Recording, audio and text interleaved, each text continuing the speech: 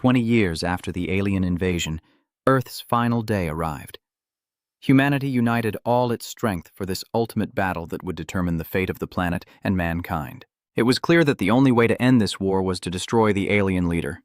Humans decided to do whatever it took, ready to sacrifice everything to save humanity.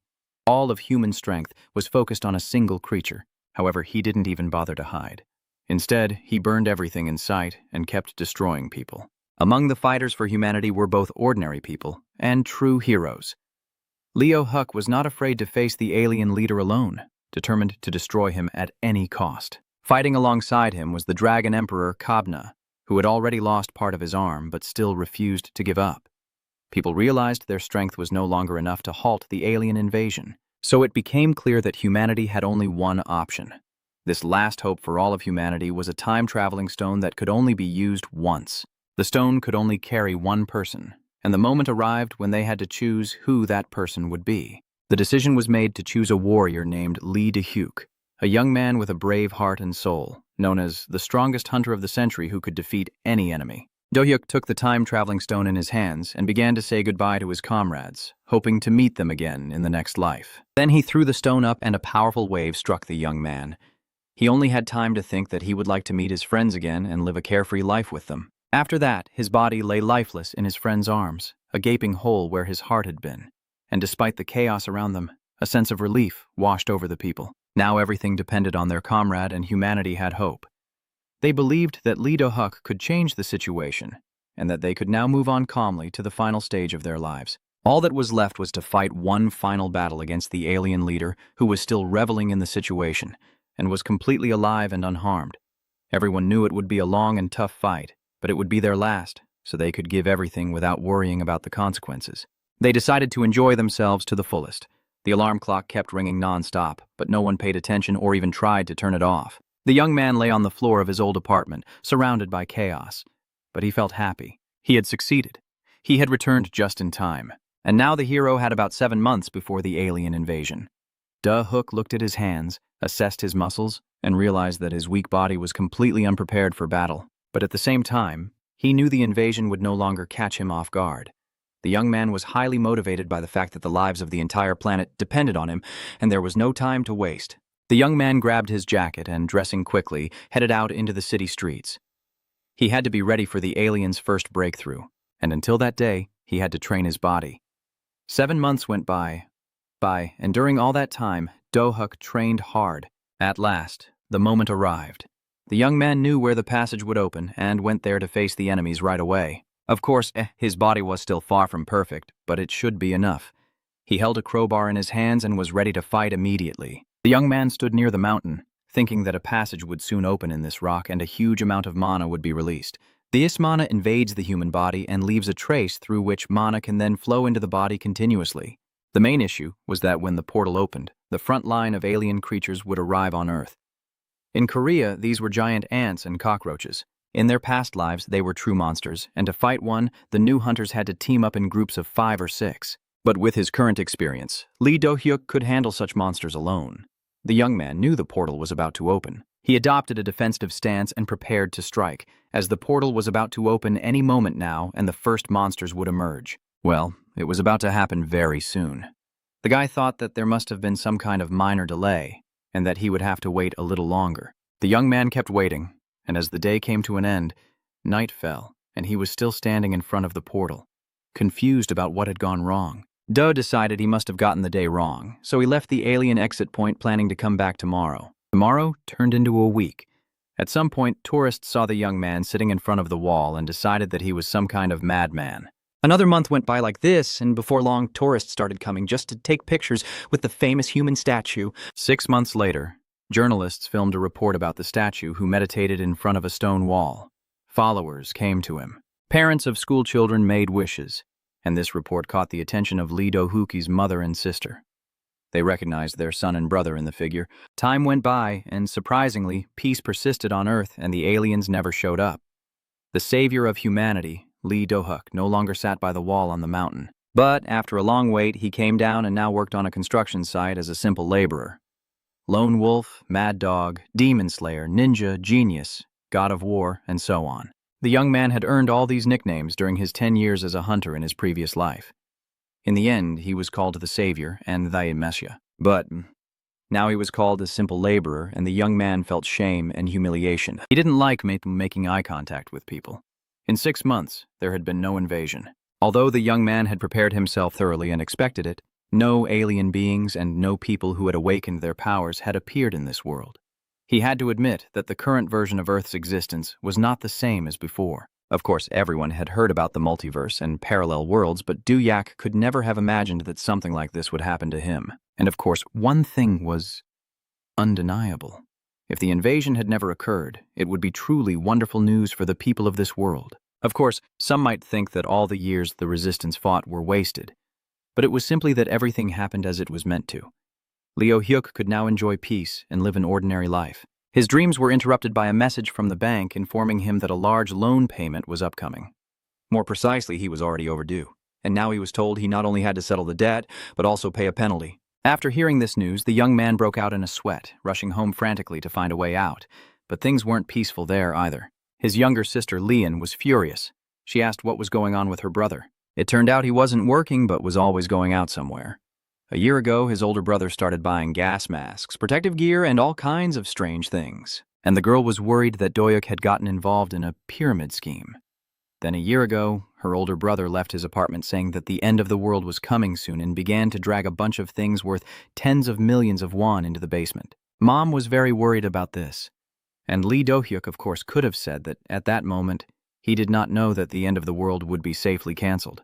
After all, it was all part of the resistance group's plan. The warriors decided that when Leo Hyuk returned to Earth, he would borrow money wherever he could.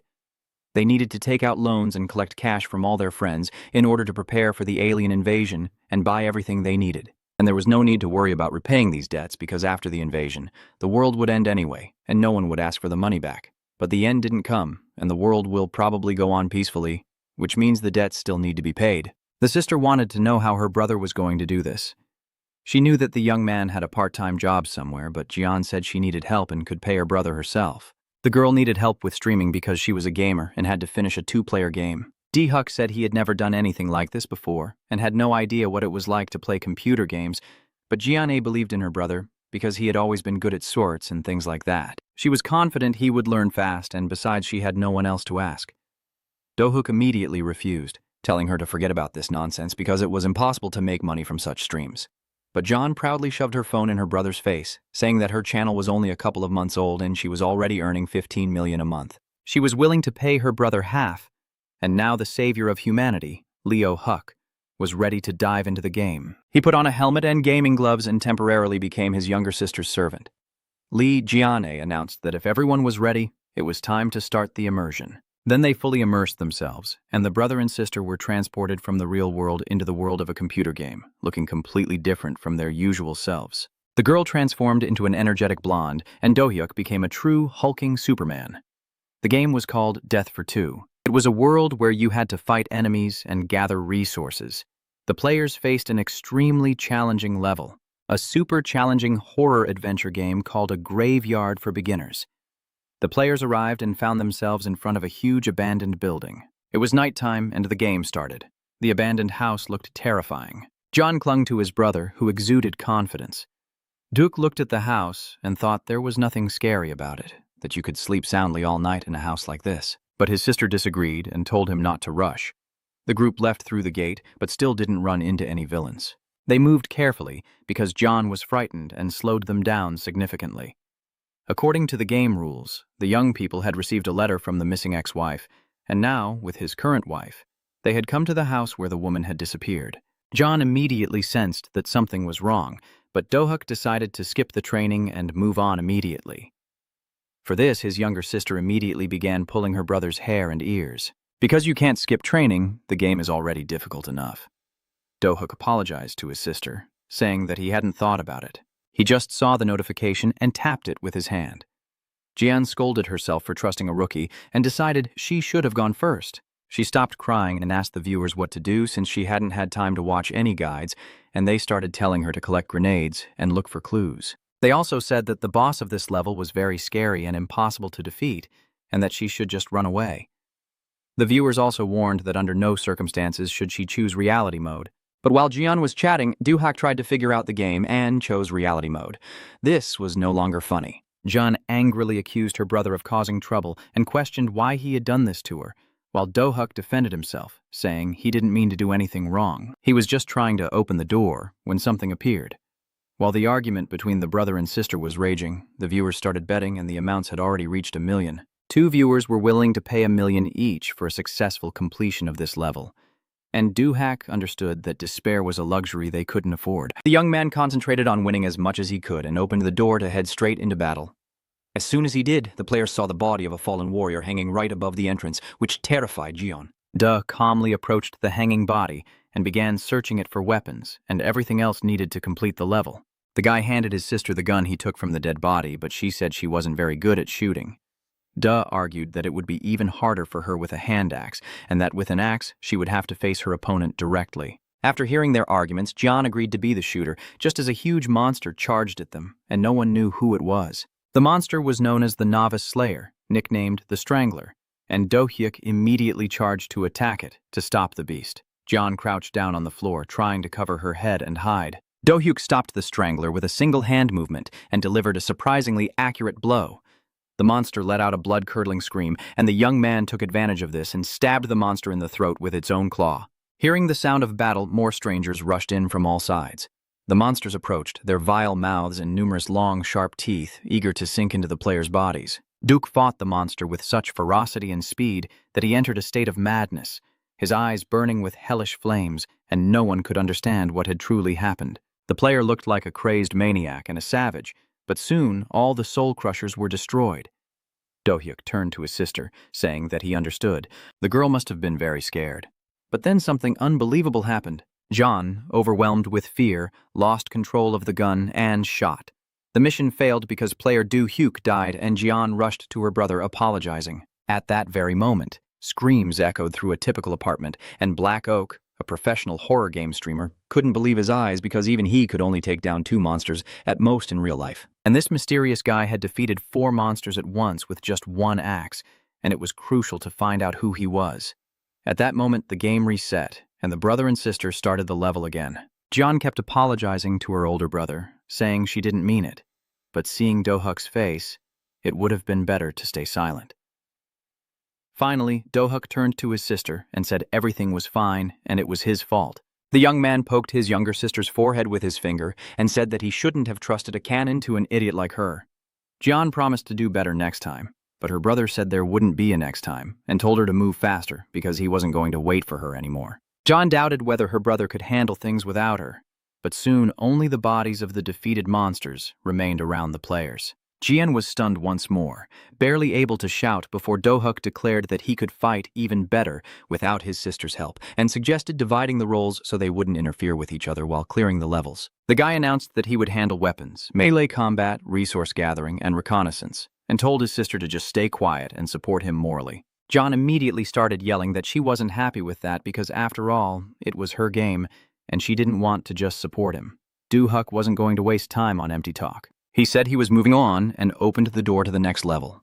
There, a small surprise awaited him in the form of a mid-level boss nicknamed the Beast, a huge, muscular monster. Seeing such a hulk, Jian's nerves snapped and she hit her brother with all her strength. The mid-level boss, nicknamed the Beast, was already rushing at the players, ready to tear them apart. Do-huk jumped onto its back with an axe in his hand after his sister hit him. The spectators just laughed as they watched the girl once again nearly destroy her partner. Do-huk fell to the floor while the monster's huge paw stopped near him. The young man realized he was in a very dangerous spot and had to act quickly. Do-huk slipped through the boss's legs. Then he jumped onto the beast's back, raised his axe, and thought about the monsters he had fought before. Compared to them, this was complete nonsense. Complete. The young man drove the axe into the monster's head, but it turned out that its skin was too thick. It became clear that such a primitive axe couldn't kill this monster. Usually, beginners would run away from this mid-level boss. D-huk decided that if he couldn't drive the axe in deeply, he could do it with his foot. The guy began jumping on the axe, forcing it deeper into the monster's head, and the mid-boss didn't understand what was happening at the back of his head. A few more strikes like this achieved the desired result, and soon the mid-boss named Beast was defeated. The audience couldn't believe their eyes because the mid-level boss couldn't be defeated with just one axe. But Doha didn't understand why they thought so, because it was really not that hard. Usually, players stock up on all kinds of weapons and barely make it to victory. The spectators didn't believe that Du Hyuk was a beginner and demanded that he show his status window. Du Hyuk quickly agreed and soon opened his status window, which displayed his total playtime and rating. The total time confirmed he had only been playing for a day, but his status was 134, while the world record was around 147. At the same time, the detailed statistics for all parameters were astonishing. The young man didn't even have a single percentage point. Dub believed that all the time he had spent preparing for the apocalypse had finally paid off. John couldn't understand how her brother had managed to bring his body to such a high level. Suddenly, the girl started crying and apologized to her brother, believing that the cult he had joined even fed him, and Jian promised to take better care of her older brother. At that moment, a notification appeared saying that Black Oak had sent 10,000 to the player. John couldn't believe her eyes because Black Oak was a very prestigious player. Another notification said that Du Hyuk had discovered a secret branch in the game. Usually, the beast destroyed the players and the story continued according to one scenario. Black Oak was the first player to defeat the beast and find the secret path, although it took him 7 tries with every weapon he had. Duh heard about the 7 attempts and decided that this player probably wasn't very good at the game. Sometimes people just don't know how to play. The audience started laughing when Axe Master Do Hooke called Black Oak a weakling, and the player himself was furious. Black Oak couldn't understand how this was possible since the novice had never played this game before and probably never played VR at all, but he managed to defeat the beast with a single axe. This time, the famous player just wanted to watch others play. But, given the situation, he decided to do something more interesting. Black Oak paid 10,000 and asked the players to complete his task, saying he just wanted to make the game a little more fun. The player made the following offer. He was willing to pay $1 million if the player completed the game using only an axe. The viewers of the stream were outraged because completing the game with only an axe was extremely difficult, especially since there were all kinds of monsters, not just humanoids, making it nearly impossible to kill them all with a single axe. Black Oak even wondered for a moment if he was mistaken and should have recommended the player use a crowbar or a chainsaw. At that moment, a notification appeared indicating the task had been accepted. It turned out that Do Hyuk had accidentally pressed the wrong button. He only wanted to accept the task, and it was immediately obvious that it was the young man's first day in the game. His younger sister was furious again because her brother was messing up her plans, but Do Hyuk said that now he would definitely complete this task, and immediately rushed into the attack. In the next room, he faced the second mid-level boss, who could tear players apart at incredible speed. His name was Egg. This monster had a chainsaw instead of a hand, and one touch was enough to bring you to the brink of death. This boss's attack speed was simply incredible. Usually, team members would stun him with shots while the strongest targeted his weak spot. Only with this strategy could the boss be defeated, which is why at least 2 players needed to participate. Du Hyuk ran to attack the boss, then at the last moment knelt down and cut off a piece of the monster's leg with his axe. Du Hyuk didn't want to think about any strategy, because in his time when he and his comrades had no weapons, they tore their enemies apart with their hands and teeth. If there was no way to win, people would find a way no matter what it took, and Duke was the best among such hunters. The so-called accepted strategy was from a game that was no more than 5 years old, but Du Hyuk had been fighting in wars for over 20 years. The young man knew the enemy attacked very quickly, but he had enough time to dodge a direct hit. Du Hyuk quickly struck back, seizing every chance to immobilize the monster, knocking its leg off to slow it down significantly. All humanoid monsters had one weak spot that needed to be targeted, and now Du Hyuk was going to jump on the enemy from behind and stab an axe into its neck. It was very difficult to do this immediately, so the young man fixed the axe in the monster's hand to pull himself up. Unfortunately, the axe got stuck in the monster's body, and now the enemy had a perfect chance to use his chainsaw hand. Jian, clutching her gun, screamed in agony as she watched the fight unfold. The chainsaw slowly neared the young man's head, but Duh managed to snatch the axe from the monster's hand just in time, and the chainsaw sliced through the air without striking him. All the players knew that when a Grand sensed danger, his defense increased many times over. Du Hyuk understood that if the defense became stronger, it would need to be broken through with an even more powerful attack. So the player focused all his attention. The young man pressed the chainsaw into the ground with his foot, while the monster covered his head with his hand. The axe was strong enough to end it immediately because Doha severed his opponent's arm along with the chainsaw. Then he hurried to escape from the furious and injured monster and crashed into the wall with all his strength. The player was definitely a beginner. Of course, this opponent was tougher, but nothing was impossible. Jian leapt with joy. She and her brother had won. They really did it.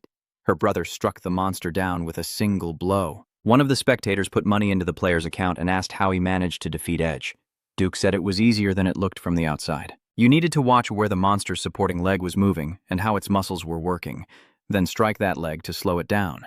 By observing the muscles in the leading arm, you could determine the timing and direction of the attack. Of course, you needed to be quick and nimble to avoid attacks and pick the right moment to strike decisively. Excited comments flooded in from everywhere. Viewers admired the multi-move, assuming the guy could probably dodge bullets too.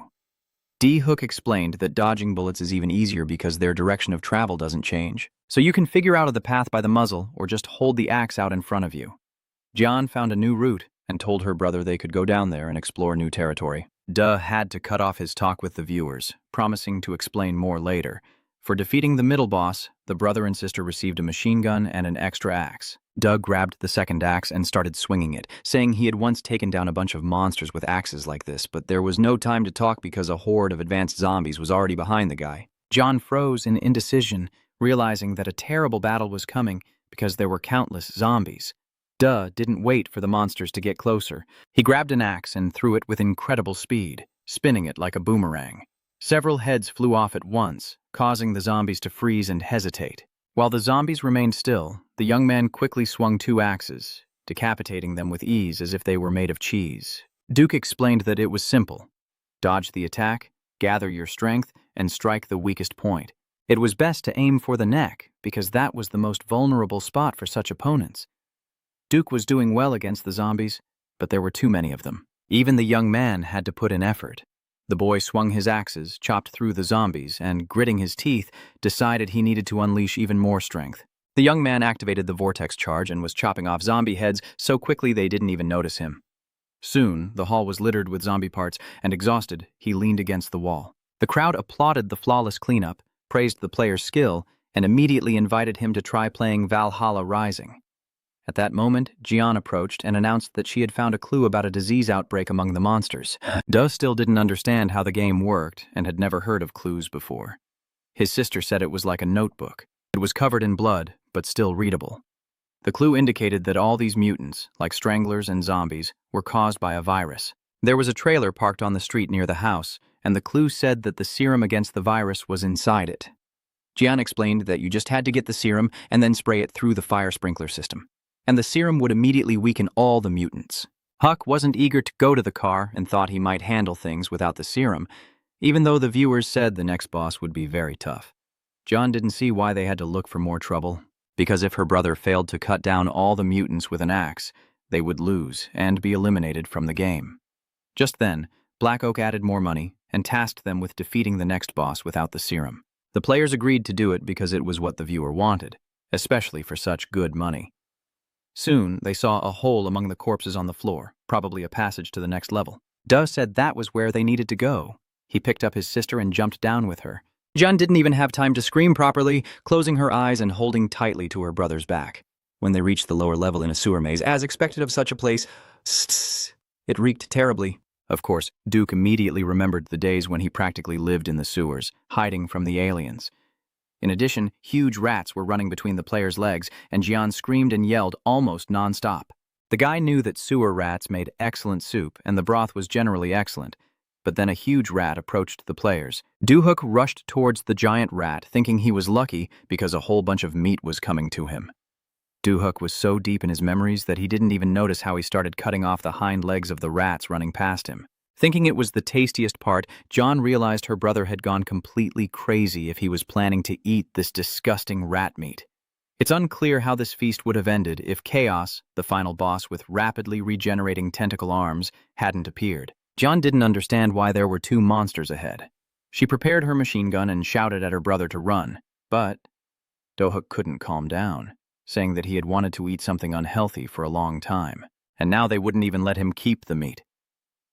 The monsters were closing in on the young man. Finally, sensing the approaching danger, the player turned and declared that no one would take his sacred rat meat, and that he would not let this slide. Chaos erupted, but the young man managed to dodge, figuring out where he could attack the monster.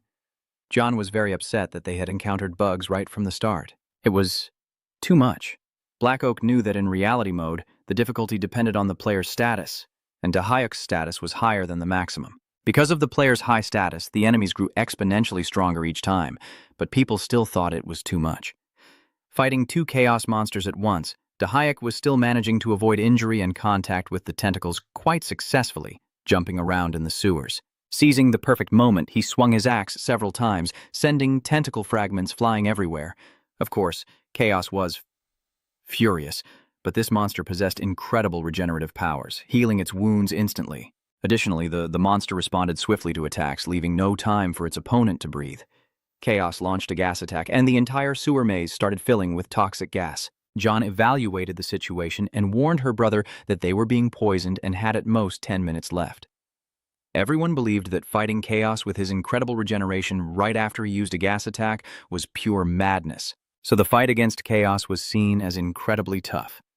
Duh paid close attention to all these points and realized that if the enemy healed quickly, then they had to hit him even harder. This had to be done until the monster could no longer recover, and soon the young man cut off one of Chaos's heads. The head started to heal and reattach itself to the body right away, but it still took some time, giving the guy a moment to catch his breath. John asked her brother what she should do since she had already shot Chaos's head off once, but it had grown back. Soon, one of the spectators suggested that Chaos would regenerate an infinite number of times until the player ripped out his heart. Duh realized that Chaos's heart was his weak spot.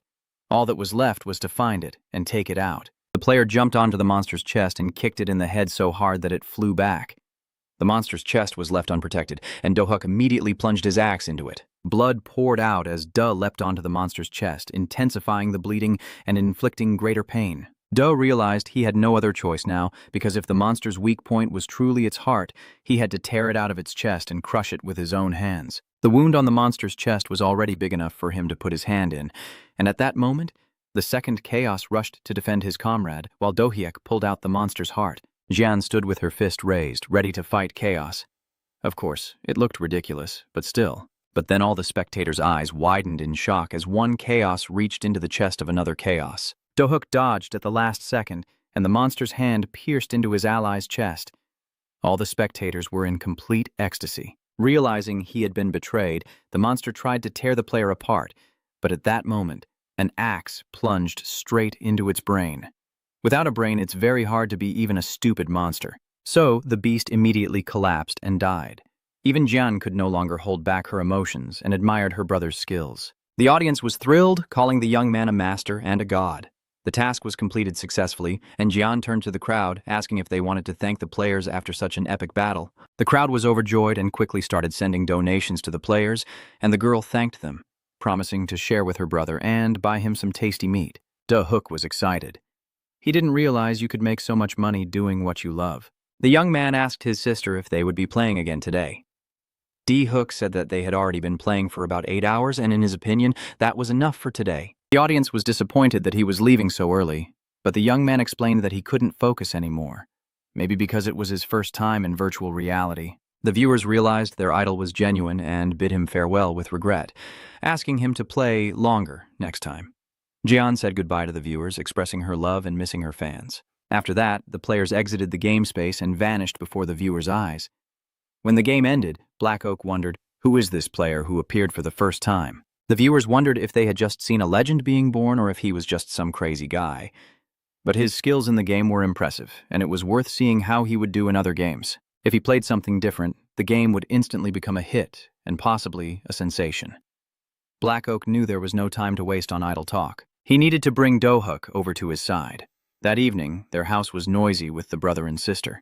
They were talking about the past game, and Jian admired her brother and his skills. The girl demonstrated how fiercely her brother fought with 2 axes, as if he had been wielding them all his life. She did this holding frying pans in her hands, and her brother already felt like he was about to get hit on the head with a frying pan instead of a monster. Jian told her brother she had a bunch of fans and that she was really awesome. And if her brother was being rude now, he would definitely get hit on the head with a frying pan. Jian stopped joking around and seriously asked her brother how he managed to handle the monsters because he looked like a real jerk on steroids. D-Hook didn't know how to respond because he had just tried playing for the first time, and it worked out. Maybe it was a natural talent. John had to admit that her brother had always been in good physical shape, but she also remembered the strange prediction that a fortune teller at the circus once made, saying that one of the children in the audience was destined to save the world. He pointed to a boy who looked a little like Dohuka. The boy's parents took it seriously. They prevented the boy from joining sports clubs, argued with the coach, and made him read books because he was destined to be the future Secretary General. If they had listened to the coach back then, Do-huk could have become an Olympic champion or something similar. Later, his parents deeply regretted their decision. But it was too late now. Everything happened the way it was supposed to. John suggested that her brother start streaming himself. Do-huk had never considered turning pro and earning money from it. John was confident her brother would succeed. He saw how viewers reacted to him, and if he kept going, he could just play and become incredibly popular. Do-huk no longer argued with his sister. Actually, he hadn't experienced feelings like this in a long time. Before going back to the past, he had spent the last 10 years in non-stop fighting. If he hadn't fought aliens, he would have died a long time ago. Fighting was once the main part of Do-huk's life. Now, back in peaceful life, Do-huk just goes to work at a construction site without any desire. Life has become so boring that it could kill him. The fights in virtual reality felt just like real battles, giving Do-huk a rush that kept him from falling into his dull routine. Of course, Do-huk didn't miss the days when aliens were on Earth and death was literally at his heels, but playing was fun. Besides, the guy had a lot of credits, so money could be a deciding factor in favor of participating in the games. John said that if money was important to him, he should stream more. For example, just for today's task, plus bonuses from viewers, the guy earned more than 3 million won. Do looked as stunned as if he had seen a monster.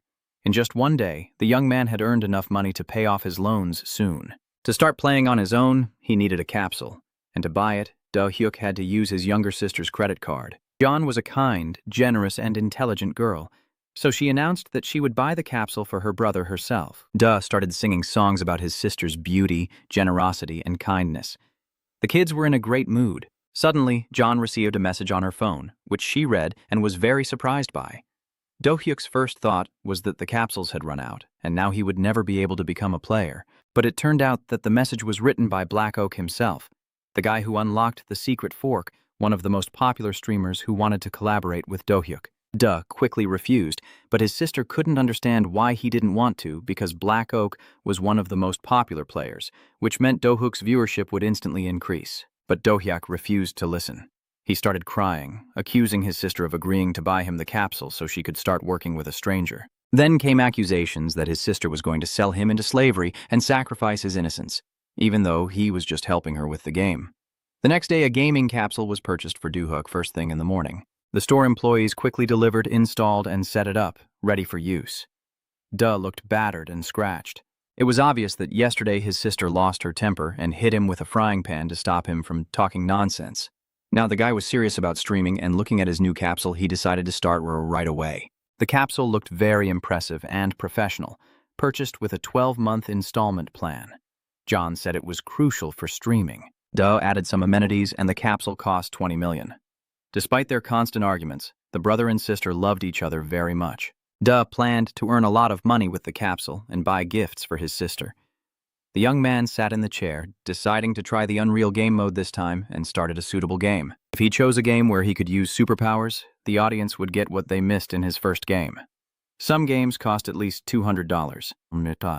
But the young man didn't have any money right now, so he had to choose something cheaper. Soon he saw a game from his childhood. It was a game called The Last Fighter, and the developers had created a modern version for full immersion. It was a very nostalgic moment, a classic fighting game that only cost $20.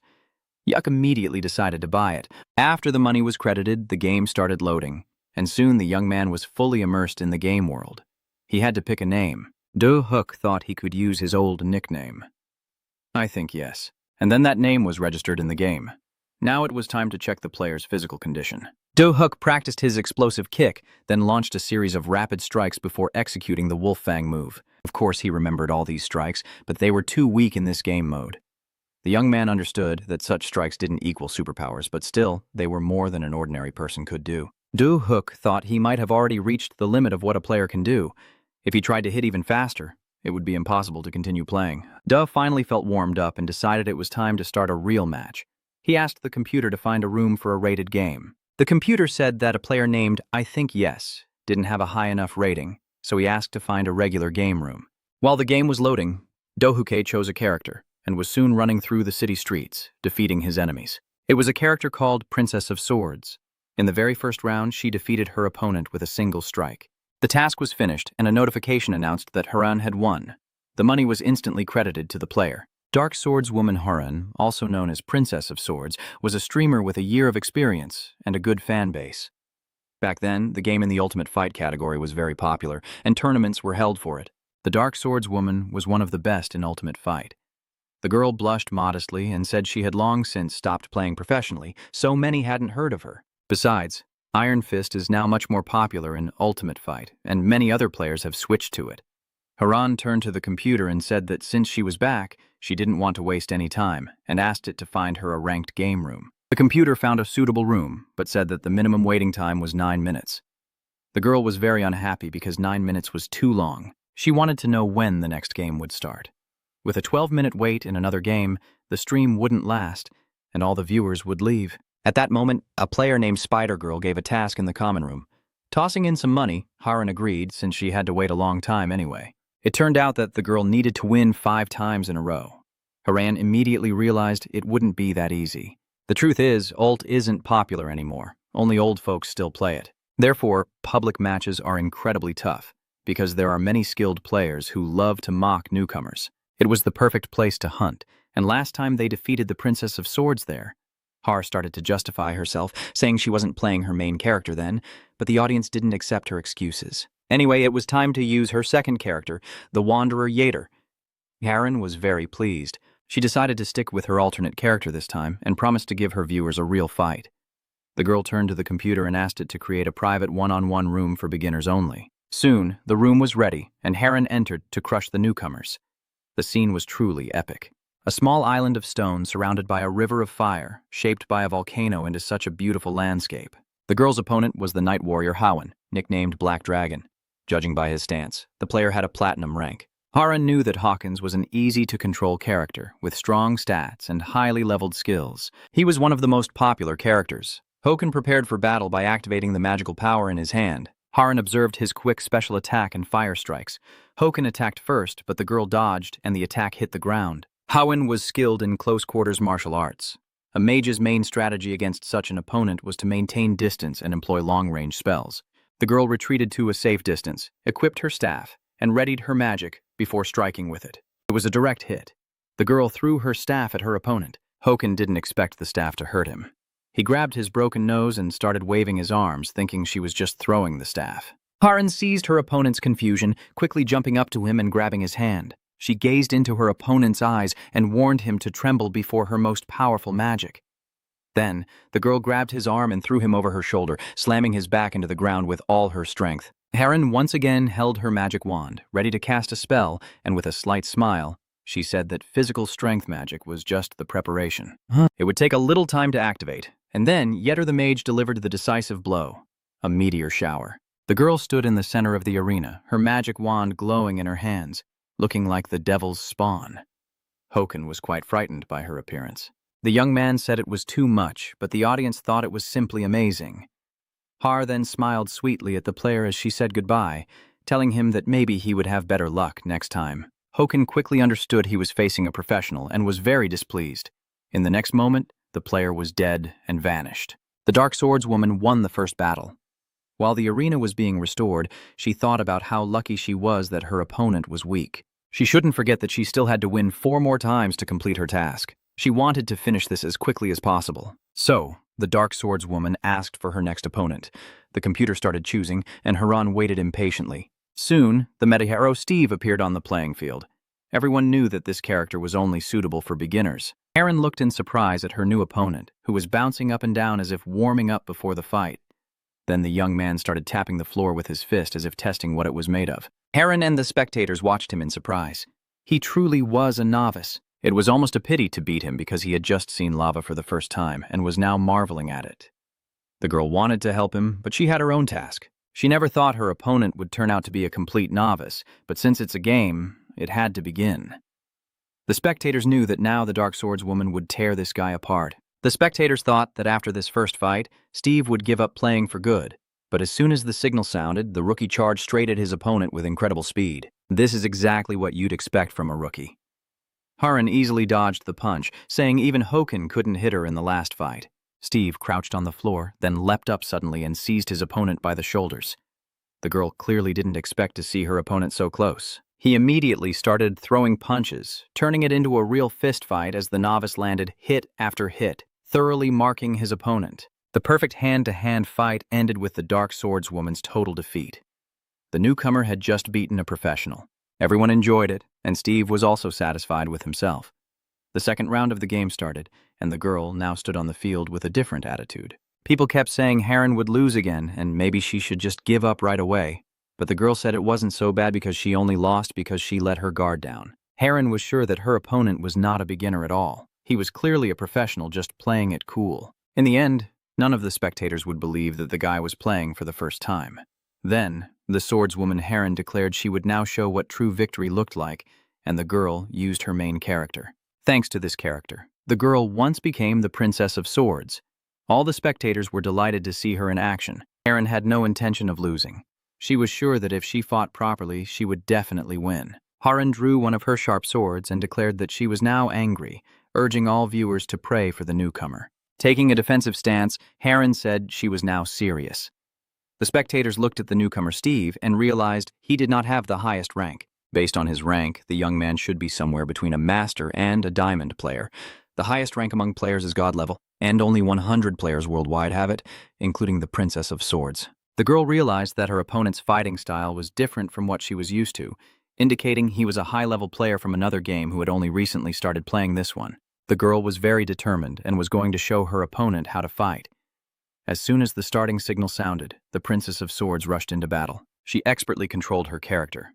Her sword was meant to split her opponent in two, but the guy managed to crouch and evade the strike. Heron was confident she wouldn't fail this time, but the young man grabbed her wrist holding the sword and swung his fist to strike. This time, he was completely overwhelmed, just like before. Heron died. The computer announced that a player named Steve had won. The Princess of Swords was on the ground, begging for mercy. A little more time passed, and 5 victories were already behind him. Steve rubbed his knuckles. His last opponent was more challenging. When she drew her sword and activated some skills at the end, it wasn't very easy. Duh had intentionally chosen a game mode that let him use certain abilities, but out of habit, he skipped the tutorial and now had no idea how to do it. Just in case, the player tried using his old skills, but nothing worked. Duh switched the game mode back to how it was before, so next time he would definitely need to go through the tutorial. At that moment, the Princess of Swords rejoined the game, and the young man asked her what class she was. Heron was so furious that she didn't even hear the question her opponent asked, but Steve couldn't hear anything the girl said in response. Duh thought that the Princess of Swords had turned off voice chat so as not to be distracted from the battle. It turned out she hadn't heard a word the guy had said to her. All this time, messages and requests for a rematch kept coming from the Princess of Swords, but though he couldn't hear her and didn't understand what the girl wanted from him. So he turned around, said it was time to go, wished the Princess of Swords good luck, and decided to figure out how to activate his abilities. As he was leaving the game, Yuck turned around and saw that his opponent was trying to say something to him again. The guy decided to read her lips. It turned out that the Princess of Swords wanted to know the player's nickname, so she could add him as a friend and get her revenge next time. Duh replied several times, but soon realized that the girl couldn't hear him at all. Dahook was lost in his own thoughts, so he turned away and exited the game, sparking anger in his opponent. Haran swore she would definitely find this idiot who just walked away. The girl was furious. She couldn't understand how this rookie dared to ignore her. But then one of the spectators threw money at the swordswoman and explained that if a player has a new account, silent mode is enabled by default, so it's possible the player simply didn't hear what his opponent was saying because he didn't know how to turn on the sound. The computer confirmed that this was the case, but it didn't change the situation much. Everyone saw how the player ignored the Princess of Swords. In the last match, the girl used her signature move called the Dance of Death. But the novice dodged all of the attacks and then reached Haran, who was in the middle of activating the Dance of Death. It should be obvious to everyone that no newcomer could defeat the Princess of Swords with a single strike. This guy must have been a pro at some point, which is why he chose to fight Heron. Either he's an amateur who has been playing since the dawn of time, or he's still a pro, just hiding. We had to find out who he was quickly. What if this player was Anatol, the legendary fighter regarded as the greatest of all time? No, it wasn't him after all. Anatol was always very precise in his tactics. But even the Princess of Swords couldn't figure out Steve's battle strategy. It was impossible to determine because the guy had no strategy at all. But if he had no strategy and was just deflecting all attacks so effortlessly in real time, then it was unclear who he really was, because it's impossible to move like that outside the game. A monster this fast couldn't exist in real life, and he looked so naive when he saw the girl and asked what her class was. Heron thought he was just messing with her because you can figure that out during a fight. But many viewers believed that this player truly didn't realize what was supposed to be challenging. He really was a beginner. Heron asked Steve to reveal his true identity. Maybe he was a pro or had been one before, but all she saw was a blank look on his face. The girl was so angry that she didn't want to continue the conversation and demanded a rematch. But this fool didn't react to her words at all. Seeing the requests for a rematch, he didn't even know what to do with them and simply left the game. Heron tried to keep the poor guy around, saying that he definitely knew who she was, and that's why he came to fight her. The girl said that no one on the Korean server plays like she does, and the young man should just stop fooling around. However, the guy replied that he was done here and just smiled stupidly. After that, the young man left the game, infuriating his opponent. The girl was furious that she couldn't get her revenge, as well as because of the comments from viewers who mocked her and laughed openly because the unknown young man had just trampled her in the dirt. Heron told everyone not to even try to stop her. She would definitely find this newbie and make him quit the game once and for all. A few more hours went by before Huck finally logged out, realizing it was time to rest. He had played 14 matches and now asked the computer to display his stats. The computer confirmed that he had played 14 matches with 14 wins and no losses. The young man analyzed his games and realized that only his very first opponent had a high enough rank. All of his opponents in the rating game immediately revealed their weaknesses. At the moment, Do-Hook had a diamond rank. He was very close to reaching the highest rank and facing more worthy opponents, but the very first girl was still good, so Do-Hook decided to add her as a friend. Do-Hook sent a friend request and quickly got an invite from Jian to spend more time together in the game Death for Two. Do remembered promising his sister yesterday that he would play with her again, so he immediately accepted the invitation. When the brother and sister entered the game, 173 viewers were already waiting for them.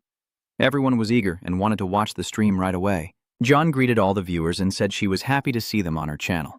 She then pointed to her partner and said that this guy who looked like a killer was her beloved brother, the very same axe-wielding killer. At first, Doug couldn't understand why he was an axe murderer, but his sister reminded him that the player had done this last time. That stream went viral on absolutely all platforms. So John asked the viewers what they thought would happen in today's stream. The viewers immediately assumed that today would be a blast and asked the axe murderer to raise his hand with the axe. Duh also got into character. He swung the axe and said that today would be another crazy show. The brother and sister reached the spot where they had last fought Chaos, his massive body still lying in the middle of the corridor. Jian was more confident in her brother's abilities today. She told the audience that today they would succeed where they had failed last time. After all the greetings, the player began their axe-wielding journey. Jian looked at her brother but saw he was in a state of extreme rage and swung his axe straight at her. The girl thought her brother had gone mad, but his axe immediately flew at the zombies, which had already managed to get almost close. Jian did not hear or notice their approach. A large horde of bloodthirsty zombies appeared nearby, and it was unclear what they were doing there. Duh told his sister he would handle these mobs first and charged into the fight. Without hesitation, the young man grabbed the head of one of the monsters with his hand. In the next moment, that head was ripped off and thrown aside as the axe cut through another monster's neck, and the next head flew away. Without slowing down, Yuck threw the severed head from the first monster at another zombie, hitting it in the face. The blow was so powerful that the monster fell, and the young man chopped off its head with his axe as well. There were still a few enemies remaining, so there was no reason to slow down. Doe dodged the attacks and quickly countered. The axes are working perfectly today.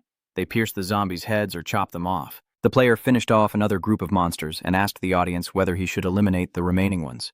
The zombies didn't wait for their response and charged at him themselves. Do Hyakuk announced he would pick up where he left off and resumed destroying monsters, using a whirlwind charge that greatly increased his speed. The viewers admired the incredible speed. Ilya was covered in monster remains and scraps. The player was catching his breath, leaning against the wall. The spectators were ecstatic. They sent donations and said they expected a long fight, but Sensei was doing a great job. Before Huck caught his breath, he turned to the monsters and realized that all the enemies at this stage seemed to have been defeated. The player quickly told the viewers that he defeated the monsters with a single strike by hitting their weak spot. It wasn't that hard. The viewers said it was easy because the player just cut off their heads. but usually these zombies are very hard to fight due to their thick skin. One viewer said that it's actually better to fight such monsters up close, because they move less and can be killed even with a simple knife. The young man confirmed he had chosen the right tactic, but most viewers said they wouldn't be able to fight head-on like that. For them, the ideal option would be to sneak up from behind and hit them on the head, or use a grenade launcher immediately. Duck started reviewing his stats, thinking that zombies can only kill through direct attacks. Their movements are predictable and easy to avoid. Jian looked at her brother and realized that ordinary people don't know how to fight like that. Why was her brother so slow and not understanding the viewers? Most likely because geniuses don't understand the struggles of ordinary people. But it doesn't really matter. The main thing is that viewers are watching their stream. Jian turned to her brother and said it was time to stop talking and move on. The young man clearly enjoyed demonstrating martial arts to the viewers as he, fully armored and shielded, blocked the blow to his head and face. Princess of Swords. Har was rushing at him with fury at incredible speed, but at the last second, the player raised his hand and the girl's sword struck his protective gloves. Sao dỗ, ngồi chỗ dạ danh vào cổ gai, ít nhất là anh hy vọng vậy. Heron flew over her opponent and said that today it would be better for him to die because it was not her turn to lose. Heron activated the Dance of Death and struck her opponent enough times to win. The computer announced that the swordswoman had won. Of course, it wasn't very easy, but at the same time she dodged brilliantly, then circled around her opponent and finished him off. Based on how he dodged, he must be a god-ranked player. The girl had to resort to the Dance of Death. Even highly skilled players couldn't resist the Dance of Death, except for that newbie who managed to do it. The Princess of Swords couldn't calm down. Her pride was deeply wounded. Who was this professional who managed to defeat her? Maybe he was a master of some kind of iron fist technique. In any case, he was definitely among those who held the highest titles, a unique and unmatched fighter. Heron thought that maybe others were saying the same about her, and that other players were impressed by her skills. At that moment, the computer announced that the girl had received a new friend request, and she immediately decided to see who had sent it. She opened the request and gasped. The viewers watching the stream didn't understand what had happened, as many of them would love to be friends with Haran. The Princess of Swords was speechless, her face twisted with anger and hatred. And fire seemed to burst from the girl as this stranger finally decided to add her as a friend after all this time. He only wants to mock her. He deserves to die for this. Duck started scratching his ear, saying that according to superstition, someone was cursing him right now.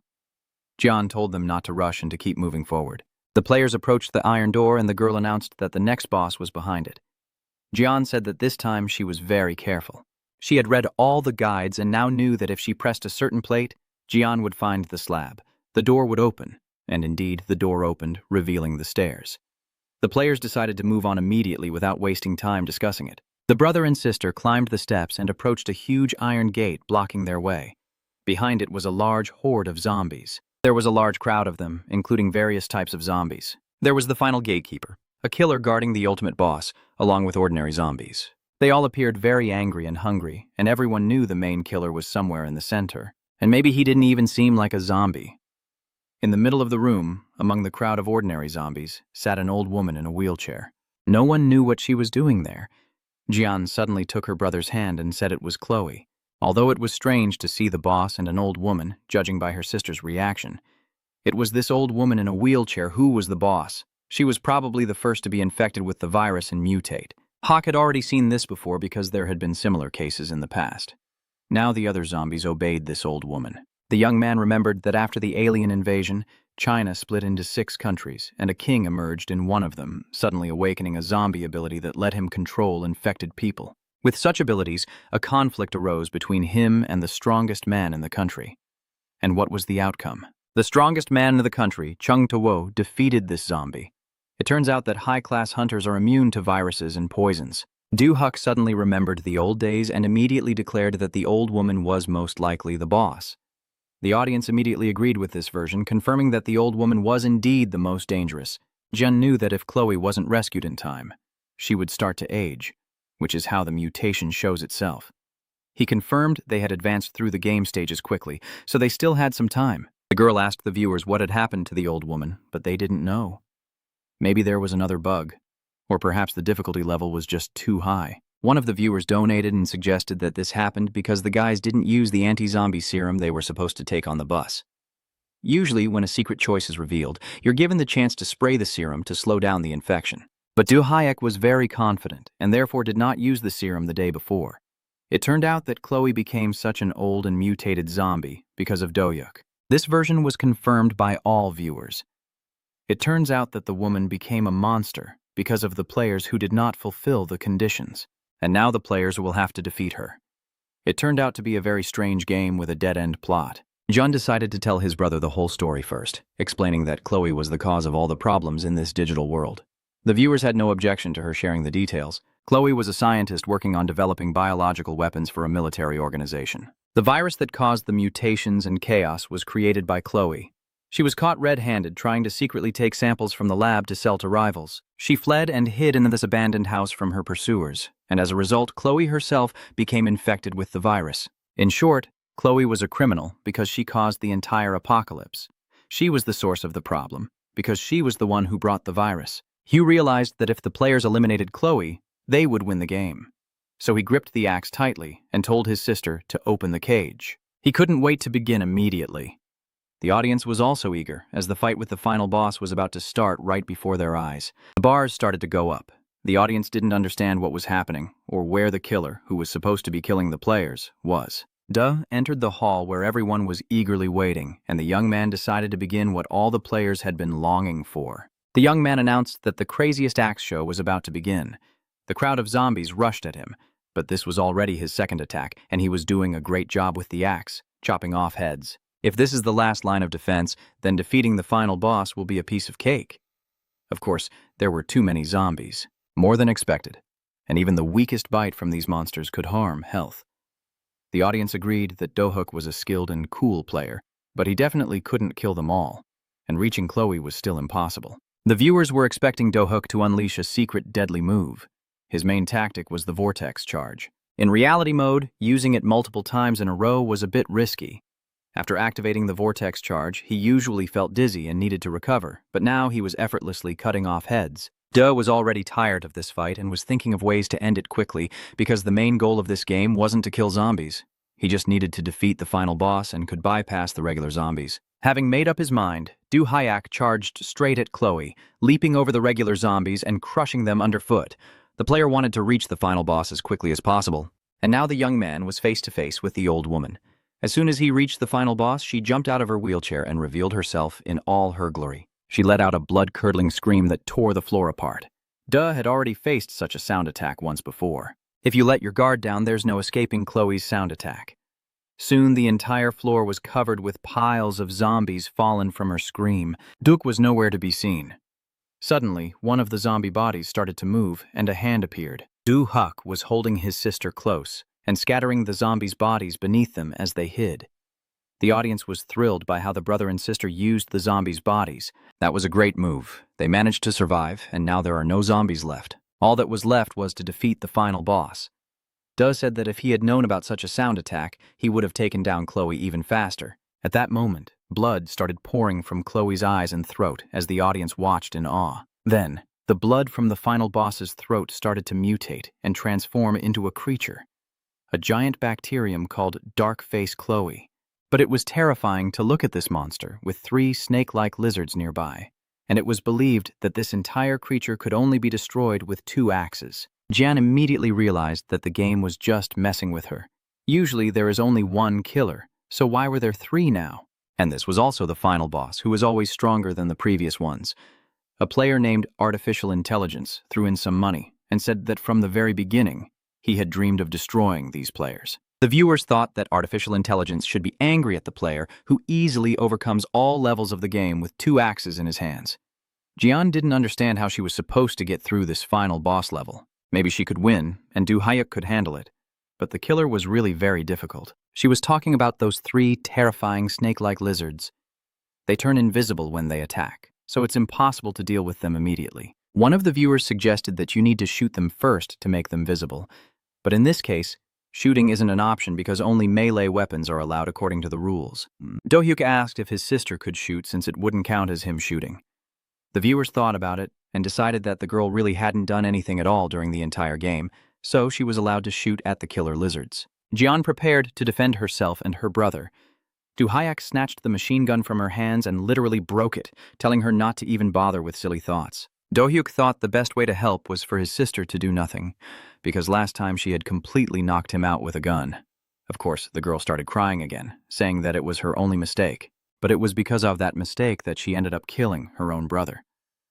Do-hyuk wasn't upset with her at all. She really tried hard because they were playing for fun, and she should have fun too. Duh asked if the girl still had any grenades left from last time. Her brother threw the body of one of the zombies over his shoulder and said that when he gave the signal, his sister should throw the grenades, but everyone doubted that it would do any good. John insisted that she knew how to throw a grenade and would show everyone how well she could do it. Once everything was in place, the player advanced to face the final boss. Jian barely had time to blink before her brother dashed off with the body of the defeated zombie on his shoulder. The young man shouted for his sister to get ready as the snake-like monsters activated their invisibility mode. This was their main tactic. It was clear that the fight was starting. Do-hyuk shouted to his sister to start shooting because he could no longer see his opponents.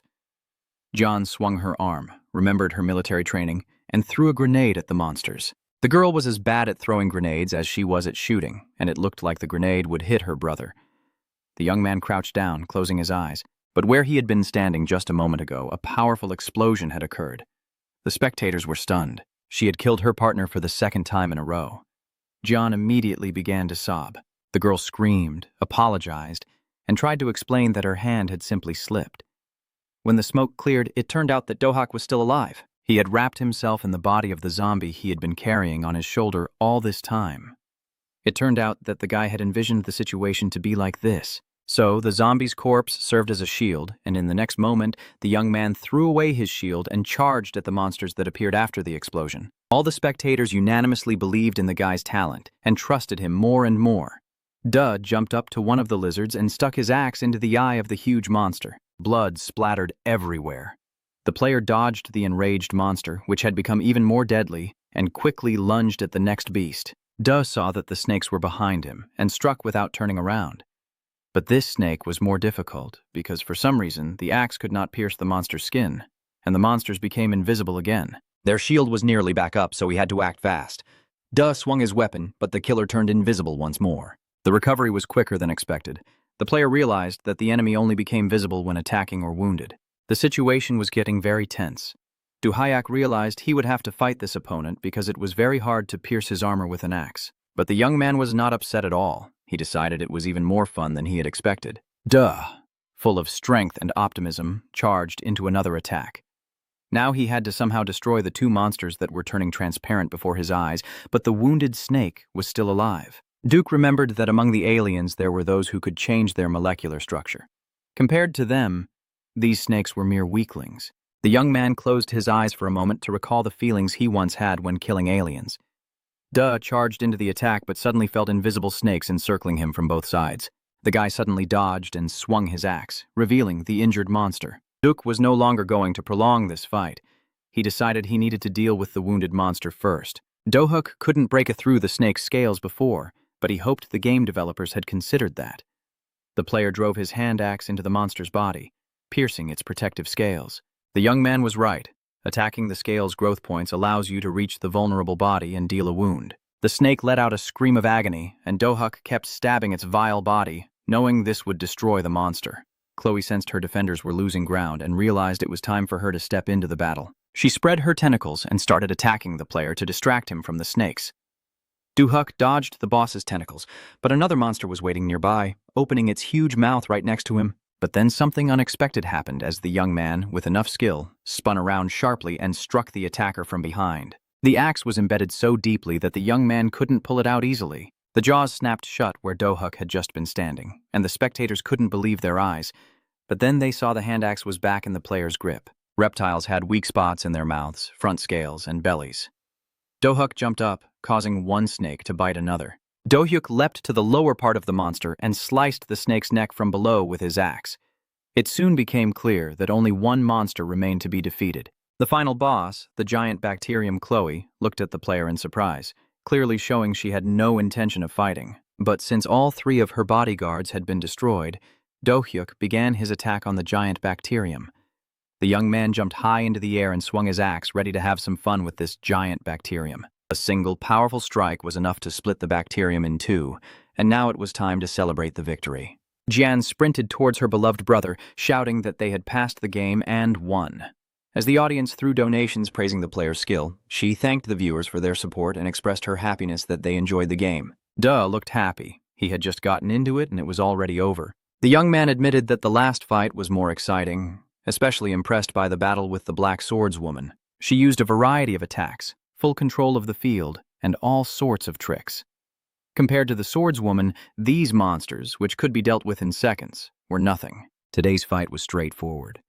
Black Oak made a huge donation at that moment, and the young man thanked him, saying he got everything he wanted from this game. Regular viewers criticized Black Oak for his actions, claiming he was profiting from someone else's gameplay. Do-Hu hadn't finished playing this game yet, but Black Oak had already uploaded it to his channel and was making money from the views. John told viewers that her brother hadn't set up his account yet, so the players let Black Oak stream the battle on his channel. Black Oak made another big donation to the player's account and said he would go about his business but meet them in the next collaboration. Gan quickly told viewers and her brother that he would be streaming with Black Oak soon. Do-Hu clarified that this collaboration would only involve him and Black Oak, and the stream would be on Do-Hu's personal channel. Viewers wanted to know what nickname the young man would use, but he still hadn't come up with anything suitable, and was even planning to use his real name. Jian used the nickname Chu, but her brother didn't want to use the same one. He decided it was better to use his own name rather than copy his sister's. She got angry, saying she had a great name and didn't understand why he didn't like John Shu, which was a perfect name for a player. Duh didn't want to tell the truth and asked his sister again if she wanted him to give her an honest answer. The young man didn't think his sister would like it if he said, "Hello, this is Duke Chu speaking." John agreed that it did sound a bit silly. Duh said that was why he preferred to just use his own name, Du Huck. When everyone calmed down, the girl announced that Do Hyuk's debut would be the next evening. All the details would be available through a link in Jian's profile. After that, the players said goodbye to the viewers and started to leave the game area. The viewers eagerly wondered how they would get through until the next stream. Luckily, it was scheduled for the very next day. By morning, viewers were already debating which game Du Huck would join. Some wanted to see him in League of Legends, while others preferred to meet him in Dark Souls. All this fuss about Du Huck's name suited Black Oak very well. Even before he started playing, he already knew there would be a lot of excitement. At that moment, the guys were on a video call discussing the version suggested by the viewers. Do Huck honestly admitted that he did not expect such excitement and had to accept that his name alone had stirred up the viewers. Duh had already demonstrated his impressive skills, so the next stream needed a game where he could show his physical strength. He didn't know what game they were talking about, but his partner replied that it was Valhalla Rising. Rise of Valhalla is set in the 9th century during the invasion of England by the great army of Viking barbarians. This game features unique combat mechanics and intense battles. Cruelty and nobility are combined in one place. Black Oak recommended trying the hardest level because that's the one most voted for by viewers on the forum. Du Huck asked his interlocutor if the game had a standard mode and a reality mode. Black Oak was sure that Du Huck would really enjoy this game because of how fun it was. It's just that the player's strength lies in physical skills, and Rebellion has a reality mode as well as a game mode. Most players can't handle the pressure of the audience, so few choose to play in reality mode. In Valhalla Rising, you don't even need to face the boss to feel the challenge. Even a basic Anglo-Saxon foot soldier can be tough to handle. Black Oak said he had tried playing in reality mode several times, but failed. He finally defeated a regular knight after multiple attempts, but the next opponent defeated him. The guy didn't want to reveal who it was. D. Huck understood that the game was tough. If his friend struggled with the knight, then regular players wouldn't stand a chance either. Black Oak admitted he was too embarrassed to talk about it, but he had been completely defeated. Not long before that, he played a match in Last Fighter. Du Huck was getting stronger every time. If he could just win in one round, he could give up on Alpha and never compete with Du Huck again. Black Oak dreamed of changing his status. "You're hopeless at this strategy forever. I am the one who defeated Du Huck." The player really hoped he would be able to boast about this soon, but it didn't happen quickly. He kept losing to Du Huck in personal battles. Black Oak knew that Du Huck could finish the game even though he himself hadn't completed the Valhalla reality mode. In fact, throughout the entire history of the game, only a few have managed to complete Rebellion in reality mode. And even after multiple tries, they couldn't replicate their success. But Black Oak was confident that Do Hyuk would handle the game and complete it on his first try. After that, the guys decided to say goodbye because it was time for the stream and they needed to prepare. Do wanted to prove he deserved the trust and knew he would need to work hard. He sat in the capsule, activated it, and entered the game. Jian greeted her brother. Today, she was supposed to work for him as his manager. Duh! Who asked her not to let him down and to do her job to the best of her ability. Jian promised she would and started to get into the game. Soon, the loading into the common room was finished. The audience was already there and cheerfully welcomed their idol. Duh greeted the viewers. They still didn't know what game he would be playing today. Duh-hook continued to keep the choice of game a mystery, but agreed to answer the most pressing questions. Of course, everyone wanted to know who he really was, what he had done before, and where he had learned to play so well. He could have told the truth. Oh, I saved the world in the past and was the strongest player. Then I traveled through time to train and save it again, ensuring it remains peaceful. But he had to invent a story about a difficult past, so Duh-hook said he would skip that topic. To cheer up his upset and disappointed viewers a little, Duke said he would make gaming his main content and shared his game library with them. Duh-hook asked the viewers what they thought of his favorite games, mentioning that he used to play The Last Fighter on a console, and it brought back fond memories. Most viewers said that The Last Fighter was a very old game, and that it would be better for their idol to try his hand at Iron Fist. It was immediately apparent that Duh-hook belonged to a different generation. Manager John told her brother that The Last Fighter is a very old game, older than dinosaurs. She added that The Last Fighter is so outdated that it is now considered a crappy fighter, and Iron Fist is now the #1 game of its kind. Duh decided that he would not be playing The Last Fighter on his streams anytime soon. Fans started asking him to try Iron Fist, but he admitted he had already made up his mind and would be playing a different game. His manager said that more than 2,000 viewers had already gathered, and it was time to start the game. Duh-hook agreed that there were indeed a lot of people gathered, so there was no point in keeping them waiting, and it was necessary to get straight to the action. Duh placed his hand on the ground and announced that he was ready to start the game. Today, he would be playing Valhalla Rising. The full immersion into Valhalla Rising began. Soon, the young man found himself in standby mode on the playing field. The audience was thrilled. The player first mentioned the fighting fighter and then switched to the most difficult game, the World of the Vikings. Jian, the manager, told her brother to choose the mode first. Duh-hook announced that he would start with the reality mode. The audience realized the game would be very exciting and that they should get ready for an interesting show. Duh-hook picked up 2 axes. He was pleased that this game also had axes. After that, the guy announced to the viewers that they had a special guest today. Black Oak entered reality mode and greeted the viewers and his partner before telling everyone that they needed to stop being scavengers. Duh-hook explained that they had agreed that Black Oak would bring viewers to his game, and in return, they would upload videos to Black Oak's channel. The player raised his finger with satisfaction and told everyone that he was not a scavenger at all, but at least a predator. Jian reported that more than 5,000 viewers had already gathered at that moment. An unrealistically high number for a beginner. Black Oak was very pleased and proud. He had always known that he needed to make connections and do it quickly. Now, the player was about to get close to the rising star, Duh-hook, but in the future, just being near him would bring benefits. Duh announced it was time to start the game and ordered the computer to begin. Standby mode was deactivated and the story started, recounting a terrible disaster that struck the sacred lands, a curse known as the Vikings, who had come to the country's coast. Ragnar engaged in a final battle with the local king, but he was caught in a trap and died there.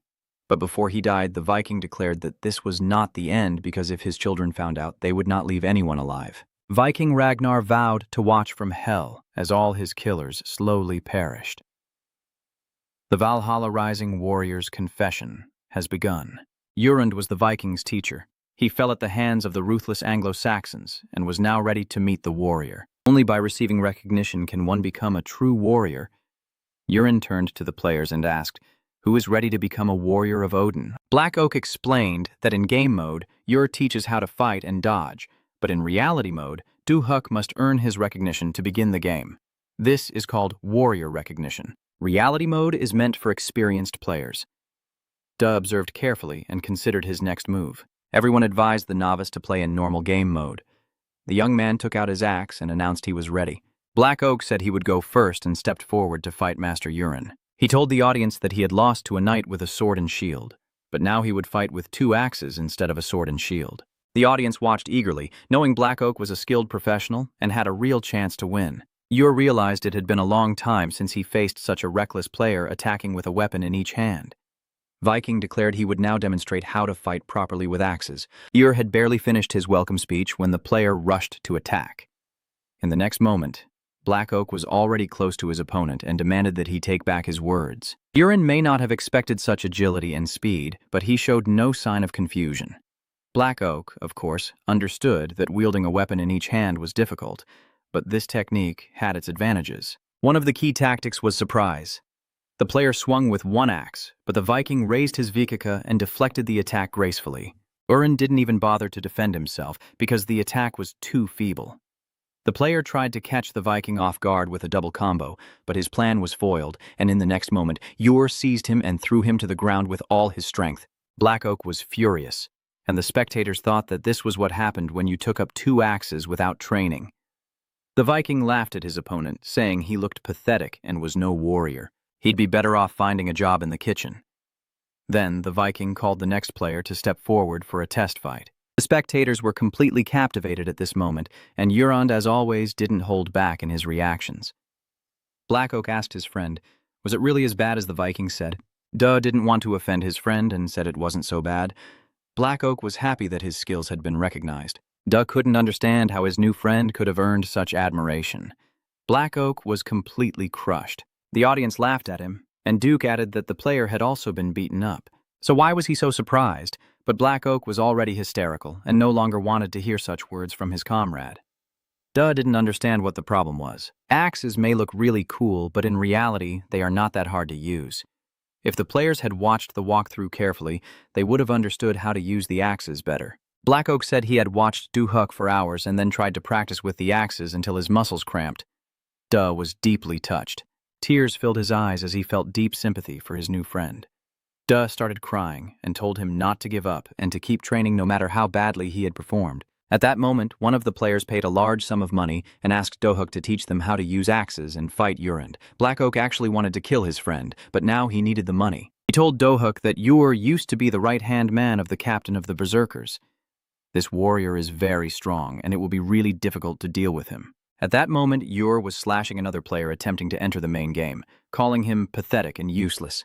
Yor looked back at the players and asked, who's next to fight him? A debate was already underway in the chat, with some urging Du-Huk to defeat the Viking quickly, while others doubted it was even possible. Duh looked at his opponent, thinking it would be too easy to defeat this Viking. Duke raised his axe toward the Viking and said he had a small condition to agree to the fight.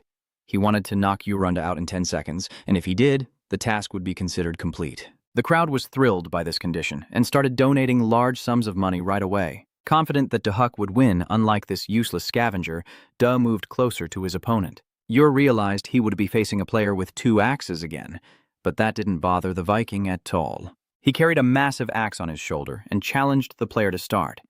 Now we would see if the young man was worthy of wielding such a weapon. Du-Huk raised his hand with the axe, showing it to all the players. Then suddenly he swung and threw the axe at his opponent. Yor easily dodged the flying axe, saying that this weakling had thrown away his weapon at the very start of the fight. But at that moment, Du-Huk leapt forward and struck him. Urand managed to shield himself with his axe, and the Viking realized he was trying to distract him by throwing his axe aside, recognizing that he was facing a worthy opponent. Du-Huk was also impressed by the Viking who could stop his strike. This guy was an incredible warrior. Du-Huk thought that the Viking had improved a lot by studying battle data. It was reinforcement learning. This meant that there was an NPC stronger than the Viking, but with his real combat experience, Du-Huk could defeat anyone. The player realized he didn't need to think about all this right now because he had to fight and defeat Yor. The young man prepared to face the Viking, adopting a defensive stance and readying his axes. Yor cảm nhận được tinh thần chiến đấu mãnh liệt của đối thủ và đã sẵn sàng tấn công. Gia danh lực thu sức khả năng của người trội này trong thực chiến. The Viking wanted to confirm that his physical fitness and fighting skills matched his strength. Yor struck with his axe. The player managed to jump back and raised his arms with 2 axes. The young man realized that the Viking was a bit stronger than him, but that didn't mean the Viking would win. He just had to block all of his opponent's attacks. Suddenly, Hyok quickly raised his leg and hit the axe handle to disarm his opponent. Then, the young man decided to slow him down and jumped high into the air. As Yorn was getting up from the ground, the player kicked him in the jaw with his knocked-out weapon. The Viking, of course, did not expect such a turn of events. Blood gushed from his mouth as he stared intently at his opponent, while Du-Huk readied to strike again to kill the Viking. Duke kicked Urand in the back with both feet, stopping him from getting up and attacking. Now Urand saw his opponent differently, understanding he had to fight after all. The Viking was now uncertain of his strength, but the player's axe touched the back of his head. Du-Huk, without lowering his hand with the axe, declared, My fight is over. Everyone was simply delighted and amazed. The task was done, and the fight had truly been incredible. Duh thanked the audience for their words of admiration and donations. Urin approached the player and said that the young man had made a very good strike and really looked like a true son of Odin. Black Oak knew that son of Odin was the greatest honor a Viking could receive. Yor wanted to learn the name of this blessed warrior. Duh said his name was Gunnar, and he was the main hero of the rise of Valhalla. Urin remarked that such a beautiful name suited a glorious Viking. The mission was completed because the Viking acknowledged the player.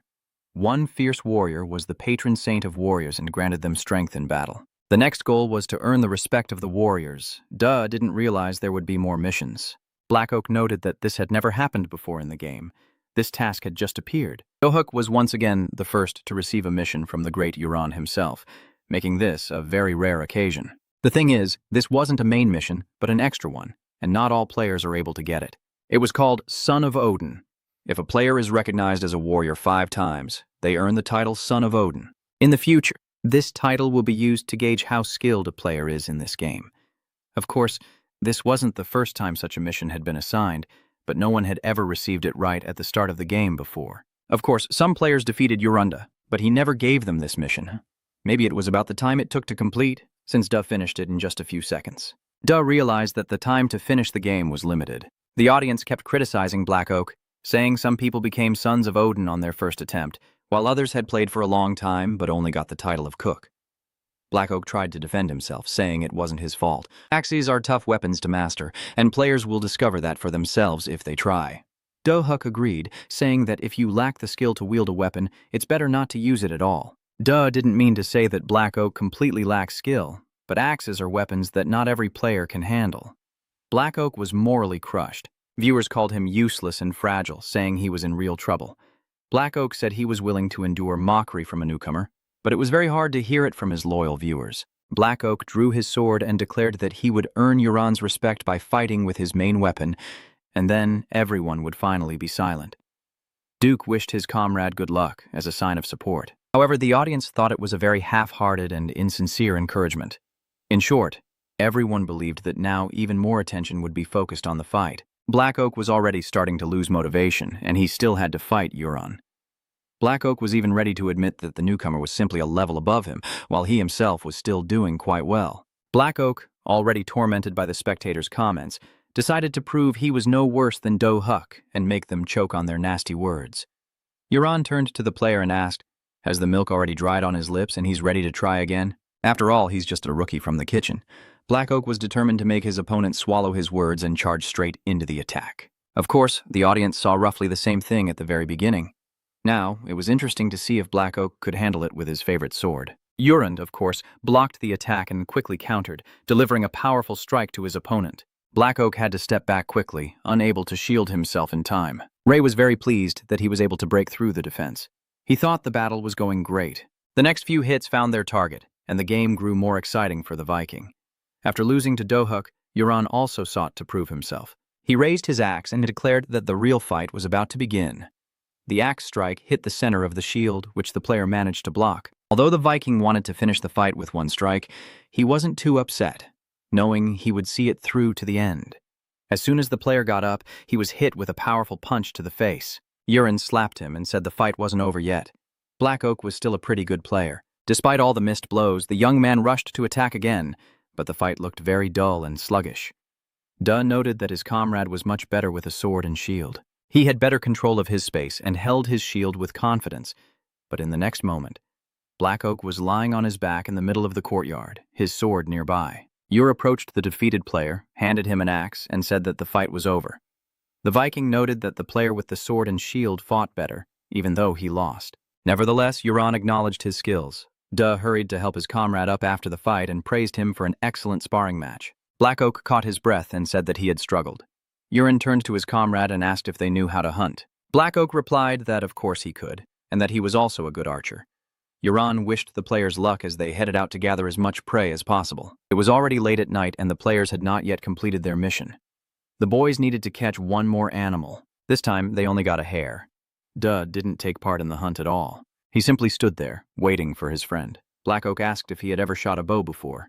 Dohuk said he had tried shooting a toy bow a few times, but never a real one. He couldn't tell him about the magic bow among the aliens. Black Oak pointed to the nearest tree and asked why the player didn't try shooting at it. Duyak remembered that he had to control his breathing, take aim, and prepare to release the arrow. He had to control his breathing, aim carefully, and then shoot. The arrow soared through the air, but the guy couldn't even hit the tree. The arrow bounced off a rock and fell to the ground. The audience was shocked. It turned out that their idol was talented, but not perfect at everything. Do was confident that, with practice, he would definitely master it. Black Oak was completely thrilled with this turn of events. In the end, not everything went smoothly. The talented newcomer promised to teach Duhyok how to shoot a bow. Black Oak immediately started to boast, calling himself a great marksman, the Robin Hood of Valhalla, and promising to handle the archery himself. The audience quickly saw that he was full of pride, but Black Oak insisted that his archery skills were quite good. At that moment, a steer stepped out of the forest onto the clearing, and Duke watched it with interest. Black Oak also saw the deer, pushed his friend away, and said he would handle this trophy himself. It takes a lot of time to learn how to shoot a bow. Black Oak, trained in Valhalla and other medieval games, drew his bow, aimed carefully, and shot an arrow at the deer. The arrow struck a nearby tree, and the deer nearly had a heart attack from fright. The deer was no fool. It immediately fled from the clearing as Black Oak chased after it, vowing this time he would definitely hit. But Duhyok pushed him aside and said, "Get out of the way." The young man stepped forward and threw something at the deer. It was amazing. Duhyok managed to throw the hatchet, calculate the target's trajectory, and hit it precisely. Of course, the audience was thrilled. This guy was great at throwing axes, and now everyone knew how to do it right. Chỉ cần nhắm thẳng vào mục tiêu. Ngay khi nhóm nhân vật thông báo nhiệm vụ săn băng da kết thúc, một nhiệm vụ bổ sung gọi là tấn công bất ngờ lập tức xuất hiện. The Anglo-Saxon warriors were attacking the Viking camp, which had recently been evacuated, leaving fewer than a dozen warriors inside. The Anglo-Saxon warriors saw this as an opportunity they couldn't pass up, so Garrett went to report to the commander. After receiving the intelligence reports, the Anglo-Saxon army decided to strike. They resolved to send the Vikings straight to hell. The enemies were closing in on the camp, and the players had to get back before the Anglo-Saxons arrived, with a time limit in place. Duhyok realized that the real game was about to begin. One of the spectators said he would bet several thousand for each enemy killed with an axe. Duhyok gladly accepted the challenge and thanked the spectator. Black Oak said he knew the way, and that they needed to run in the opposite direction. Duhyok was cautious about the idea, unsure which way they should head. His partner explained that they had to go back to the camp. The longer they delayed, the more Vikings there would be killed.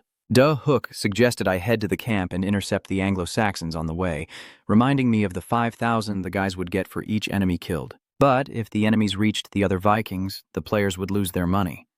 Black Oak knew there were about 20 enemies. After all, the guys couldn't handle them all on their own. But Duhyok was determined and truly intended to pursue the Anglo-Saxon squad. The audience was excited. These guys thought in a completely different way. The Anglo-Saxon leader ordered his warriors to stay alert. They were close enough to reach the Viking camp. But at that moment, one of the warriors walking in front of the group fell backward with a cry because an axe had been stuck in his head.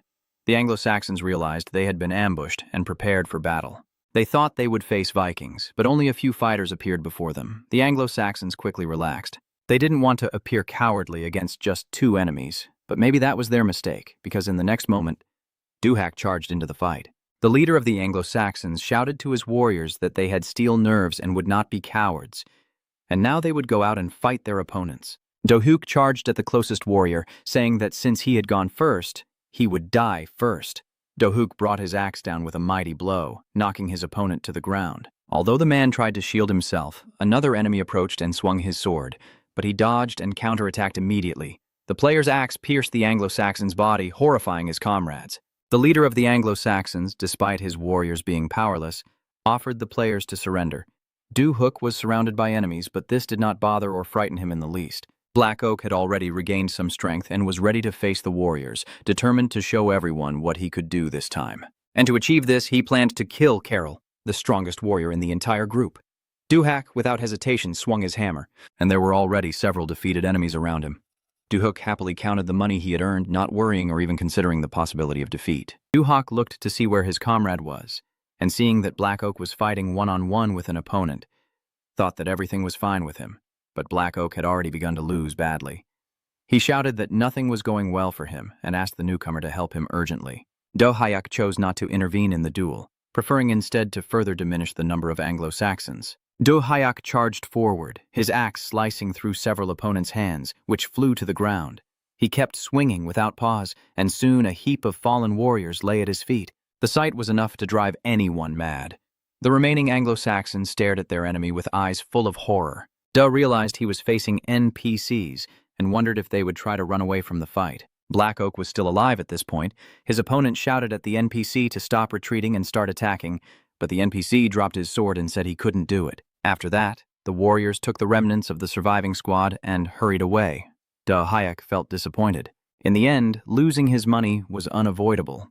The young man vowed not to let them escape and chased after them. As he ran, the young man threw his axe at the warriors, and their bodies fell one after another as if they had been chopped down. At some point, Do Hyuk ran out of axes and found himself defenseless. So he decided to use his bow, even though it risked ruining the mission since he was supposed to defeat all enemies with axes only. Do Hyuk said he had an idea, took aim, and released the arrow. Of course, everyone remembered how bad the young man was at archery, but Do Hyuk saw that the arrow had stuck in the ground and decided that he was finally starting to get the hang of it. Do Hyuk aimed again and shot the fleeing enemy in the back, the arrow piercing his leg and stopping him in his tracks. The enemy fell right into the bushes. Do Hyuk thought that if he aimed at the legs, he would never kill his enemies and it wouldn't count. But at the same time, the wounded warriors became slow and clumsy, and now they could not run away. Do Hyuk could now calmly approach the enemy and finish him off with his axe. One of the warriors even begged the player not to kill him, but it was just a game and nothing personal. The young man was just earning money to pay off his debt. After killing another Anglo-Saxon, Do Hyuk turned to a wounded warrior trying to crawl away. The enemy was sitting on the ground, his injured leg preventing him from fleeing, and he was waving his arms to keep the player from approaching and finishing him off. Do Hyuk completely destroyed all the remaining warriors, finishing them off with his axe and saying it was very easy. The audience couldn't believe their eyes. Just a few minutes ago, he couldn't even hit a tree, but Do Hyuk explained that he fired a couple of shots and understood how it worked. The audience was thrilled. This player was learning quickly and completing all the tasks. All that was left was to defeat Carol. Black Oak was still alive. He kept screaming hysterically and begging his teammate for help. Otherwise, the enemy would have killed him now. In the next moment, it truly seemed to everyone that Carol was about to win. He swung his sword, but Black Oak quickly crouched down and dodged the blade. Do Hyuk watched calmly, understanding how to dodge properly. Do tried not to interfere in the fight, but when his comrade was left with only a stump of a sword in his hands, he slipped between the opponents and struck a blow. Carol was very upset that someone had prevented him from killing the Viking, but in the next moment, Do Hyuk took the life of the Anglo-Saxon leader. The raid mission was complete. Black Oak sat on the ground catching his breath while Duke stood nearby, completely calm, asking how his comrade was feeling. Black Oak was very angry. Very. He thought his partner should have helped him sooner. Do Hyuk sarcastically apologized, saying he didn't think his help would be necessary. After all, very few people like it when someone takes their earnings right in front of them, so Do Hyuk didn't want to interfere with his friend earning points and money from the audience. Do also believed that his partner was not in any real danger. At worst, Carol might have just grabbed his arm. Black Oak was furious. His friend showed no concern for his life as he could have died, and he didn't even try to protect him. Black Oak just wanted his comrade to admit he didn't want to help. At that moment, a group of Vikings appeared at the edge of the forest. Jurund, the strongest Viking, pushed Black Oak aside and rushed to Do Hyuk, asking how Gunnar was feeling, if he was injured, and how he was doing overall. Meanwhile, another group of Vikings entered the clearing to check on Jurund and Gunnar. Once the emotion settled, it was clear that no enemies remained alive. Gunnar felt great while Black Oak lay on the ground crying because no one appreciated or loved him. Black Oak decided to leave the game right then and there and did so in front of everyone present. Jurund told Gunnar to forget about that weakling or whatever his name was. The main thing was to keep his pride intact. Duke realized that the training was over and that the open-world game would soon begin. Do Hyuk didn't know what to do next. One of the spectators donated 500,000 won, promising to give the same amount again if the player defeated Beowulf Stonehand. Do had no idea who Beowulf Stonehand was, but he certainly didn't want to miss out on 1,000,000 won. Jurund asked, is the player really going to fight Beowulf? One player can't handle such an opponent. Jurund said it seemed the player had no choice, so he would go with Gunnar. Do didn't understand why he needed an ally, but it turned out that according to the game rules, he could bring an assistant. The ally would arrive when the player blew the horn and assist in the fight. Do Hyuk agreed to accept help under these conditions, and everyone thought it was a wise choice. The warriors mounted their horses and rode to the meeting place with the enemy. Dohuk began to ask who Beowulf Stonehand was. Urin said that Beowulf had once been the king's dream, but after his death, he had lost all his dignity. There are rumors that Beowulf is robbing villages somewhere in Sussex. Beowulf had lost his way, but he was once one of the greatest Viking warriors. The game believed that Dohuk could pave the way for Beowulf's return to Valhalla. Dohuk had to find the Viking and earn the respect of the warriors. At last, the horsemen arrived at their destination. In front of them was Beowulf's camp. The area was enclosed by a tall fence and protected by warriors around the perimeter. Jorn handed the player a horn, saying he had an old score to settle with Beowulf. The Viking decided to wait until the player blew the horn and called him for help. Dohuk understood everything, said goodbye to his new friend, and rode off to the camp. The spectators were amazed as Dohuk rode straight toward the camp, unhidden despite being surrounded by enemies. The guards at the gate also froze in surprise. Dohuk knew he had to get inside the camp to destroy Beowulf, but maybe he could just quietly pull Beowulf out and finish him off outside. The guards raised their sharp spears and ordered him not to approach. Had no intention of listening to their orders. Who said that a real Viking always goes straight ahead? The Vikings inside the camp heard some strange noise coming from behind the fence. Before they could react, the fence suddenly collapsed and an unfamiliar rider leapt into the camp, causing the Vikings to rush out of their huts. It was clear right away that a fight was imminent, and they got ready for battle. Without hesitation, Dohuk shot several arrows, killing some of the Vikings instantly. Seeing the chaos in their camp, the warriors called on the others to attack and demanded that the villain be destroyed. One of the Vikings thrust his spear into the body of a horse. It reared up, and Dohuk seized the moment, leaping up and shooting a few more arrows into the backs of his enemies. Then the enemies formed a battle line. The Vikings raised their shields to block the arrows. Quickly understood he wouldn't need his bow against the shields and decided to put away this useless weapon. Now it was time to use the axes again. The Vikings attacked the uninvited guests, but the warrior fought back fiercely with his axes. Dohuk swung his axe again, but suddenly another Viking sneaked up behind him and raised his sharp sword over the young man. Didn't have time to get up, so without hesitation, he charged at his opponent and seized him with both hands. At that moment, the archers arrived and shot at But luckily for the young man, he was holding one of the Vikings close to him, so all the arrows stuck into the enemy's body. The commander shouted at the warriors not to stop and to continue attacking, but in response, they only got a body pierced by their own arrows. The Vikings understood that this stranger was just mocking them. He needed to be eliminated, but so far, only the Vikings had been defeated. They couldn't handle the opponent. Finally, a loud cry echoed as a huge, powerful Viking stepped into the courtyard. His size and stature amazed everyone. His subordinates looked at their commander with fear and began to make excuses. This stranger is responsible. He attacked us. Dohuk drove an axe into the man's head and told him to finally shut up. Then Dohuk stood calmly in front of him. The young man, confident in his strength and skills, challenged Beowulf to attack first, saying they would fight then. Beowulf lost control when he heard those words and saw the arrogance of the unknown warrior rushing straight at him. The Viking charged at the player, saying he was probably tired of living, and now Beowulf would show him who's boss and make him regret it all. The warrior fought on the playing field, a sword in his hands. However, the young man fell on his back but still did not drop his weapon. Another player was wearing massive combat gauntlets, standing in a fighting stance and attacking invisible enemies. The notification announced that a player named Anatol had won. The guy exhaled and greeted his viewers, saying that he was happy to see everyone. He hadn't streamed for a long time, and the viewers quickly started commenting that they were glad to see their favorite again since he hadn't appeared for several days after competing in the Iron Fist World Championship. Unfortunately, this time the young man only reached the semifinals. Anatol was truly disappointed, but after a few days of rest, he had already bounced back. When the game Last Fighter was at the height of its popularity, Anatol was closely linked to the World Championships. He won fights effortlessly, as if it was nothing. But he still hadn't won the Iron Fist Championships yet, but Anatoly was not going to give up. The young man turned to his fans and said that finally, after so long, he was ready to return to where it all began. And now he had gathered a huge audience and was going to show them some kind of mission. Soon the game started, and the guy released the final fighter. Anatol immediately noticed that the crowd was beginning to disperse. Their numbers were shrinking right before his eyes.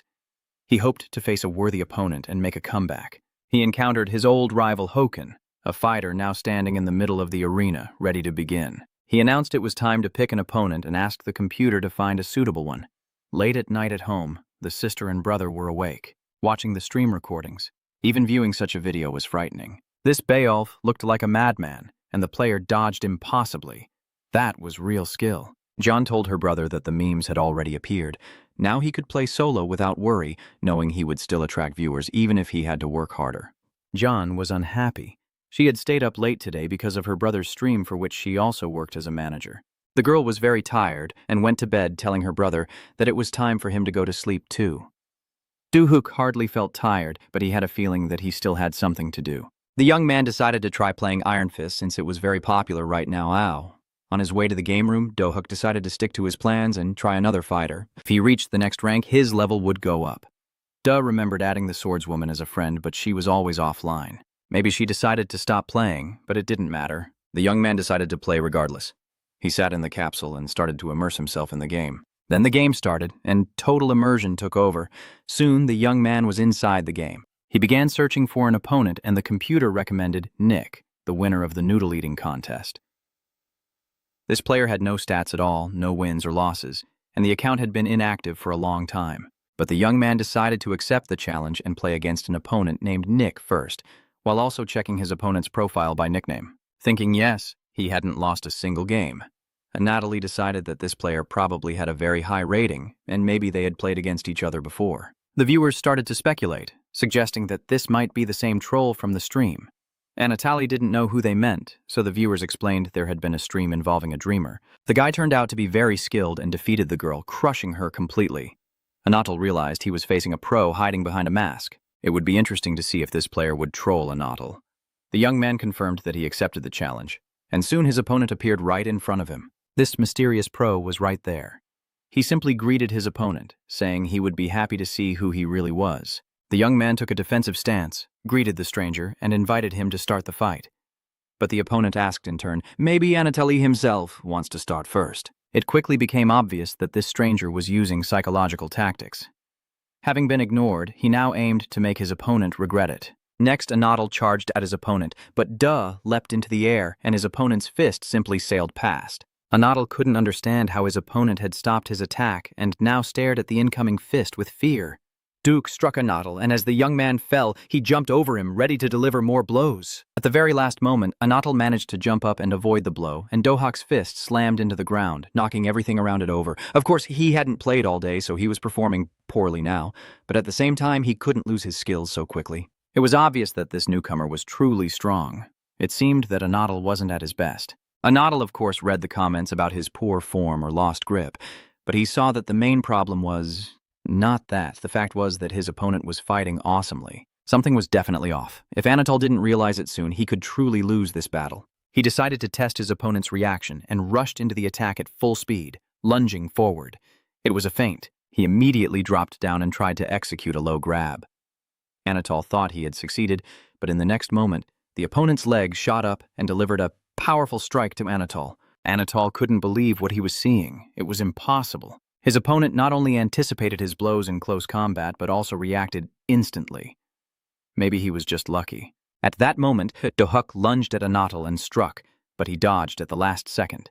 Anatol feinted and quickly threw a counterpunch, but his opponent caught his fist in midair. Then Dohuk clenched Anatol's fist like a vice and drove his elbow into his opponent's shoulder, causing Anatol to scream in pain. Then came an elbow to the jaw, and Anatol could no longer fight back. He just kept analyzing the tragic situation. The player couldn't understand how his opponent anticipated every move, even when he tried to strike from a blind spot behind his shoulder. These were iron-hard blows that he couldn't withstand. The stranger immediately struck the game's mechanics with a hard blow. He could have taken a stance before this hit, but the young man didn't. Of course, he could have skipped the stance, but then the blow wouldn't have been as powerful. However, this stranger shattered all expectations, and it became clear to the audience that Anatoly was truly doomed. It seemed he was about to lose in close combat. At that moment, the stranger prepared to deliver a fiery strike in an arc. Anatoly couldn't counter it. The fire completely blocked his escape route. He realized that the next strike would be decisive because there was no way to avoid it. It was a very effective technique for close combat. But then Anatoly saw that his opponent had not struck, which meant that the player had a real chance, and he himself could end the battle. Anatoly decided to take advantage of the delay, and if he calculated everything correctly, it would be easier than ever to dodge. The player aimed to strike right as his opponent was finishing his move, hoping to snatch victory at the last moment. Duh shifted his fiery attack and his opponent was consumed by hellish flames. Anatol realized this was no ordinary arc strike, but it was too late now. The player was clearly losing. To bypass the game mechanics, you need to control every movement of the character in real time. At last, it became clear what had been bothering Anatoly all along. According to him, Du Hook didn't rely on the game's built-in mechanics at all. Soon, the game confirmed this, and the victory was awarded to the player, I believe. Yes, Anatoly couldn't understand how this was possible. He couldn't imagine developing skills to such a level that he wouldn't rely on mechanics. Anatoly decided to test one of his guesses and suggested that Du Hook play again to verify its accuracy. Du Hyuk immediately agreed without asking any questions and suggested that his opponent start the attack. Anatol, of course, started immediately, but in the end, the result was as follows. After the first game, the guy almost succeeded, but he still lost. Anatol immediately asked for a rematch because it was now a matter of honor, and he couldn't just lose 2 games in a row to a stranger. Both opponents clenched their fists to finally put an end to this dispute. Soon, the score reached 5 wins in a row, and Du Hook, tired, asked if that was enough for today. Anatol agreed and said that he would probably leave the game. Du Hook quickly seized the opportunity to check his score, ending the evening with 26 wins and no losses. One more win, and the young man would move up to the next rank. After that, his opponents would become more challenging. Du Hook was worried that if his viewers found out that their idol was secretly playing alone, they would most likely hate him, so he decided it was better not to reveal himself. But when he became number 1, he would be able to stream. Du asked the computer if his account and appearance were hidden. The computer confirmed that all of this could be changed manually. In all of his recent games, the character in Last Fighter looked like a standard ball player. Du Hook was very happy with his character's look and didn't want to make any changes. He thought about how much fun he had playing Last Fighter, which made Iron Fist even more awesome since that game was at the height of its popularity right now. The young man decided to add Ramon as a friend and asked the computer to send a request. He wondered if he needed to include a message. Duck wanted to encourage the player to keep training, so he wrote a few words.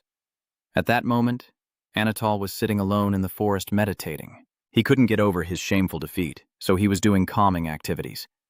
At that moment, the computer notified him of a friend request, and the guy decided to add the player so he could meet him again in the future. Anatol received a message in which the player called him very talented and suggested playing again sometime. Hearing such words from his opponent was a real miracle. After that, Anatol reviewed the game recording and then noticed the burning arc shot. The player and his viewers were now certain. Their opponent didn't rely on the built-in mechanics at all, which is why Anatol lost. If every move was truly without mechanics, the chat would have exploded when they found out. Anatol thought he had completely figured out the game, but it turned out to be full of surprises, and he still had much to learn. The player looked at his fist and thought that maybe that was why he was trying so hard in Iron Fist, as if he felt that this experience would come in handy. After that, Anatol decided it was time to stop analyzing past games and start preparing for the next one. Anatol decided not to share the recording because he didn't want to be the only one to learn the hard way. He believed all his opponents should go through this meat grinder called I Think So. If they knew some of the details, they could avoid losing. Anatol was happy. He would seek revenge on all his comrades because the shock he felt during the battle would be experienced by other players as well. Shen was excited about Anatol's match against the player called I Think So. It was really cool, but Jean worried about her brother, who might one day choose to return to this ultimate battle in his favorite childhood game. After all, he might run into that player there, and then he would definitely be wiped out. For now, Du Hyuk is busy completing Valhalla. Before going to bed, Jin decided to check her brother's current rank. The main thing was that it hadn't dropped. Du Hyuk has been gone for a long time. His brother said he was going to the nearest store, but he hasn't come back yet. It's unclear where he is. Du Hyuk was just entering the store because his sister urgently asked him to buy banana milk. He was no longer going to fulfill her requests. If she really wanted it, she could go herself. At the store entrance, Du Hyuk bumped into a boy who didn't notice the tall guy and collided with him. The teenager fell to the ground and a packaged kitchen knife fell out of his pocket. Du Hyuk immediately crouched down next to the boy, asked how he was feeling, and offered to help. The boy wore thick rimmed glasses. It was clear that he had vision problems. In addition, his entire body was covered in bruises and abrasions. Du Hyuk looked at the boy and shouted, "Are you Big Ears, Jagal Min?" The boy didn't understand, looked at the stranger, and wondered how he knew his name, let alone his nickname. Du Hyuk looked at the boy and thought that he was his former subordinate from before the regression. a strategist from his team named Big Ears Jagal Min. At the start of the apocalypse, people gathered a team of individuals with weak abilities. It was a pack of stray dogs led by Dohuk, the one who devised all the plans for their operations. The chief strategist, Big Ears Juggleman. The boy was very cute, but he had a real computer instead of a brain. All the team members loved him because the gears in his brain were spinning at a crazy speed. Juggleman really wanted to be considered an adult. He liked being called cute because everyone immediately looked down on him. But the girls loved to take care of him and called him our serious Big Ears. Yes. The girls even started to argue among themselves about who could hug their beloved Big Ears longer and better, and sometimes they would get into fights. They would argue, but it was never serious. They fought to keep their beloved strategist in sight. Meanwhile, the boy stood on the roof of the house, imagining that he had turned into an airplane and would catch the wind with his sullen face. Once again, Jagal was standing on the edge of the house, and the girl asked him to come back to get down from the roof, because it was high and dangerous. The boy ignored her requests, his mind busy coming up with new plans. He told the captain that if he were as strong, agile, and brave as him, he would be the happiest person alive, because then all the other crew members would stop teasing him and calling him Big Ears. The boy kept standing on the edge of the roof, pondering what he would do if he were the captain, and thinking that if the apocalypse hadn't happened, his little brother would still be alive. If the boy had been as strong as the captain, he could have fought the alien monster without amplifiers. Jagal Min deeply regretted that he had not been able to protect everyone. Many other thoughts raced through his mind, but in the end, they managed to get him off the roof because the team members already knew that he liked to climb high and then start whining. At that moment, one of the scouts turned to the captain. He had just come back from a mission and reported that he had found the monster's hideout. Crazy and Ghost in the flesh were already there. Dohuk said it was time to move. The captain told the girls to take Mina and wake the old man up. The team needed to act fast to get back by morning and have breakfast. But then things didn't go as planned. A terrible danger was waiting for them there. An ambush of alien monsters, an entire army of soldiers, and 2 elite creatures targeted the human resistance forces. In the battle, the team members died one after another. Ghost in the flesh and Gaiak disappeared very quickly. Crazy went berserk, and in a fight with an elite monster lost her mind, finding herself on the brink. The captain and the old man were badly injured and could no longer continue fighting. Jagal Min, as deputy captain, took over command. He ordered 2 warriors to carry the captain and the old man away from the battlefield. The girl tried to object, saying she had to stay and fight, but her opinion was ignored. Bolshevik stayed firm. The boy told her not to argue. She knew very well that the Jagal men were determined to save the captain at any cost. The boy had magical talents, and everyone understood that only he could delay the monsters, for at least a little while. Bolshevik created a barrier to stop the aliens and ordered everyone to stick to the plan and take care of the captain. The girls, crying, carried the wounded captain and the old man away from the battlefield, leaving the boy alone with the aliens. One of the team's rules was that in a critical situation, they had to save the captain and try to survive so they could continue the fight later. In any case, the captain must survive no matter what to avenge his fallen comrades and complete his mission. Jagal men believed that someday they would meet again, smile at each other, and share a drink. Do saw his comrade for the last time that day, and now he was meeting Min from another timeline. The guy thought he was looking at one of the local gangsters who always teased him, and immediately took a defensive stance. Do started explaining that he wasn't part of a gang. He saw the name on the badge, and as for the nickname, Big Ears, he blurted it out when he noticed the stranger's ears. Dohuk apologized for his rudeness, but the guy looked too happy. He was genuinely delighted to meet an old friend. Dohuk reached for the knife that had fallen out of Jiggleman's pocket, intending to return his belongings. But the boy grabbed the knife himself and asked him not to worry. Then the boy said he wasn't paying attention and bumped into the man, apologized, and ran off.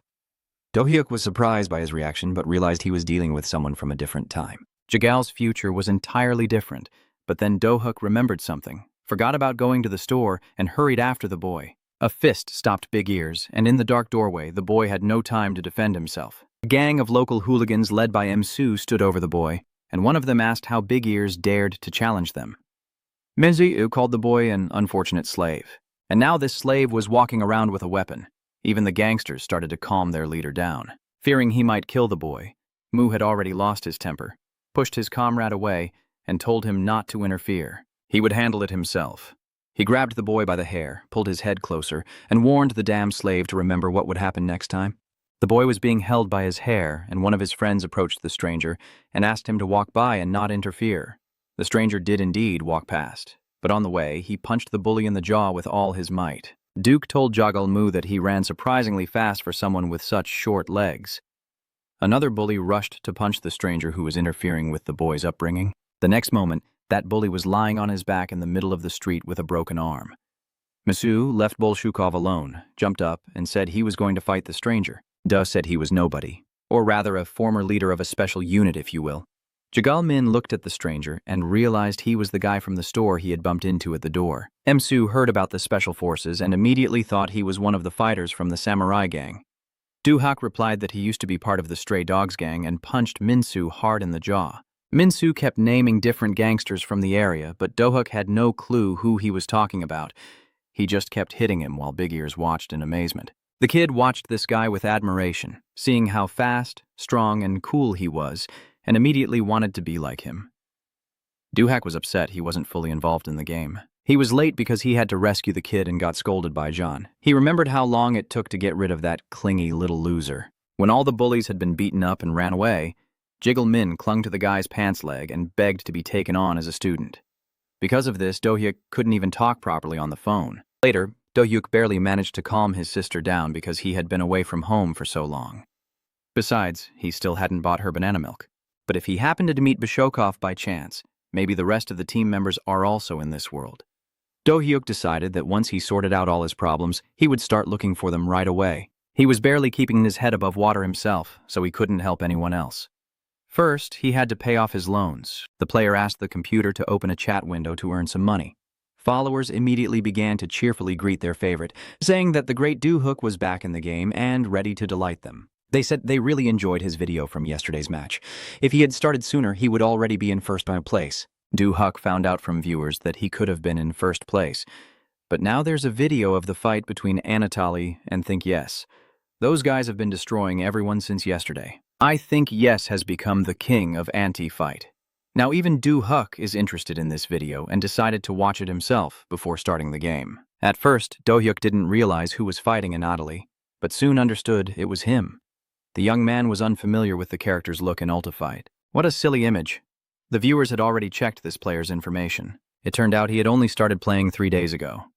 Do-hyuk looked at the stats and was pleased. I think Da hadn't lost a single match, and by the 3rd day of the game, he had already mastered strikes without mechanics. Do-hyuk was planning to go to Valhalla, but the viewers didn't understand why he was heading there because their idol was supposed to be playing Ultifight now. Do was sure that the followers had gathered for Valhalla, but they replied that they didn't care what their idol played. Since yesterday, the stakes and payments for missions had increased, and now Do-hyuk simply had to play Ultifight to earn money. The young man said he was in the mood for Ultifight today and was ready to join for such good money. The fans understood that their idol loved money very much, but they decided to spend the day streaming Ultifight. Late at night, one of the apartments was very noisy and it was impossible to sleep. The guy said it wasn't him. Officially, footage was posted on the game forum showing that it wasn't him, although he wouldn't have refused. The player didn't understand why he should fight anonymously because he could have set up a stream, attracted viewers, and made money from it. At that moment, the news reported that the identity of a player named I Think Yes had apparently been revealed. The guys who communicated with each other via video chat made sure it wasn't them. The player's name was unusual, and professional players doubted he was as skilled as people claimed. Of course, defeating Anatoly was impressive, but Anatoly hadn't played in over a year and might have lost his edge. The guy immediately jumped into the capsule and declared that he would now show everyone how fast he could take down Player Think Yes. And so it was announced that a match would take place between Player Think Yes and his opponent. Furthermore, both selected the same character. Poe's side was satisfied. He decided that now he would definitely show the newcomer who was the boss in the game. The young man was fully immersed in the game and ready for battle.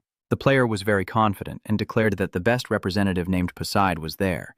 He immediately turned to Duke, asking if he was really the player he thought, yeah. Do-hyuk was not yet familiar with the top-ranked players, but his followers confirmed that he was facing a fighter slightly weaker than Anatoly, who had once brought Hoken's ratings to level 1. Thanks to him, Hoken became mainstream, and Anatoly started being called the father of Falcon. On the other hand, he won most of his fights against Hoken and was known as the heir before Hook became a great player, reaching the highest ranks in just 3 days. Finally, the battle began, and the fighters charged forward. Duh attacked fiercely, but his opponent managed to dodge the strike. He fought in an unorthodox way, catching his opponent off guard with unpredictable attacks. The guy fought instinctively, blending various styles. His opponent was also skilled. He blocked the blows perfectly, just as the greatest air would. The audience noted that Po had been holding his own for about 10 seconds. The fighters were actively maneuvering, and it was unclear who would win this battle. But Poseid felt that his opponent was pushing him back and realized he had no choice but to use the secret technique he had used against Anatoly. The counterattack arc and the burning wave erupted at the same time, and the audience knew the burning combo stance was about to be unleashed. Po's side launched an attack without waiting for the burning stance, as if the player had used a reverse command. He thrust his fiery fist forward and delivered the final blow. It was incredible. The player merged the charge from the burning stance with a rotational force, a wild physical move that relied on built-in mechanics while the opponent crouched and rubbed his injured arm. The force of the blow was so strong that this move could only be used once in a fight. Anyway, the opponent believed they had already won. The player didn't notice his opponent behind him. The other side turned around and opened his mouth in surprise. At that moment, Duhuk was ready to continue the fight again. It was absolutely incredible because he shouldn't have survived. I think Da replied that thanks to his opponent, he had mastered something useful. Movements with and without mechanics, as well as a counterattack with a burning wave. The other side said that this was impossible. He had spent months mastering this technique himself, and his opponent seemed to be doing it at first glance. I think DA said it wasn't that hard, you just needed to counter the extra attack with a burning wave. And then you should use the recoil from the stance as a teleport, but the opponent said it wouldn't work. The other side pointed to his injuries and said that every time he used fire energy, the recoil went through his body. But I think his body is completely intact without a scratch. He must be using some kind of trick. I think he didn't see a problem with that. You just need to pull your hand back before the shockwave hits. The opponents thought he was talking nonsense, but the audience started asking for permission to try this strategy in their own fights. Thinking about it, players used to play a game where they put their palms in a crocodile's mouth and quickly pull them back before the jaws snapped shut. I believe he demonstrated this move a few more times and explained how it should be done. Then no damage will be done. Duhuk said he had borrowed something from his opponent's style, but now it was decided to continue the fight. On the other side, he decided to test how effective the player's new move was. Duhuk agreed to try it and immediately launched into an attack spinning in a fiery charge. A straight attack like a spear was expected, and the player was preparing to dodge before it reached him. But instead of a spear, he got a simple kick, followed by a blazing stance. If it wasn't blocked, the opponent would have a chance to counterattack. In the end, another fiery move was added, making it clear that Po wouldn't survive much longer. The player yelled in pain, unable to respond and feeling like he had been tricked with cheap tactics. The match was over, and victory was awarded to a player named I Think So. On the other side, he was furious. Even his followers started to switch to this newcomer who had just shattered the legend. On the other side, he faced a truly flawless defeat. No great player could withstand such a defeat, and he immediately began begging for a rematch. I think so. He replied that he also really enjoyed these battles, so he gladly agreed to continue. The opponent announced the start of the fight and immediately prepared his fiery fist. Not much time went by. I believe the player has already won 5 consecutive battles. Yes. Po's side couldn't win even once. The followers kept mocking their former idol. They thought Po's team had been completely defeated, giving it their all. Judging by his look, the player had truly lost his mind. Duhuk extended his hand to help his opponent up and remarked that his triangular kick and stream of black flames were impressive. Duhuk thanked his opponent, saying he had learned a lot today. Pot couldn't say the same about his opponent. The player was broken in both body and mind. Duh thought his opponent could be an excellent hunter. He had developed techniques along with a play system, and they turned out to be quite entertaining. The followers saw that the player was lost in thought again, but they let him be. He had already defeated the third serious contender, the Anatolia swordsman, and now another. Duhuk didn't understand why his followers thought he was being sarcastic. His praise for the techniques and the compliment were completely genuine. The young man didn't want to mock his opponents, but the audience wanted to see that from their idol. So Duhuk asked his opponent what his real name was. Then he pointed at the player and said that Po on the other side was truly talented, quickly saying goodbye and promising they would play again someday before leaving the game. Duh went to his profile intending to end the day, but his followers were clamoring for him to continue fighting. They wanted to see the next battle as soon as possible. Duh noticed that the number of viewers had increased tenfold. This was great news, but it was surprising that despite the huge number of viewers, the number of missions remained the same. There was probably some kind of bug. Duh turned on money hunting mode.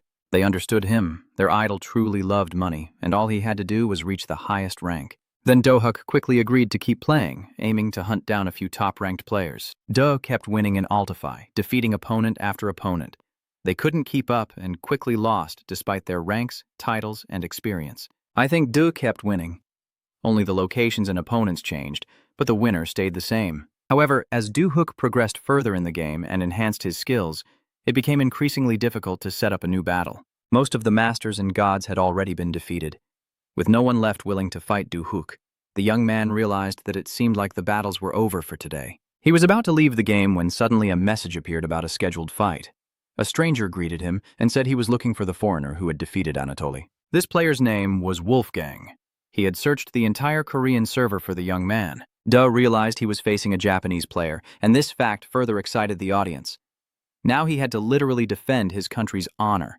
Wolfgang, whose real name was Suki, was a renowned player from Japan who had won 2 world championships and possessed the best skills in all of Asia. A truly formidable opponent. Such a serious challenger cannot be turned down. It was a very worthy challenge. Suki was happy to have finally found the player who had defeated Anatoly. He asked again, "I think so. Is this the player who defeated Anatoly? If that's the case, Suki would be the first to defeat the legendary mysterious master." Do-Huk listened to this boastful Japanese player, wondering whether it would be better to respond or ignore his chatter altogether. The audience suggested that he pick a different character. Duh was excited by this idea because he had always played the same one. Duh started trying out different characters. He didn't want to be Steve, who fought the swordswoman, and he didn't want to be anyone else either. He chose Wolfgang, and now one Wolfgang was fighting another. For Do-Huk, it was his first time playing this character, and he decided to learn as he went. Suki was stunned when he realized his opponent wanted to beat him with Wolfgang because the player didn't even know what the cannon form was. Players usually pick Wolfgang for his pistols, but the shield easily deflects the bullets, and their damage is so minimal that even multiple shots barely lower the opponent's HP. That's why Wolfgang is seen as a weak character. But players are mistaken. Wolfgang was not created just to waste bullets. He was designed for expert pistol use in close combat with the help of the pushki form. Suki was the first to realize this. Suki won world championships playing as Wolfgang, so if the enemy doesn't want a miserable defeat, he might want to choose another character before it's too late. Du listened carefully to his opponent and said he wanted to at least try. Suki said he would be happy to demonstrate the difference in their levels. The fight started. Do-Huk quickly drew 2 guns and started shooting at his opponent. Suki also fired but simply deflected the bullets flying at him, saying that Do-Huk was a terrible shot. The damage Do-Huk could inflict was too minor. It didn't even bother Suki. It was already clear that the things in his hands could hardly be called pistols. Suki dodged perfectly as he approached the enemy and said that he could dodge bullets even with his eyes closed. Now he would show how to play as Wolfgang. The players bumped into each other almost nose to nose, with no shots fired between them. Suki got really close, pulled out his guns, and said that this was the first thing to start with. To inflict damage, you need to close the distance immediately. Then the shots will be effective. Suki began firing, but to his surprise, all the bullets were blocked. Hayaki even caught a few bullets with his teeth, despite the shots being fired from very close range. Suki noted that his opponent truly had quick reflexes. The guy was doing well, but now the real fight was about to begin. Suki announced the second lesson, the proper way to handle the gun. Shots had to be fired from close range. To the surprise of the Japanese player, Do-Huk skillfully dodged almost head-on shots. Suki became enraged and began shooting non-stop. Do-Huk moved masterfully, retreating to a safe distance and dodging the bullets without missing a single one. He hid behind the car, sat down to catch his breath, and asked his opponent if he wanted to take a break. But the spectators said there was no time for one. Something truly unusual and amazing was about to happen. Suki fired a long series of shots. It was a pushing attack and something serious was about to happen. This was Wolfgang's main move, for which the railgun had been designed. Do-Huk probably would have been hurt by this attack if he hadn't thrown the car he was hiding behind at the last moment. Suki was distracted by the car. It threw him off and the player was upset, but then something even more unexpected occurred. Duh took the opportunity, sneaked up behind his opponent, fired several shots at close range, and said he had learned something new. Then, the player fired the final shot, and the computer announced, "I think DA won this battle." It was amazing. The viewers at home jumped up because they hadn't seen such an exciting stream in a long time. Dumadada impressed everyone. He had no experience with Wolfgang, but he managed to cancel the capture and repel Pushka's form. The girl realized that the player wasn't just reacting instantly, he was predicting his opponent's moves and managing to counter them. It was the Sword Princess Harun who had long considered her opponent a loser, but now saw him as a genius. She wanted to watch his streams over and over again. The next day, everyone in the gaming community was talking about Doohook, who was no ordinary player but a true genius, and fans wanted him to stream non-stop. But after defeating most of his opponents, including the celestial being Po, he needed a break. Duh had reached a point where even battling professionals was no longer enjoyable. The crowd's excitement had faded, and the thrill had reached its limit. In the flying car scene, the battle's outcome became obvious. A completely abandoned roller coaster. A truly lifeless roller coaster. Doohook decided that in that case he could try another game. Since he could be here in Iron Fist, everything would be different. The young man remembered how Black Oak told him that the Iron Fist tournament would start soon, and there would be special windows for low-rank streamers like him. First, he needed to check the participation threshold, broadcast time, and required rank. Before H logged in, he immediately saw news about one of the players. The young man couldn't believe his eyes. It was indeed Kobna standing before him. In their past life, they had been together until the very end. And now Doohook has met the great Kobna, the Emperor of Dragons. He is one of the 9 heroes of the last resistance. And the young man remembered their meeting even before the regression in the apocalypse. Kobna looked at the thin and weak young man, not understanding how this skinny guy could defeat the strongest fighter of the resistance. Looking at him, he felt worried about humanity's future. Kobna said he wanted to see firsthand if the boy knew how to fight. It was obvious from his look that Kobna was obsessed with fighting. The crazy demon Shino stepped in, saying he wanted to fight this skinny guy himself and start by tearing off his leg. Doohook told the psychopath that he would rip his balls off before that happened. Holy Virgin Lisa stepped in to stop the conversation. She said that the psychopath had trained in the martial arts of eunuchs, which was probably why he continued to cause trouble, earning him his nickname. Chenta said that his nickname was more related to the fact that Lisa always laughed when talking about him. The gentle blonde said with a touching look that there was no need to get upset. The priestess would cure the psycho, but she soon added that martial arts would not cure him. Chenta advised him to pretend to be normal, to act as if nothing had happened. Just accept the fact and move on with your life. It was announced that a training match would start soon. The psycho took offense at Marcus and chased after his teammate, who found it amusing to tease the demonic psychopath. The pretty girl explained that Marcus the Swordsman had recently been called the prodigy of humanity, but now he was acting like a fool. This was the corridor of heroes where all 9 figures had gathered. The girl welcomed the young man to the heart of the 9 heroes' resistance. Do wasn't sure whether to feel pride, confusion, or genuine curiosity first. The young man said that, in his opinion, the atmosphere here didn't match the grand name, but the girl explained that it was because everyone was just a little tense. Doohook didn't understand how they could be tense, because this was a resistance movement that was going to save the world, and they were led by great heroes of the hunter rank. These heroes led the resistance hunters, and their destiny was to save the world. But we must remember, they are still human first and foremost, which means they have the right not to be perfect all the time. The weight of shaping humanity's future is heavy, so heroes sometimes take a break to relax. Maybe this is their own fight. If Doohook passes the test, he will also become part of the resistance. And when the guy becomes part of the resistance, he will understand how heavy this title is. The weight is born inside every hero from fear. Doohook punched his chest and told the other heroes that as the god of war and lord of murder, he would bear all the pain himself so they wouldn't have to complain anymore. Kobna couldn't wait to start the fight and suggested they do it right away. He appreciated the new guy's strong spirit. Now he just had to show that his strength matched his confidence. Duke saw his opponent's special technique for the first time turning into a dragon. It was a truly terrifying sight. The young man believed this was his second encounter with something supernatural, as his first experience was also strange. The viewers flooded him with donations, unaware of what was happening, while their favorite player appeared to be frozen in place. Everyone suspected something was wrong, but it turned out Doohook had been so lost in thought that he had fallen off his chair. Now he seemed to have regained his composure. Doohook apologized to his followers, saying that memories had flooded back to him. He stood on his head just to disconnect from bad thoughts. Viewers admired how quickly their idol had learned to gather donations. Doohook apologized, saying he was just lost in thought. Anyway, he had to verify if this was the Kobna he remembered from his past life. Doo asked his followers where this guy played. The viewers said that this crazy guy's name was Kobna. He won all the tournaments in Iron Fist, and in the last semi-final, he played brilliantly with Anatoly. Duke was convinced that this was indeed his former comrade. He was a truly talented hunter. Of course, in a game like Iron Fist, he had to be skilled. Of course, the two Kobnas live in different worlds, so they are not the same person. But some things stay the same.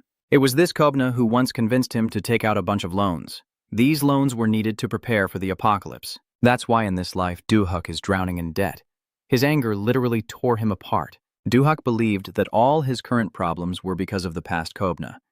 Duhuk had very negative feelings towards him and decided that the current Kobna would pay in full for the sins of his version from another reality. At that moment, one of the followers asked when the next game in Valhalla would be, revealing a heated debate on the forum between Valhalla and Ultifight fans. Duhuk realized that in Ultifight you can quickly reach the top rank, but once you do, the audience's interest drops. So it's better to choose Iron Fist, which is connected to the user base and attracts viewers there. But you can't just give up on Valhalla because it's gradually gaining popularity and the viewers and revenue it brings are no small matter. Hugh struggled with the decision between Iron Fist and Valhalla.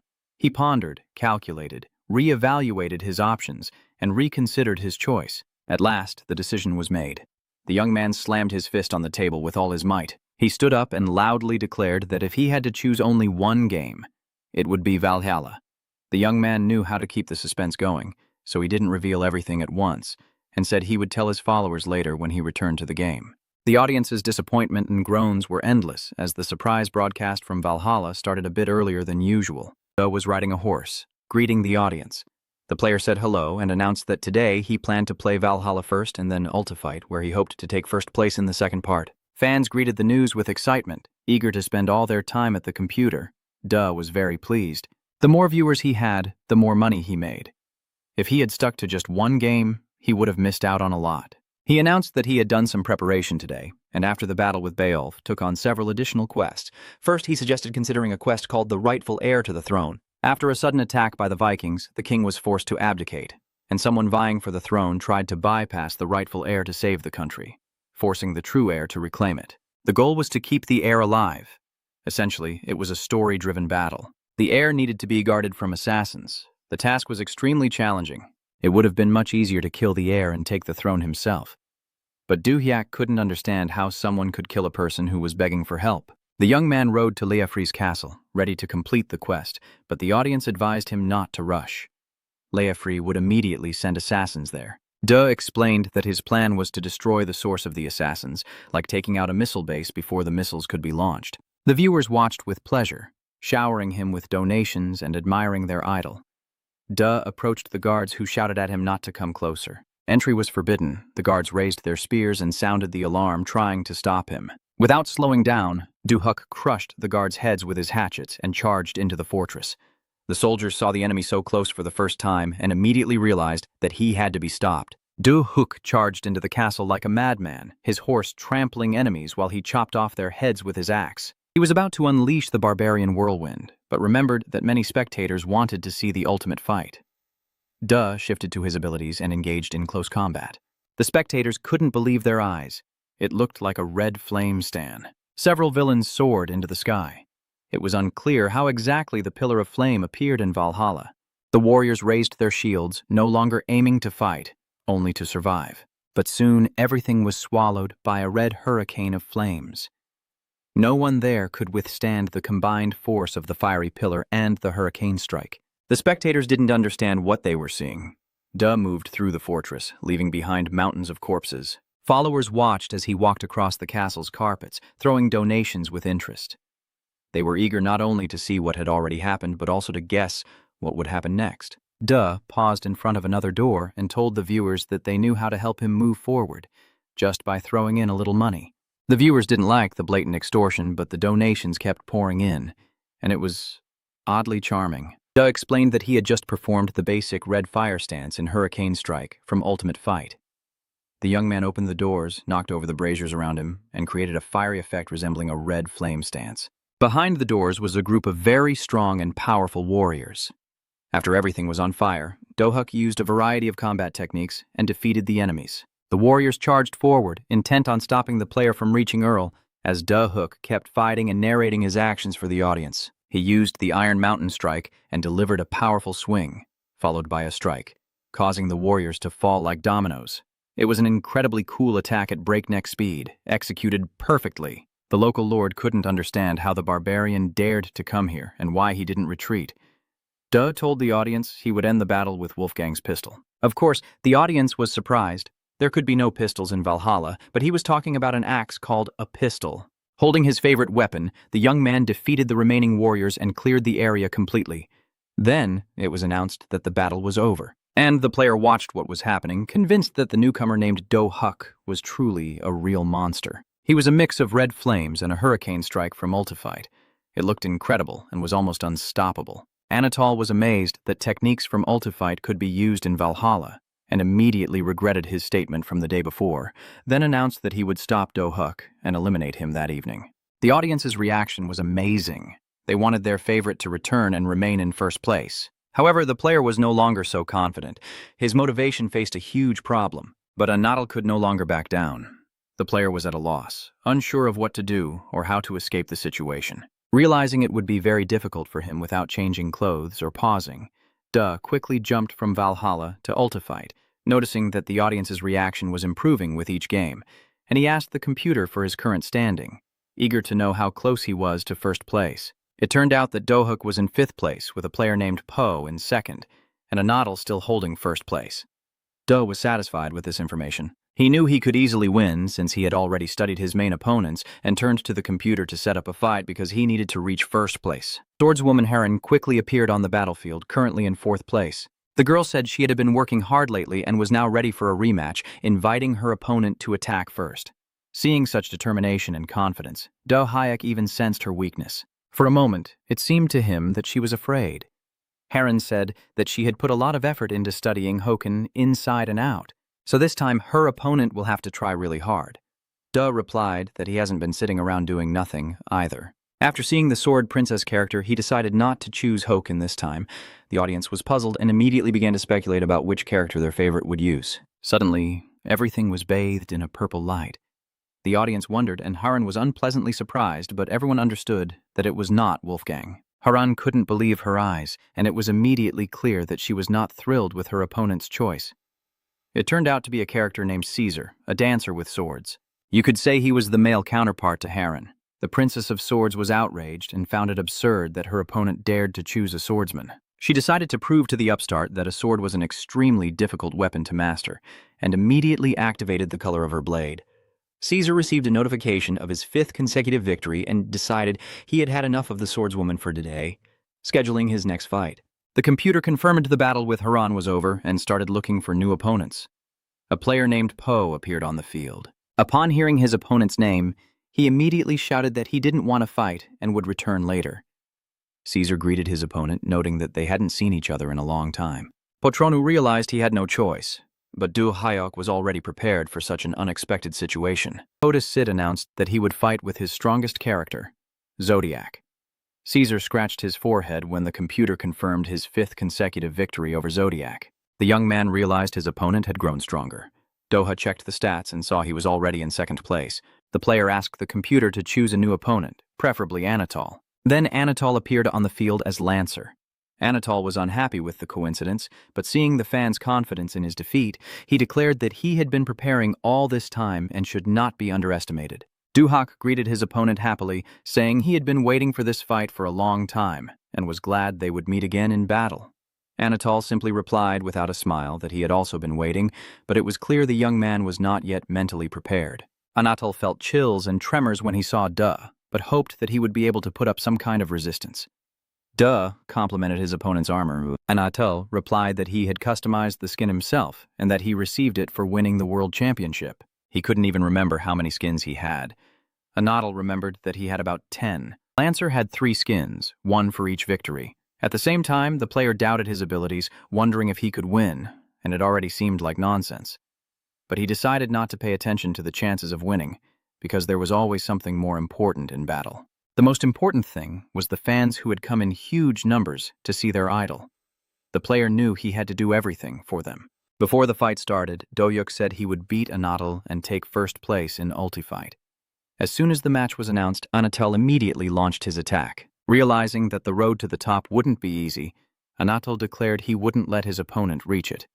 Do Hyuk dodged the attack and parried it in time, saying his opponent was no match for him at this level. In the next moment, he spun his spear like a drill, creating more distance, and Do-hyuk had to leap back. Then, a flower bomb made of countless spears was launched at him, but Do-hyuk dodged between them without getting hit. He reassured the audience, saying that this attack was exactly the same as the swordswoman's. No matter how violent the waves are, they cannot quickly destroy a solid rock. The player was about to showcase the art of the heavy sword, a technique the Illusory blade couldn't withstand, capable of destroying countless monster armies with a single strike. Anatol was truly scared. He couldn't believe it was just pure madness. The strike was so overwhelming that it defied all laws of physics. The audience realized that Caesar didn't possess such a technique at all. It looked like Do-hyuk had just come up with it. Duh explained that he decided to combine Wolfgang's technique, but instead of pistols, he used a sword. The fight wasn't over yet, and the audience eagerly awaited the continuation. Anatol no longer wanted to read the fans' comments. They clearly weren't helping. The player announced that he was going to counterattack. Do-hyuk supported this, asking followers to stop teasing Anatol because usually when people are overwhelmed by such a flood, they are not even capable of thinking about a counterattack. He noted that Anatol had reacted at least a little, and that was because he was a talented player. Viewers started to write that Anatol was only capable of jerking off, but Do-hyuk defended his opponent, saying he wasn't laughing but actually praising him. Soon, the computer announced that the damaged field had been fully restored, and Do-hyuk suggested that Anatol play again. Anatol couldn't refuse, especially with the audience pressuring him to justify his skills. The playing field was literally ablaze with explosions, temporarily turning into a boxing ring with Anatol as the punching bag. Another match has ended. Anatol lay on the ground, receiving messages from the audience praising his effort and saying he had lost everything he could. The young man was exhausted not only physically, but also mentally, not understanding why the game was going so badly and nothing was working out. At that moment, new statistics came in. I believe the player was now in first place, and Anatol was in eighth. At that moment, news spread throughout the gaming community. Do-hyuk had officially announced that he was going to complete Iron Fist and reach first place in the world. Everyone was focused on this news, and followers started betting on how far Do-hyuk could go. Anatol tried to analyze the situation. If he had been asked the day before, he would have said that Do-hyuk would certainly start well, but everyone has their limits. Duh proved his talent in Ultimate Fight, but in Iron Fist, there are many monsters like him. For example, a legendary player from South Africa named Kaba won the Iron Fist World Championships twice in his first year after debuting. But now, no one could think so definitively. Everyone understood that Do-hyuk would be able to conquer not only Iron Fist but also other popular games. The question was whether one person could reach the top in multiple games at once. Everyone wanted to see how far Do-hyuk could go on his own. Duh decided to surprise his fans with a stream and logged into the game. Viewers started guessing which game he would play first. He mentioned he might tackle Valhalla second today, or take a short break from it. Plus, he reached first place in Ulti Fight today, so it was time to pick a new game. This new game was the fighting game Iron Fist, and Do-hyuk decided to try it out. The player turned to the computer saying that he needed to decide on a nickname. He was going to keep it as I think so, but there were already many players registered with that nickname online. He had to accept it. Famous people have to make sacrifices. The young man suggested to the computer that he play with this nickname, combining it with Iron Fist. After the download was complete, Do-hyuk found himself in the new Iron Fist game world. He selected a character named Kujo. The crowd cheered, convinced that their hero was about to begin a new chapter in the game's history. First, he had to choose a story mode, which wasn't available in Ultifight, online or offline. The audience eagerly discussed the secret story quest, an Easter egg that even Anatol and Poe on the other side couldn't uncover. Do-hyuk decided to postpone the story and start with online mode, just like in the ranked battles of Ultifight. The computer began to select an opponent for the online fight. Everyone in every house sat at their computers watching Iron Fist. Their admiration knows no bounds. Do-hyuk had already achieved 10 consecutive wins. The player entered the chat and couldn't understand why everyone on the forum was so excited. Even the best Ultify players were rushing to Iron Fist just because a newcomer had won several matches in a row. Among them was Akuma, a pro player. Meanwhile, a teammate confirmed that the noise was indeed intense. Akuma couldn't understand why winning in Ultify let the newbie surpass Iron Fist. The game mechanics and microcontrol system are completely different there.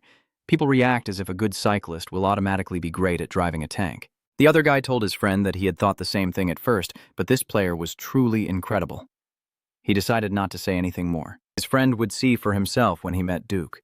For now, he needed to train hard. Poa went to play full DV, saying he would wait for Akuma there. Akuma wondered if the newcomer could really be on par with Vasily, Anatoly, or Poe's side. It truly seemed impossible. Akuma made up his mind. He decided to make it clear to the newcomer that Ultify and Iron Fist were different games.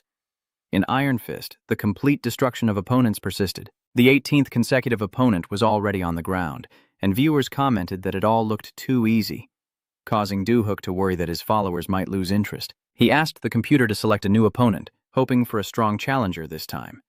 A new opponent appeared before him, the Demon King Akuma. He had never lost a match, and his level was on par with a heavenly god. The audience was excited. Now there will be a real, serious fight, a worthy test for their idol.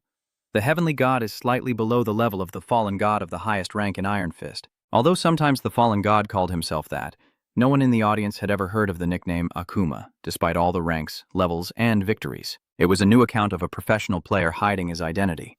Akuma was also Amuka's nickname, which he changed back and forth. If Doohayak wins with this character, he will level him up again.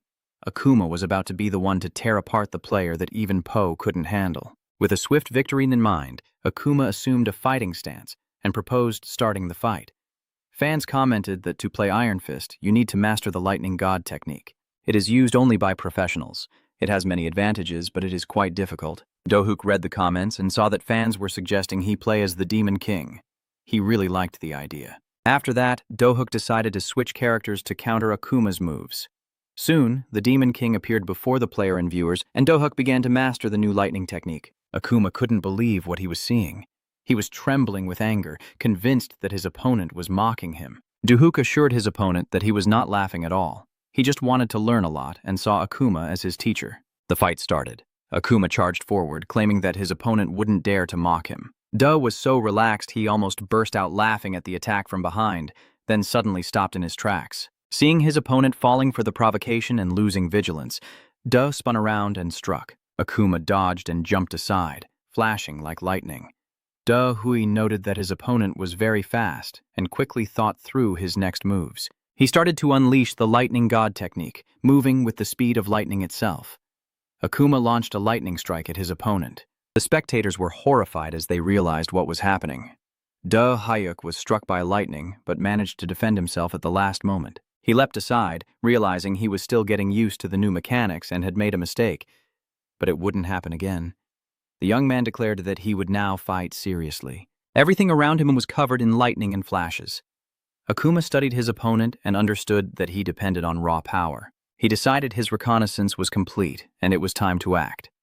Akuma declared that Doohook would not touch a hair on his head from that moment, and used the Demon King's high-speed technique to create many ghost clones. But Doohook was not fooled and quickly pinpointed the true enemy among the crowd. He seized Akuma by the shoulder and said he understood his plan immediately. First, Doohook realized he needed to settle a small score with his opponent. The young man unleashed the lightning fist explosion, a strike reserved for a fallen god. All the clones dispersed in different directions, and in the end, only Akuma remained on the field. Doohook announced that he wanted to celebrate his arrival at Iron Fist and would now attempt the Iron Mountain strike. This strike was faster than lightning, making the player shoot off like a rocket.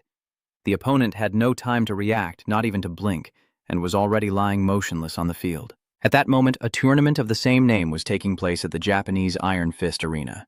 And as it was nearing its conclusion, the winner was about to be announced. To the delight of the fans, the winner was Suki, who received the cup and stood on the stage next to the host.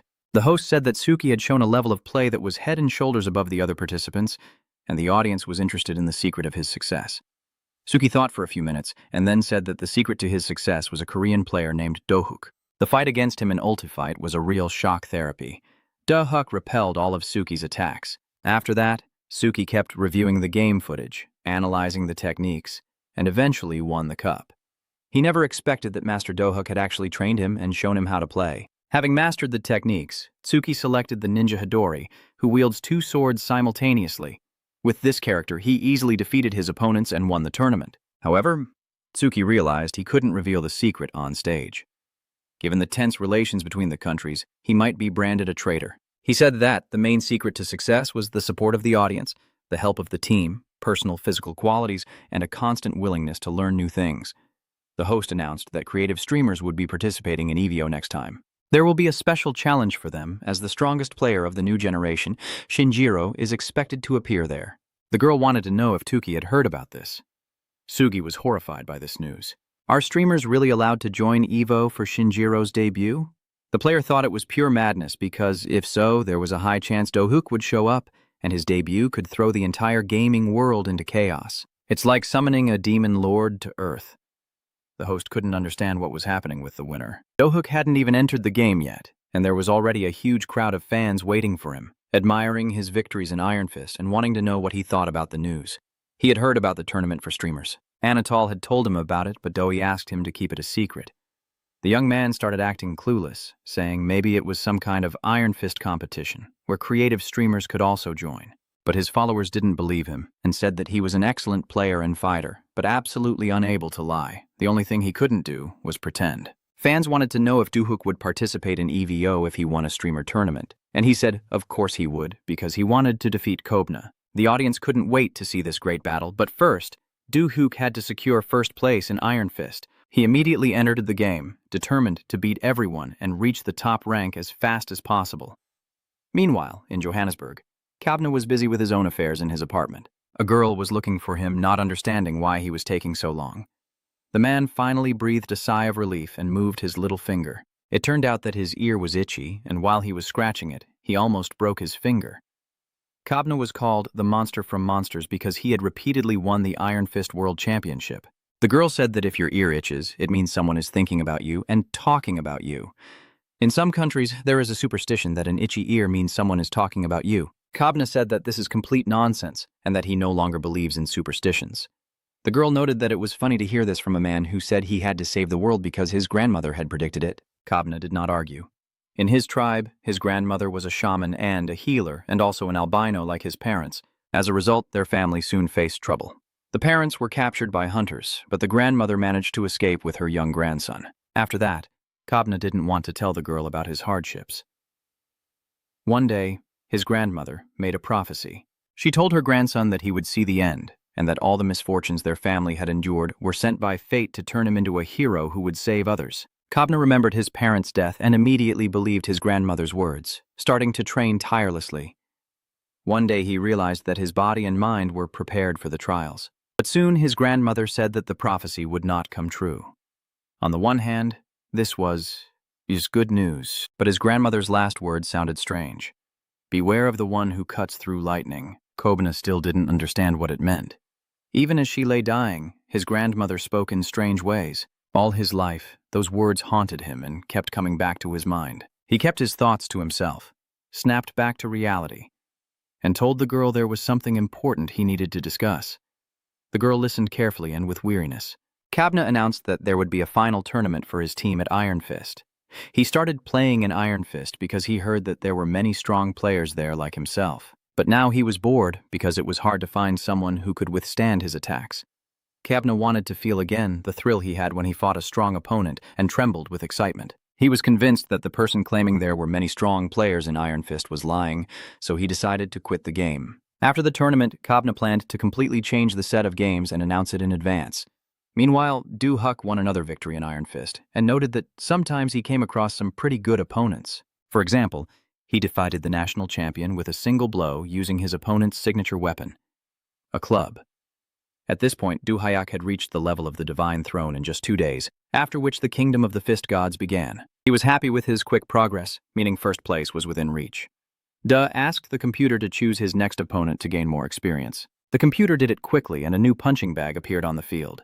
It was a true god-level player named Masamune. The young man introduced himself as Shinjiro, the crown prince of Japanese fighting games, and followed in the footsteps of the main champion, Suki. Suki personally warned him and other members of the Japanese team. He believed Do-hyuk could surpass Anatoly, so it was better to keep his distance. Then, Shinjiro watched the stream out of curiosity and realized that Suki's warning was not just empty talk. As soon as Do-hook started playing, he also began defeating strong players one after another. However, Shinjiro wasn't worried because he was confident in his own strength as well. Today's battle was just a test for him.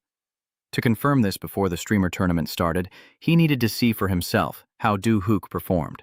Shinjiro declared that the one who survives in the end is the strongest, and now he wanted to prove it to everyone. Do-hook looked at his opponent with interest and was happy to meet a strong opponent. so he asked the young man to hold out as long as possible. After all, if the fight ended too quickly, Do-hook would get too few donations, and at this point, that was the only thing he cared about. Shinjiro managed to block the player's initial strike with his sword, then quickly countered, disarming his opponent. Looked almost dead, and the audience immediately began to worry about their idol. I hope he doesn't die right in front of them. Do-hook reassured his followers, saying he was fine, and then sneaked up behind his opponent. Shinjiro remembered that he had cut the clone with his sword last time. Do-hyuk confirmed this and knocked the sword out of his opponent's hand with a punch, then performed a spinning throw. Shinjiro had to admit that his opponent was very skilled in Mutadori and managed to take his sword away. The player wanted to know who had taught Do-hook. Always shared his knowledge very sincerely with players and opponents. He was quick to answer, saying he learned this technique from a holy swordswoman named Tiberin, one of the 9 heroes. All of Do-hook's sword skills were based on her secret techniques. When the young man asked why she was called the holy swordswoman and not the goddess of swords, even though she had such abilities, the girl replied that the name God of Swords was already taken. The strikes and semicircular throws that Shinjiro used were very similar to the techniques of the holy swordswoman. Shinjiro told his opponent that his strikes reflected his family school, so the young man wanted to know who exactly had taught him. But Do-hook, of course, did not want to tell the truth. He said he would answer his opponent if he could block his strike. Assumed a stance that left Shinjiro in no doubt. The young man realized that secret techniques from his family were being used against him, leaving Shinjiro so confused that he couldn't defend himself. He knew that a secret technique called moonlight was being used against him, but who had taught it to the Korean player remained a mystery. Won again. The audience didn't know what secret technique he had used, but everyone was excited. Shinjiro was very upset. He didn't understand who this player was. Understood that his opponent had identified the moonlight technique, confirming his suspicion. Shinjiro kept trying to figure out who Do-hook really was. Do-hook said it didn't matter and asked if the player had an older sister. Shinjiro was furious. He wasn't going to talk about his family, and his followers started laughing and teasing him because usually when there's a cute boy, he often has a very pretty little sister. Duke realized that his question sounded very ambiguous, as if he was asking the player to bring his older sister here. Do-hook quickly clarified that he didn't mean it like that. The guys kept joking about the older sister for a while, but no one actually gave any useful information. At that very moment in Japan, in one of the houses, you could hear the sound of training and heavy breathing as someone practiced their skills. A girl in traditional Japanese clothing, wielding swords. She was practicing a new technique and was very focused. She had to take half a step to the right, then gather the energy in the blade. Moonlight surrounds the entire world and can cut it with a single strike. The girl swung her sword, and all the dummies she was practicing with were sliced in half. But suddenly, the girl realized she needed to loosen her grip on the sword and started inspecting the dummies. 2 of them shattered into 3 and 4 pieces, but the last one wasn't cut perfectly. In their family, they say the clan's head can split stones and cut down forests with just a sword. It was unclear how he managed it, but suddenly a shadow appeared near the training hall, and Tiba Shinjiro, the young brother of the girl and a descendant of a renowned swordmaster and holy swordsman, rushed into the hall. His sister was very strict. She pointed her sword at her brother and said that she had asked not to be disturbed during training. Ren wielded her sword even better than her older brother, who was considered the strongest in the entire Tiba family. Shinjiro calmly pushed the blade away from his sword and asked if his sister was teaching anyone their secret moonlight technique. Ren said that was an offensive remark, and if her brother wanted to fight now, he should put on his armor. Shinjiro realized how strong his sister was. He quickly denied it, saying he didn't mean it that way. The young man realized that his sister couldn't possibly know Duke. Everything was already unclear. Why did this player's movements seem like the TBA family style? And why did Duke seem to know his sister personally? Shinjiro decided to check it out and asked Ren to come outside with him. She needed to see something. Hayek kept fighting another opponent in the Iron Fist game. Everyone saw from his movements that the Lightning God technique was over, because it couldn't affect Do-hook's method at all.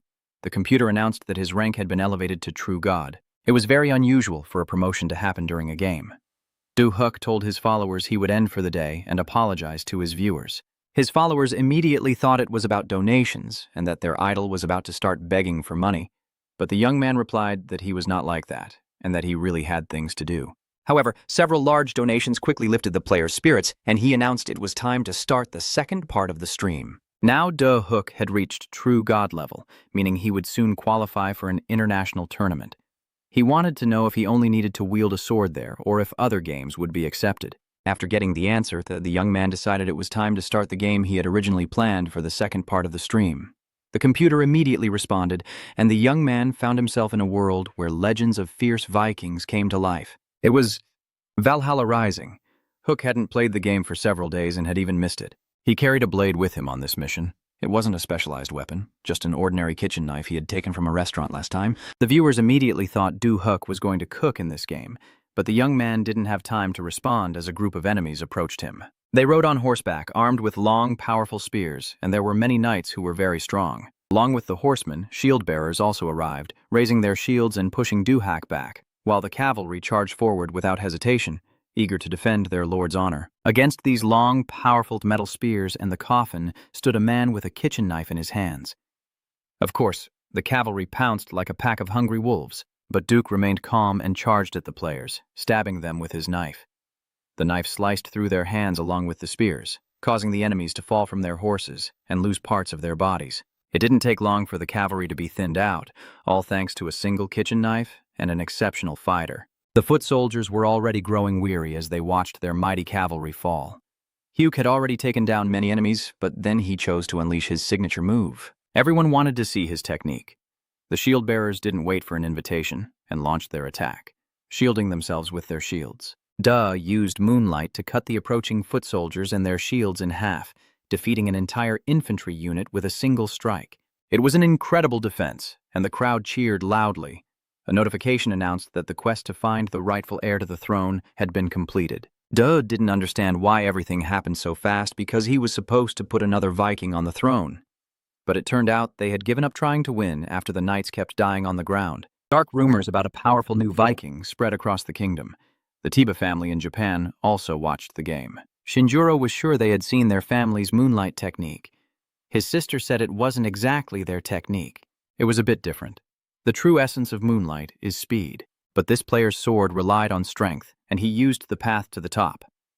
Of course, if you combine the path to the top with fast moonlight, you can achieve what the girl had been striving for so long. She became very interested in the game and asked her brother to teach her everything about it. Shinjuro was very surprised to hear this request because when he asked his sister to play together, she always refused him with the words, "I need to practice." Her brother wanted to know what had changed. The girl replied that she had finally found her path, and it was the path for her sword. The next day, as they walked along the street, the brother doubted whether his sister was guiding him correctly. Jun was confident she was on the right track, even though they'd been wandering with a map for an hour and still couldn't find the place. Remembered that the day before his sister had mentioned a young and beautiful female YouTuber, but Jian said that her brother had misunderstood because she had been talking about a guy. Finally, the brother and sister arrived at the place they had been searching for all along. The truth was, they had an appointment there. The girl looked into the cafe to see if the guy she was supposed to meet was there. John greeted the men, saying it had been a long time since they last saw each other. In response, the guy waved back. To his surprise, Hook realized that his sister had brought him to meet Jagal's men, the big-eared guy. The big-eared boy also recognized his savior and asked what he was doing there. Hook turned to his sister and asked, "Did Jian really want to introduce me to this big-eared kid?" The big-eared boy immediately started to speak. He couldn't understand why his older brother had left so easily back then, since he hadn't even thanked him for saving him. Since that day, Jagal had thought about his savior every day. He truly wanted to thank him. Jagal Min gazed at his savior and idol with admiration, saying he had been searching for him for a long time and that Hook's strength was incredible. Big Ears hugged his savior tightly and said that this was exactly what he needed. Jian was frightened, alarmed, and surprised. It couldn't be that these two were dating, but maybe they just loved each other.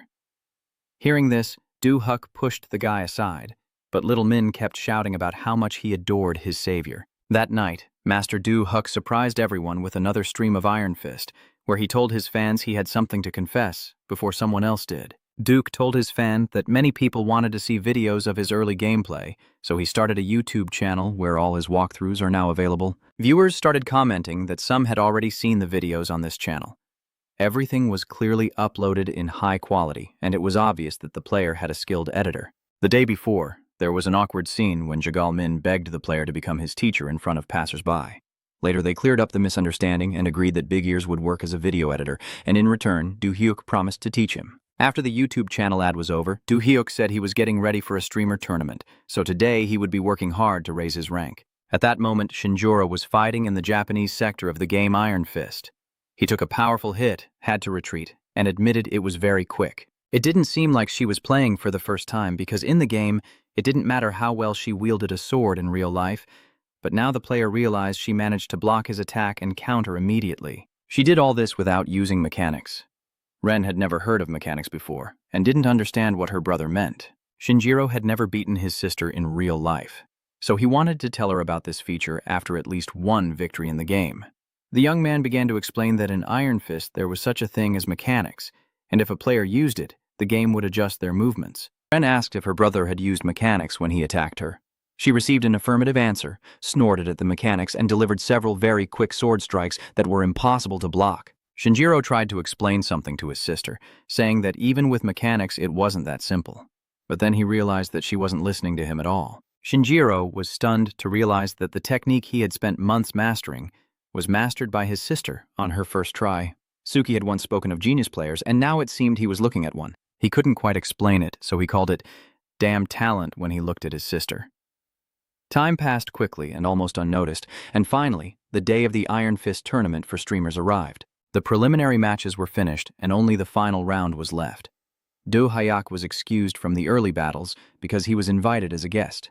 Having quickly risen to the rank of Heavenly Battle without a single defeat, Do Huk felt embarrassed by such praise, but he was more curious about the matchups that would be drawn.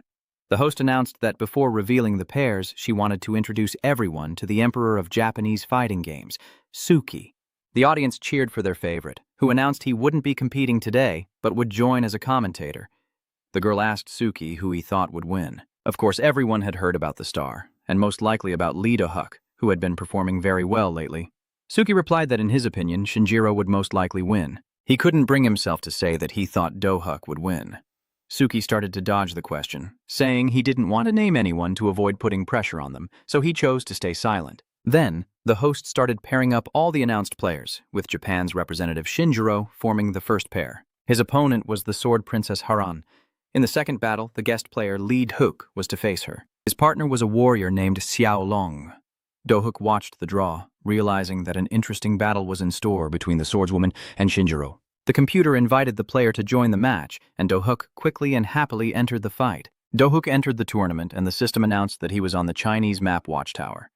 Soon, his opponent also joined the game. Xiao Long, who was a heavenly god, immediately announced that he had always wanted to fight the little sword king Shinjiro, but instead he got some streamer from an obscure little country. Xiao Long picked up his cup of tea and said that before it cooled down, he would win and come back to finish it. The player adopted a defensive stance, activated his abilities, and invited his opponent to attack. Du quickly defeated his opponent and, before Xiao Long could recover, went to finish his tea, which surprisingly was still hot. The fans cheered. Their favorite had indeed kept his promise, and the tea hadn't had time to cool down. Duke waited for the next match. He was eager to find out how the swordswoman was doing. The sword princess had emerged victorious. The girl did an excellent job with Shinjiro. Korean fans were thrilled. They called the Princess of Swords the first student of Master Do-huk, a title that didn't suit her at all. Anyway, she believed the final tournament should be between her and Do-huk. By defeating him, she would prove to the whole world that she was a true force to be reckoned with. Soon, the arena was ready again, and it was time to face the next opponent. This time, the Princess of Swords faced her next opponent, Masamune, who had only 16 wins, making her a newcomer, but also very adorable. She quickly gained fans. Heron tried to hold back a sneer, unable to understand how anyone else could be called cute when the most beautiful girl in the world of video games was here. The Princess of Swords was talking about herself. Har kept engaging with her fans, telling them she was the most beautiful, athletic, strong, and intelligent person here. Masamune allowed her opponent to enjoy the conversation, and Harn started to look less attractive. Finally, the Princess of Swords ended the chat. She apologized to her rival, saying that the audience demanded her attention and she simply couldn't refuse them. At last, the signal came for the players to get ready. Masamune continued to wait very calmly for the game to begin.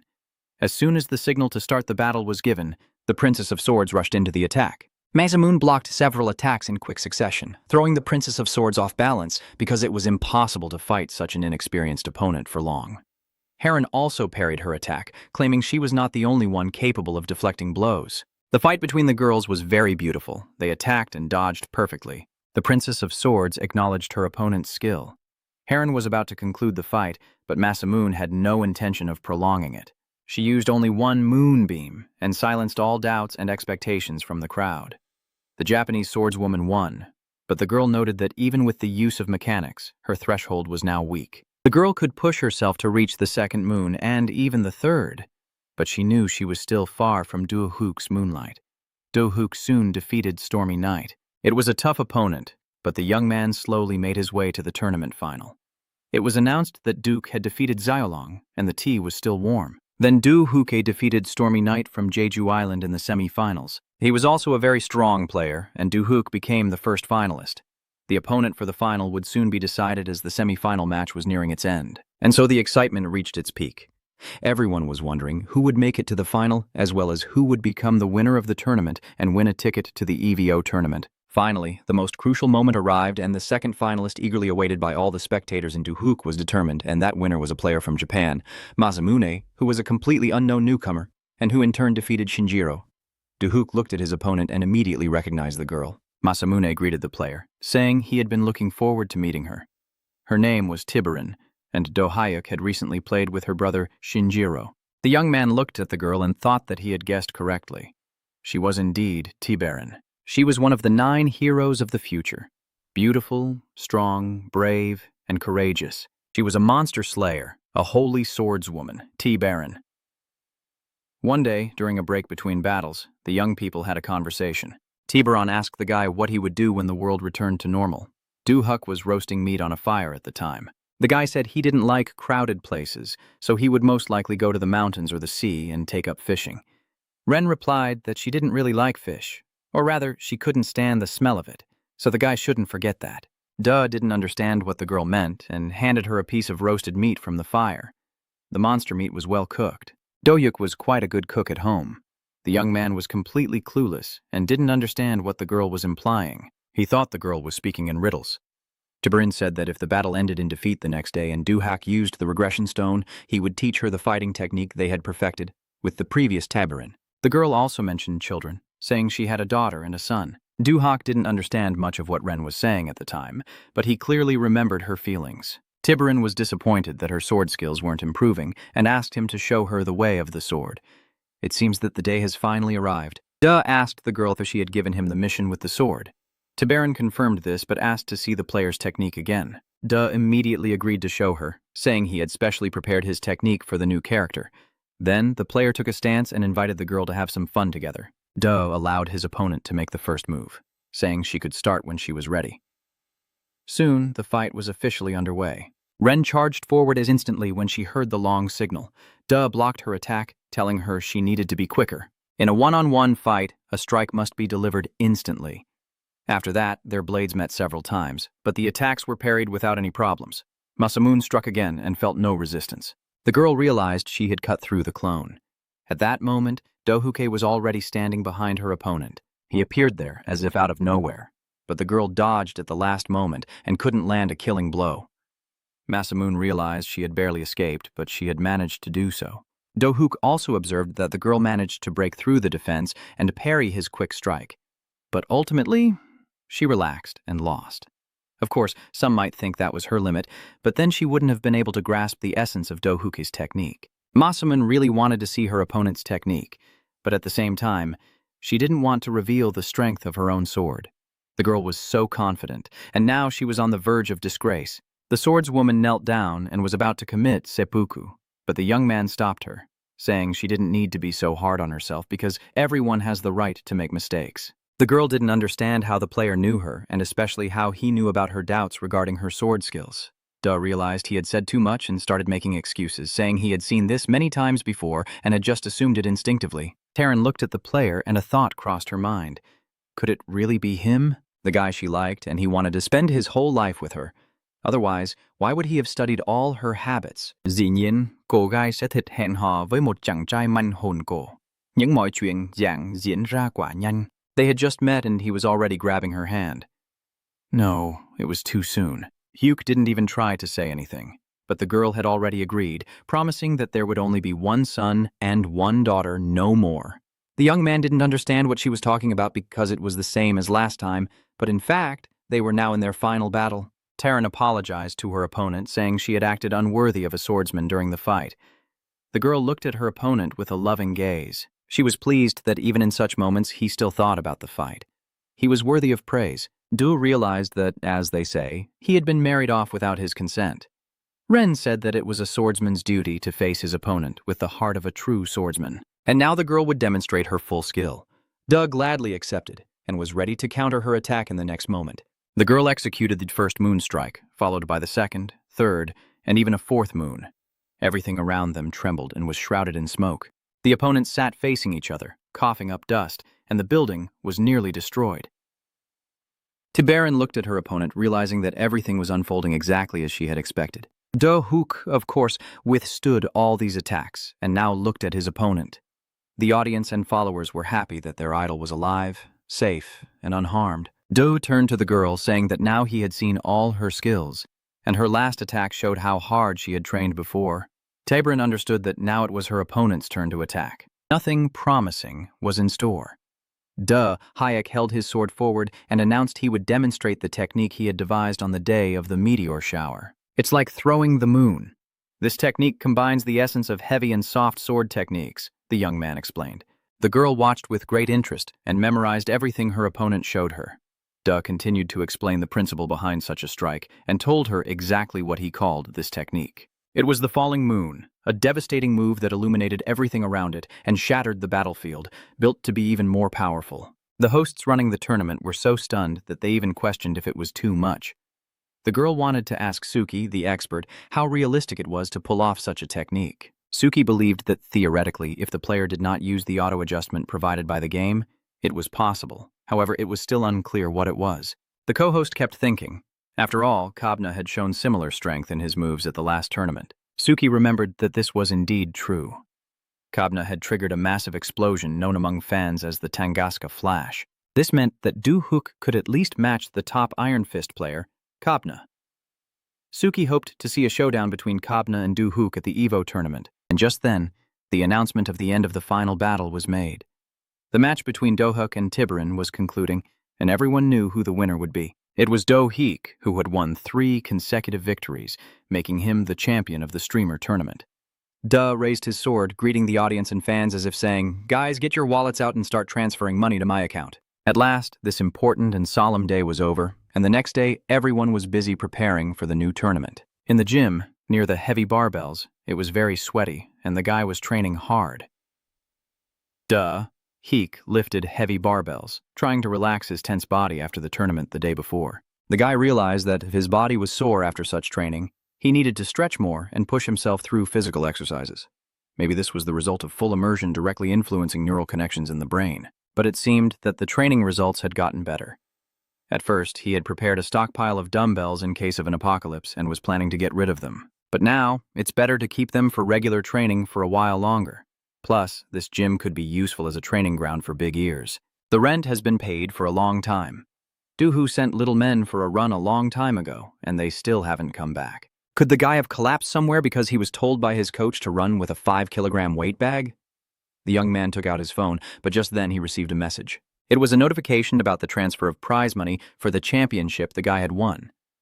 Calculated that in just 3 weeks of playing, he had managed to earn more than 30 million. The guy decided to check how much he still needed to repay on his loan. It turned out that the loan amount was approximately 30 million, which meant that it was time to pay off this damn debt that annoyed the guy so much. At that moment, a noise distracted him, probably Jiggle Min returning from his run, but he still had to see where he had been running and pick up the lead bags from him.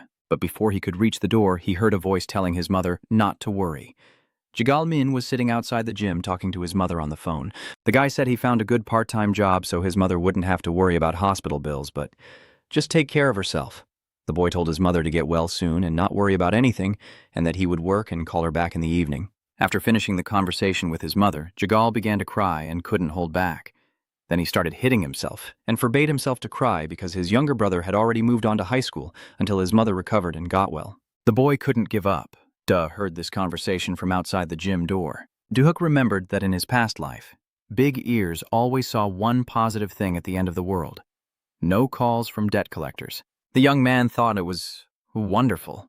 Duhook looked at his phone balance again and thought about the money for the loan. The young man realized he had no choice. This strange person from his past life had once sacrificed himself for the sake of others. Do believed that money would come and go, and he could earn more later, while his debt could wait. A tall man entered the gym and saw his teacher standing by the door crying bitter tears. There was a long silence before Big Ears asked why his teacher was crying while waiting for him.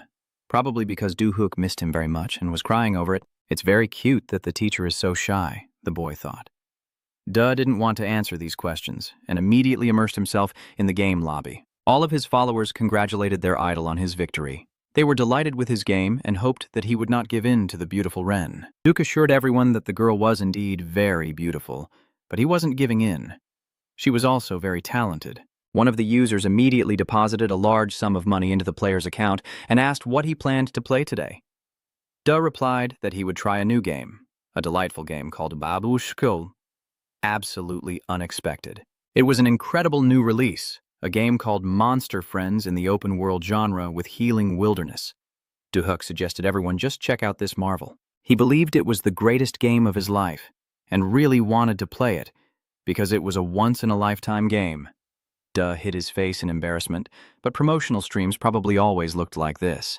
The young man hoped he would be able to handle this role easily, but he had never been good at pretending and didn't like it. What could he do? He needed to earn a living, and if someone didn't like it, players could just throw money at him. After all, it's not so bad that their idol loves money, and if he has enough of it, he won't have to promote all kinds of nonsense, and he will thrill his fans with awesome battles. Anyway, he had to start playing with monsters. So what if they were monsters? Next, the computer announced that it was connecting to a large-scale open-world game set in the wilderness called Monster Friends. The audience had no idea how the super player and fighter would play Monster Friends. Ike realized he was already there and had to decide what to do next, since none of his fans could offer any advice because it was a new game. So he decided to look around and get his bearings. D-Hook checked his inventory and found something that looked like a phone. It was a kind of encyclopedia that recorded all the monsters the player had caught. The goal was to catch different types of monsters and complete the entire encyclopedia. It was also possible to complete the entries or just keep gathering resources. One of the viewers had seen Black Oak trying to fill the encyclopedia completely the day before. Huck was very surprised to hear that Black Oak also played this game, and decided to contact him later to play together. Additionally, there was a stone axe and a stone pickaxe in the inventory. The axe was a basic tool for chopping wood. It turned out you had to build a house first because this was a game with a healing wilderness. At that moment, Puss in Boots approached the player. He became his first monster companion. Huck immediately struck the cat on the head with a hammer. The cat meowed but didn't die. Duke thought the problem was with the stone hammer, so he couldn't kill the cat on the first try. Hammered Puss in Boots relentlessly with a stone axe, hoping that he would eventually die. The audience was shocked. They told him that this monster was a partner, not an enemy, and that the young man should protect it instead. Duhack proved to be a crazy killer who turned a peaceful game into something resembling Monster Hunter. The viewers suggested that there were special tools in the inventory for catching monsters, and it turned out they had to be caught, not killed. Soon, a piece of meat appeared in the clearing, probably to lure some monster, but Duhack decided he had received a ready-made piece of meat in exchange for the Puss in Boots he had killed. The deeper he went, the more confusing it became, but he had to see this game through to the end. Soon, a huge, giant monster appeared on the horizon. It was the Forest Guardian, a turtle dragon. Compared to it, Duke was like an ant. Duke was very happy. Now he would kill turtle monsters with a stone axe. It was truly a healing game. Monster Friends were meant to help him relax. That was pretty much how the week went. Sitting at the airport, the editor said that he had uploaded the video about Monster Friends and it had gone viral. The shorts in which the player rushes at a turtle dragon with a stone axe and a single sneeze are taking off and have already racked up 1 million views. Jiggleman checked the statistics and said that at this rate, 10 million views were just around the corner. They would be able to earn money again because Huck had transferred all the previous earnings to Big Ear's debt account. Joggle Min thanked his employer for the generous fee, and the kid was also grateful that his teacher had taken him abroad, though didn't want to reveal the truth that he would be putting a lot of pressure on his editor, who would be filming and editing the videos throughout the trip and wouldn't even be able to leave the hotel. Instead, Huck suggested turning on the camera and starting the stream right away. The guy began streaming, and at first the viewers didn't understand where it was coming from, where their favorites were, or what the occasion was. Huck clenched his fist, showed it to his fans, and declared that today was the day he would win the EVO tournament in one go. The EVO Arena in the US hosted the world's biggest fighting tournament, with fighters entering one by one to greet the audience. The first to enter was a player from Japan named Suki. He was followed by the representative of the American gaming group Iron Fist champion Nick Jackson. Then the Indian player Atak entered the arena and greeted his fans. And finally, a Russian monster named Gulov entered. He asked for vodka and gold and spoke out against drunk driving before finally being called to come out. A true hero of Africa, the eternal emperor of fighting, handsome, inimitable, and invincible, Emperor Kabna. The host turned to Kabna and asked him to stay for a minute to answer a question. All the spectators and fans knew that their idol had announced his retirement from Iron Fist after today's tournament. Everyone was curious to know how Kabna was feeling right now before his last game. Kabna pointed at his opponents and said that just having to fight this rabble was so depressing that he was ready to die of despair. All the players felt offended. No matter how strong Kabna was, he shouldn't insult and humiliate his opponents. The host introduced a player named Tanlong, a martial arts master and the top player on the Chinese server. Kabna recognized him and remembered that this player had been his punching bag at the very beginning of his journey in Iron Fist. Tanlong struggled in the Russian's hands for a while, but soon his patience ran out and he knocked out his opponent. Everyone was eager to find out when the game would start, but it turned out that one player was still missing. Luckily, he had just arrived at the venue. The host said he needed to introduce the last player, who was unfortunately a little late. It was Lee Duke, who recently became #1 on the Asian server of Iron Fist and was sometimes called the Cabana of Asia. Duh apologized to everyone and greeted the audience and players, explaining that the taxi driver had taken a wrong turn. Kabna was clearly impatient and announced that if everyone was here, it was time to start. He warned the latecomer that he would pay dearly for his tardiness and that no matter where he tried to hide, Kabna would catch up with him anyway. Duke immediately recognized the fiery tone and realized this was the same Kabna he knew. The player announced he would wait upstairs for his famous rival. Duh pointed to the legend and said that Kabna would have to climb upstairs to meet him there. Duh really admired this fighting spirit and hoped that the newcomer's skills would be enough to back up their words. In short, the atmosphere was very tense. Everyone wanted to start the match as soon as possible and test each other's strength. Then the draw started, and the Indian representative was placed in the first match right away. He was supposed to fight Duke. His opponent was a player named Jade, known for his mental instability. Akuma was about to fight him. The guy immediately realized that unfortunately he was in the same subgroup as Dohayak. Then the draw for the other groups took place, and the players approached each other to get acquainted as if they had never met in person before. Anatol was the first to shake Duhuk's hand. On the other side, they started mocking Oko, who ended up in the same subgroup as Dohuk, and now it was clear to everyone that he had no chance. Duh promised his opponents he would try not to win cleanly, but the guys thought that was even more humiliating. In the group of the strongest players, Yang Long was set to face Kabna. After the draw was finished, the matches started, and Leo Hyuk was immediately called to the arena. Gatak faced Korea's rising star. He kept psyching himself up until the last moment, hoping it would give him an edge in the fight. Do Hayak learned from his viewers that Daniel's character was based on Gatak, so it was no surprise that his true appearance and personality matched perfectly. It also turned out that Gatak was a yoga master with many students worldwide and was actually quite old. Duhuk understood the situation and felt respect, sensing his opponent's noble aura. Soon, the start of the fight was announced and the players prepared for battle. Duke kept watching his opponent and thought that if he learned yoga from Gatak, he could also make a lot of money. The young man apologized and wanted to ask his opponent something, but at that moment a powerful punch to the nose interrupted his words. Despite the blood flowing from his nose, Duhuk turned to his opponent again and asked him to wait a moment. The young man only wanted to talk, but Gatak struck him in the stomach with all his strength, causing him to double over and cough from the blow to his breath. Duhuk had no intention of hurting anyone. He just wanted to ask a question about yoga.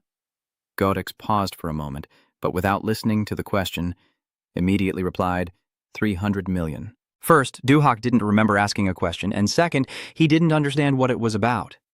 God explained it to him literally on his fingers. 300 million for training, and another 300 million for an instructor. Duhak was literally speechless at such figures.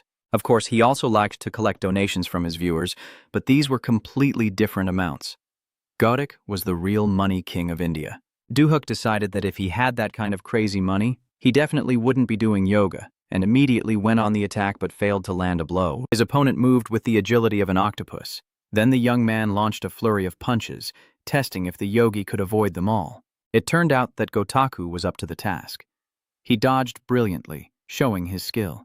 At one point, his flexible arm wrapped around Do-hyuk's arm, and the followers immediately thought that things were looking bad. Indeed, the opponent used a combination of yoga and jujitsu. Once a player was tied up like this, he couldn't escape until the fight was over. Do-hyuk could already feel the noose tightening around his neck and knew he would soon suffocate if this continued.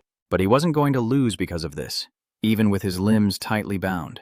In this situation, Do-hyuk decided to bite and sank his teeth into the arm wrapped around his neck. The bite was painful, and God was forced to release his opponent, saying that biting in battle was dishonorable.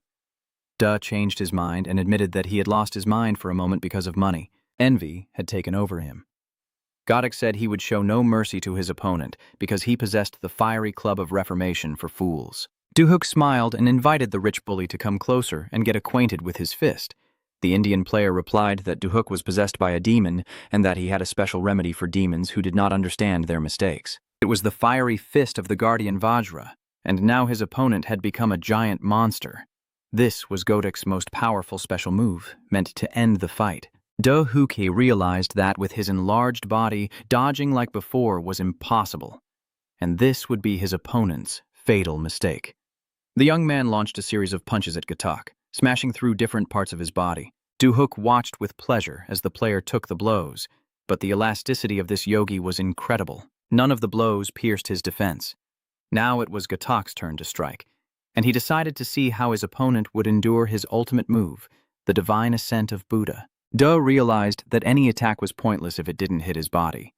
His followers believed his speed would help him dodge, but Godok told them that their opponent was a fool and that it was better to give up their vain hopes and bow before Buddha. Soon, the ground literally trembled. Godok activated the game's mechanics and technique. Do-hyuk felt unable to move. The hold technique kept him in place until Buddha's divine growth was activated. No one could understand how it was even possible to evade such power. Do-hyuk was held down by gravity, but he knew he had to stop his next move and escape beyond the field. Godok was pleased to see his opponent kneel before Buddha. Now, the player had the chance to reach nirvana.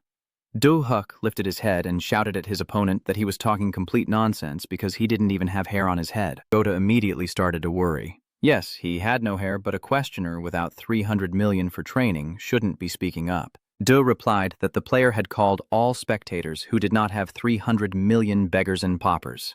Godok countered that the viewers had nothing to do with it. He was talking about Do-hyuk without 300 million, and also he was the first to call Godok bald. Do-hyuk, barely holding back tears, said he only mentioned hair and that it was thinning a bit, and now his opponent was attacking tens of millions of people with baldness. Godok was seething with anger. He couldn't understand how someone who couldn't hear anything at all could exist, and decided he had to be eliminated. The divine ascension of Buddha began. Do-hyuk lay in the center of the gravitational field, not moving for a moment. Then the young man raised his hand and declared that he would not lose to a man who condemned anyone with less than $300 million in assets and asked people with hair problems to donate. Instantly, donations flooded in from around the world while viewers and fans were confused about what was happening. Do sat in the center of the gravitational field and millions of dollars poured into his account. Of course, everyone knew that their idol loved money, and it was clear that he was not going to give up. Fans suspected that Do-hyuk had orchestrated this stunt to attract donations. The worldwide contributions proved to be astonishing. The young man stood up again, prepared to charge at his opponent. Godok said he wasn't interested in any of this. His opponent's attacks had no effect on him, and the final technique had not yet been used.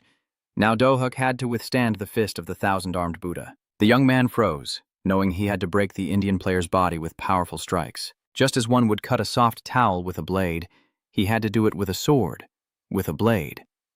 Do was confident that he could do it with his bare hands.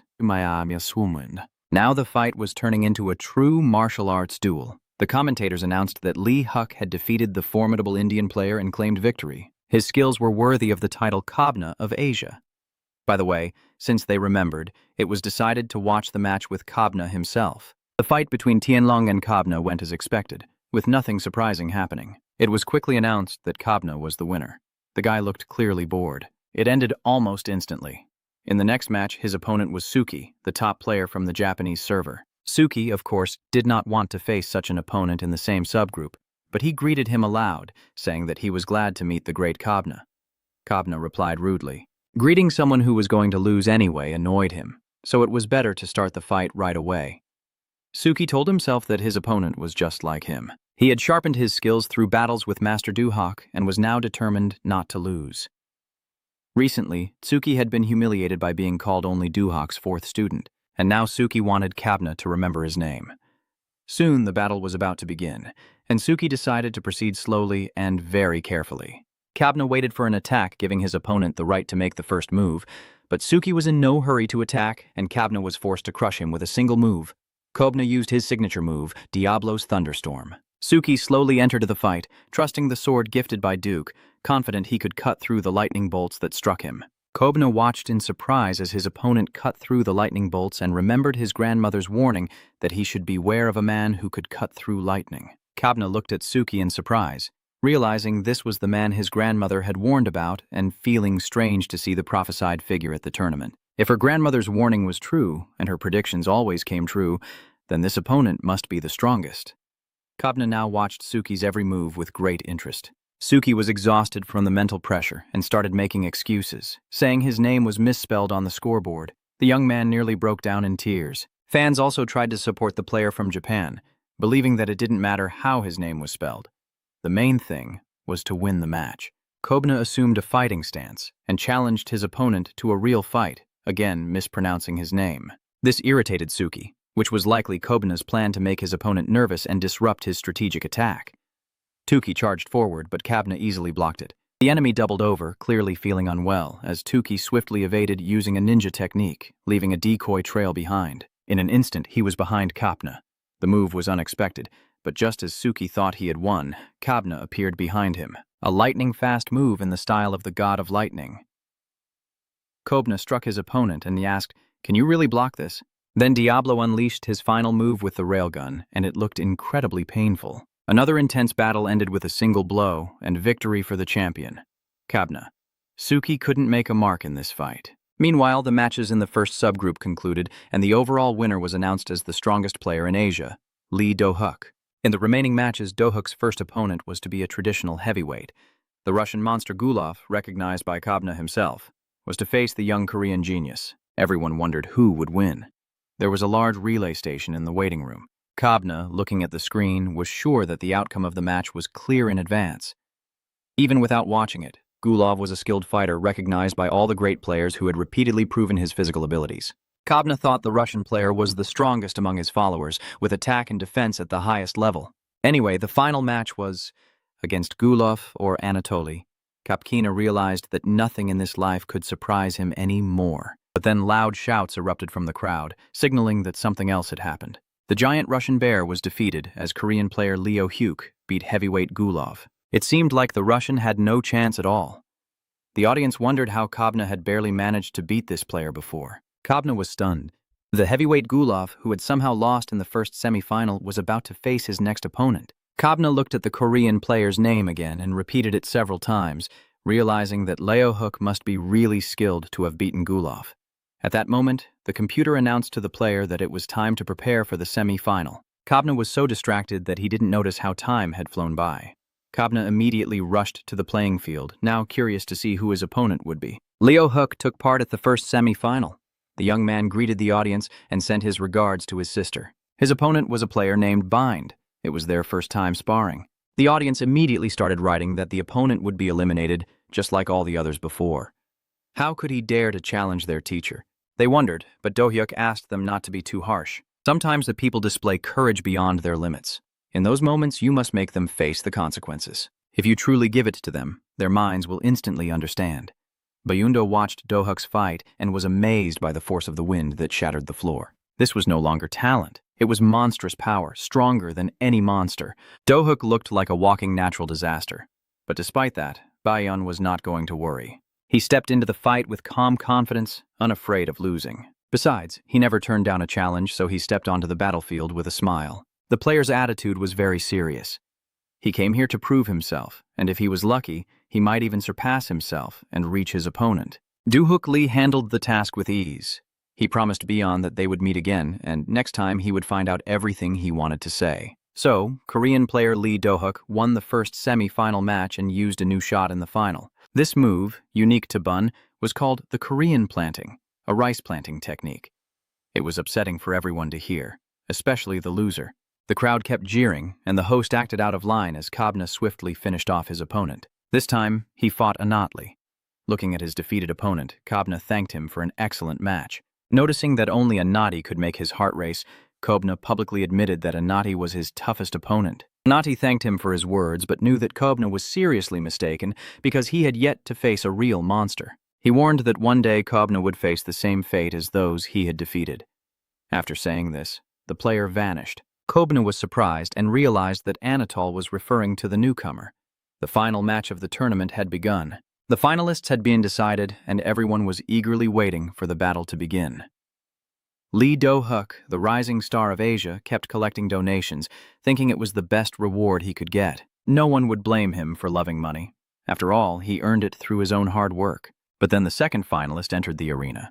Of course, Kobna didn't feel the excitement that overwhelmed his opponent. For him, this was far from his first final. The hosts announced the start of the game. The finalists went to their capsules, and Kobna wondered for a moment if the newcomer could be the guy from the prophecy.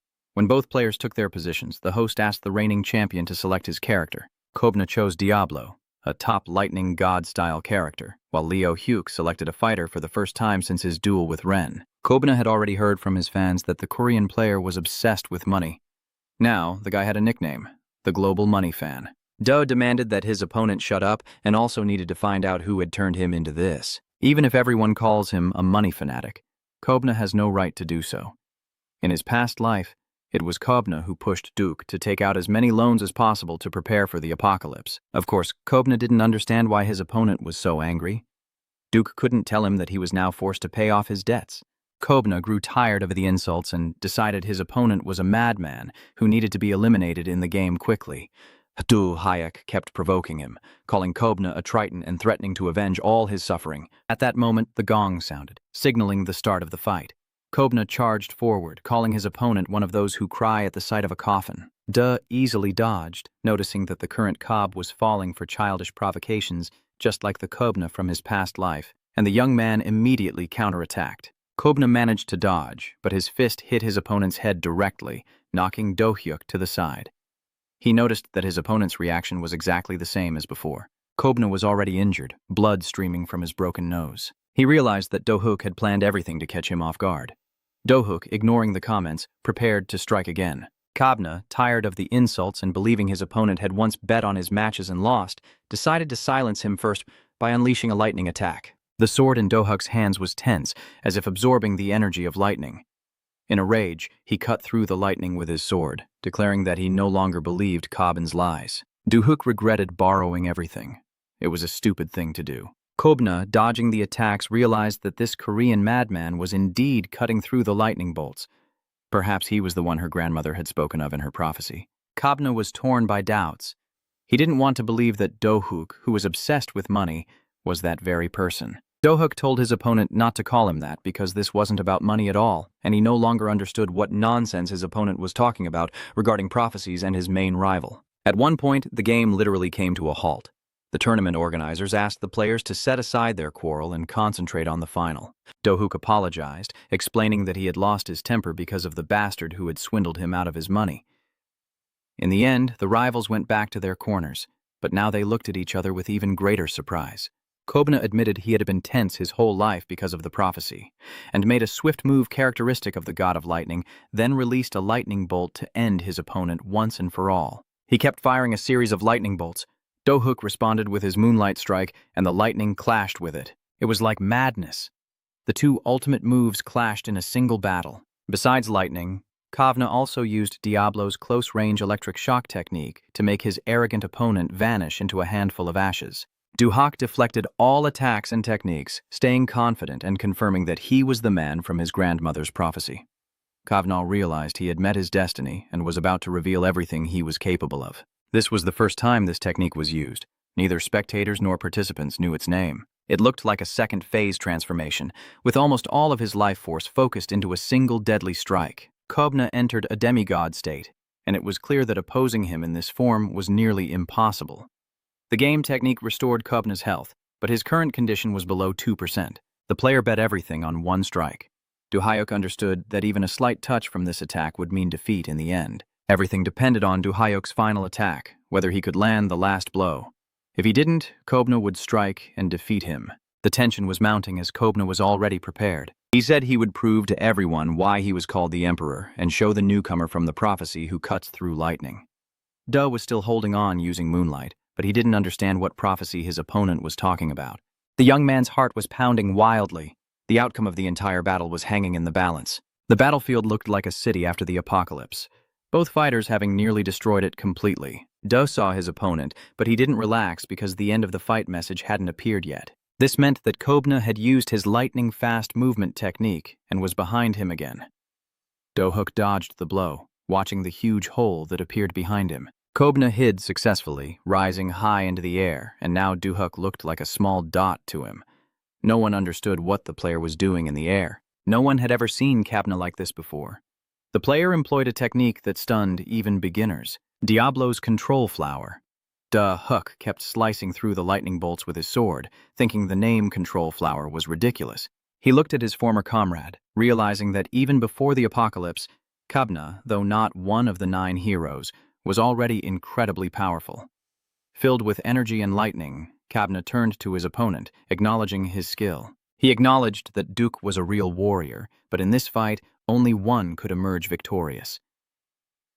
Do-hook braced himself at the center of the strike, ready to endure and retaliate. He raised his sword and said the conversation would continue after Kobna's victory, but Kobna unleashed all his power and was immediately counterattacked by his opponent. He poured everything into the final lightning strike. The player bet everything on this blow. Huck stayed unharmed and asked his opponent what he planned to do next. Kobna understood that the situation was dire. Having committed everything to the attack, he became vulnerable. And the falling moon strike was precise and deadly. It was an incredible display of madness. The players displayed incredible skill, and the falling moon strike was truly spectacular. No one believed Emperor Kobna could be so powerless. However, it was time for the second round. The computer recorded that Leo Hyuk had won the duel. Kobna lay on the ground with a sword in his chest. Everyone knew that a historic event was about to unfold today. Kobna would lose. The third and final round ended with a truly perfect and irreversible victory for Leo Hyuk. As soon as the host said that, Kobna's capsule opened and he jumped out. Leo Hyuk also exited his capsule completely happy. Now, he is the emperor of the new generation of fighting games and the EVO champion.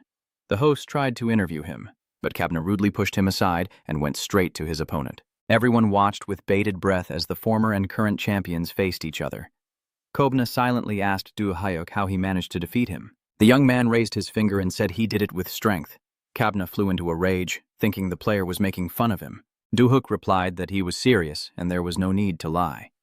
He believed that everything happened according to the laws of the world where monsters lived. When one monster devours others, someone like him must always appear, and Do-hook pointed to himself. Kobna listened in amazement to these words about how those who devour monsters become monsters themselves. The young man remembered that he had indeed been called a monster in countless battles. The player proved himself to be a true monster in these duels and believed that no one could surpass him. Kobna now saw his grandmother's prophecy as a warning against his arrogance. He was so lost in thought that Do-hook had to wave his hand in front of his face. But then Kobna burst into loud laughter, repeating the phrase about a monster that devours monsters. He said he had always suspected that Do-hook was a monster too, and now he had made Kobna nervous. But next time, Kobna would be the one to win the championship. The young man turned and walked away, leaving the playing field. Before everyone left, there was a ceremonial part of the tournament, the award ceremony. Lee Do-hook was crowned champion and received the cup, and all the finalists sincerely congratulated him. Suki reflected. He knew that challenging the Demon Lord was a mistake, which meant that this cup could also be his. He explained that this would happen next time because Kobna had announced his return to his career. Now, the player was not going to give up and immediately began training, preparing for the next championship. Kobna was too confident in regaining his title, but Shinjiro was also determined to win this cup next year. Soon the losers started debating who could beat their spiritual master Lee Hyuk. Anatol mentioned that a female swordsman was missing. Then the perfect brotherhood of disciples would truly be formed. Suki asked if Do-hook was going to debut as an Iron Fist professional, but Do-hook said he wouldn't do that and was leaving Iron Fist right now. The boy's hair stood on end. They couldn't believe what they were hearing. How could he say something like that? It looked like tears were about to fall from the eyes of these brave and strong players. Jian congratulated her brother on his victory, but quickly asked where her gift was, since he had just come back from the United States. Duh hadn't spoken, but it turned out he had indeed managed to get a gift for his sister. The girl was very pleased. It's always nice to receive such an expensive handbag. Jian asked if it was true that her brother was going to quit Iron Fist and why he had made that decision. The answer was simple and banal. There was no more money there. Jianne pointed out that many teams in this game offer high salaries. Duh replied that if he stayed with the team, he would have to live on his salary and wouldn't be able to earn money from other games or advertising. He would need to get the team's approval each time. After winning the tournament and gaining popularity, advertising offers would pour in. So it was better to stay a freelancer. There was no point in arguing with such reasons. Everything made sense and was carefully planned. Duhak said he would stick with Iron Fist for now. The guy had another advertising stream planned, so he would pick the next game later, maybe a chapter from Valhalla or Monster Friends, which he had already played. At that moment, the intercom rang, indicating someone had come to visit. An unfamiliar girl was outside, trying to meet Lee Duke, unsure if she had come to the right place. She was looking for Dohuk's house. Dohuk couldn't believe his eyes. Standing in front of him was Miss Taiba Ren. The girl was brought in, shown into the room, and offered some water. Then Dohuk asked her how she knew his address. Ren confessed she met Suki, got it from him, and came in person. Dohuk was upset. Suki had promised not to tell anyone, and now he was sharing his contact details freely. Seeing her host's reaction, Ren suggested that something was bothering him. But Dohuk replied that the girl probably had her own reason for coming, and he wanted to know what had brought Tiberin to him. Taryn dropped to her knees. Duh jumped up in shock and asked her to stand up. The girl ignored him and said that the technique he demonstrated at the tournament, the moonlight and the secret falling moon, was magnificent. Ren bowed before the player and asked him to teach her, even though she knew she still had a lot to learn.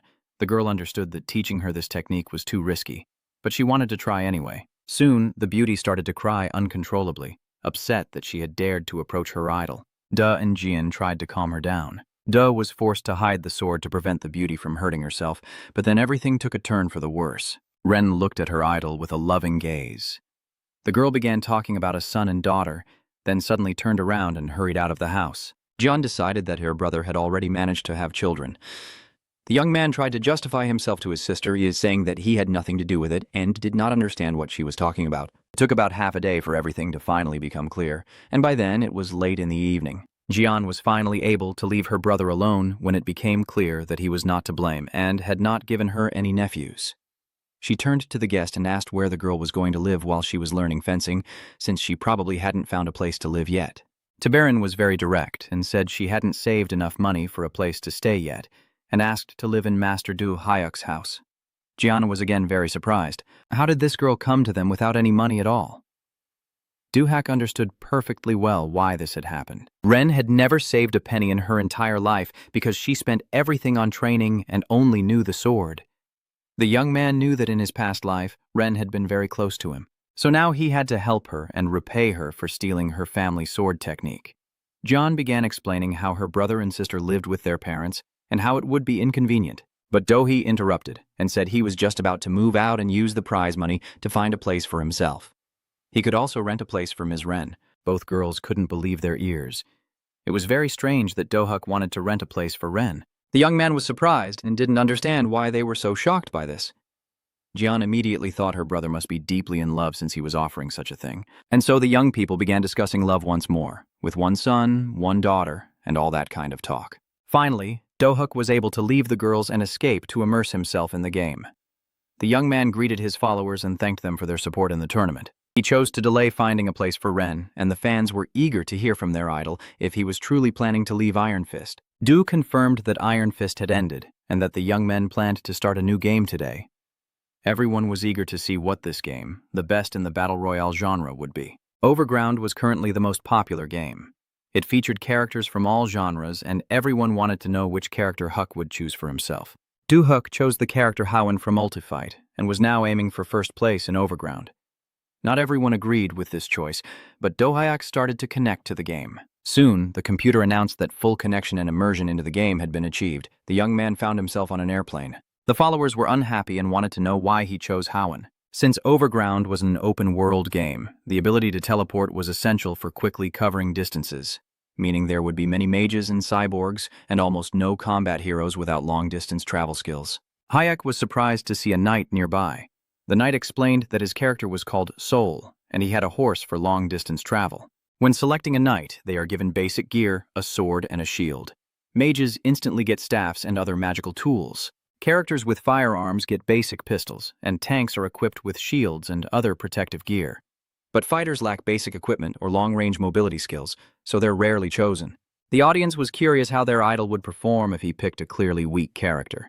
But soon, one of the viewers figured it out. Awakens was selected because Ultify sponsored it. Soon, the players received a warning. Prepare to jump, as they will soon have to leave the plane. There was no more time to discuss the characters, and Do Hyuk jumped down with the rest of the players. He knew it wouldn't be easy since he could only use the basic abilities of his ultified character. But soon the fans calmed down, remembering how professionally their idol escaped any situation even without the built-in game techniques. They just needed to send him some donations. Duke said he wouldn't open his parachute until the viewers donated a decent amount. The situation was critical, and their idol's life depended on the fans' actions. Do refused to give up. He didn't open the parachute but tore his jacket and used the flying squirrel tactic. Fans begged him to stop joking and open the parachute immediately, but he stayed firm. Nearby, webtoon artist Hyuk was descending with his parachute, having finally met his deadline and able to relax. But the noise around him was overwhelming. Do felt there was no time left to open the parachute and grabbed the artist's pants, desperately screaming for the madman to let him go because everything was live and he was left without pants. If they saw this, the whole world would be destroyed.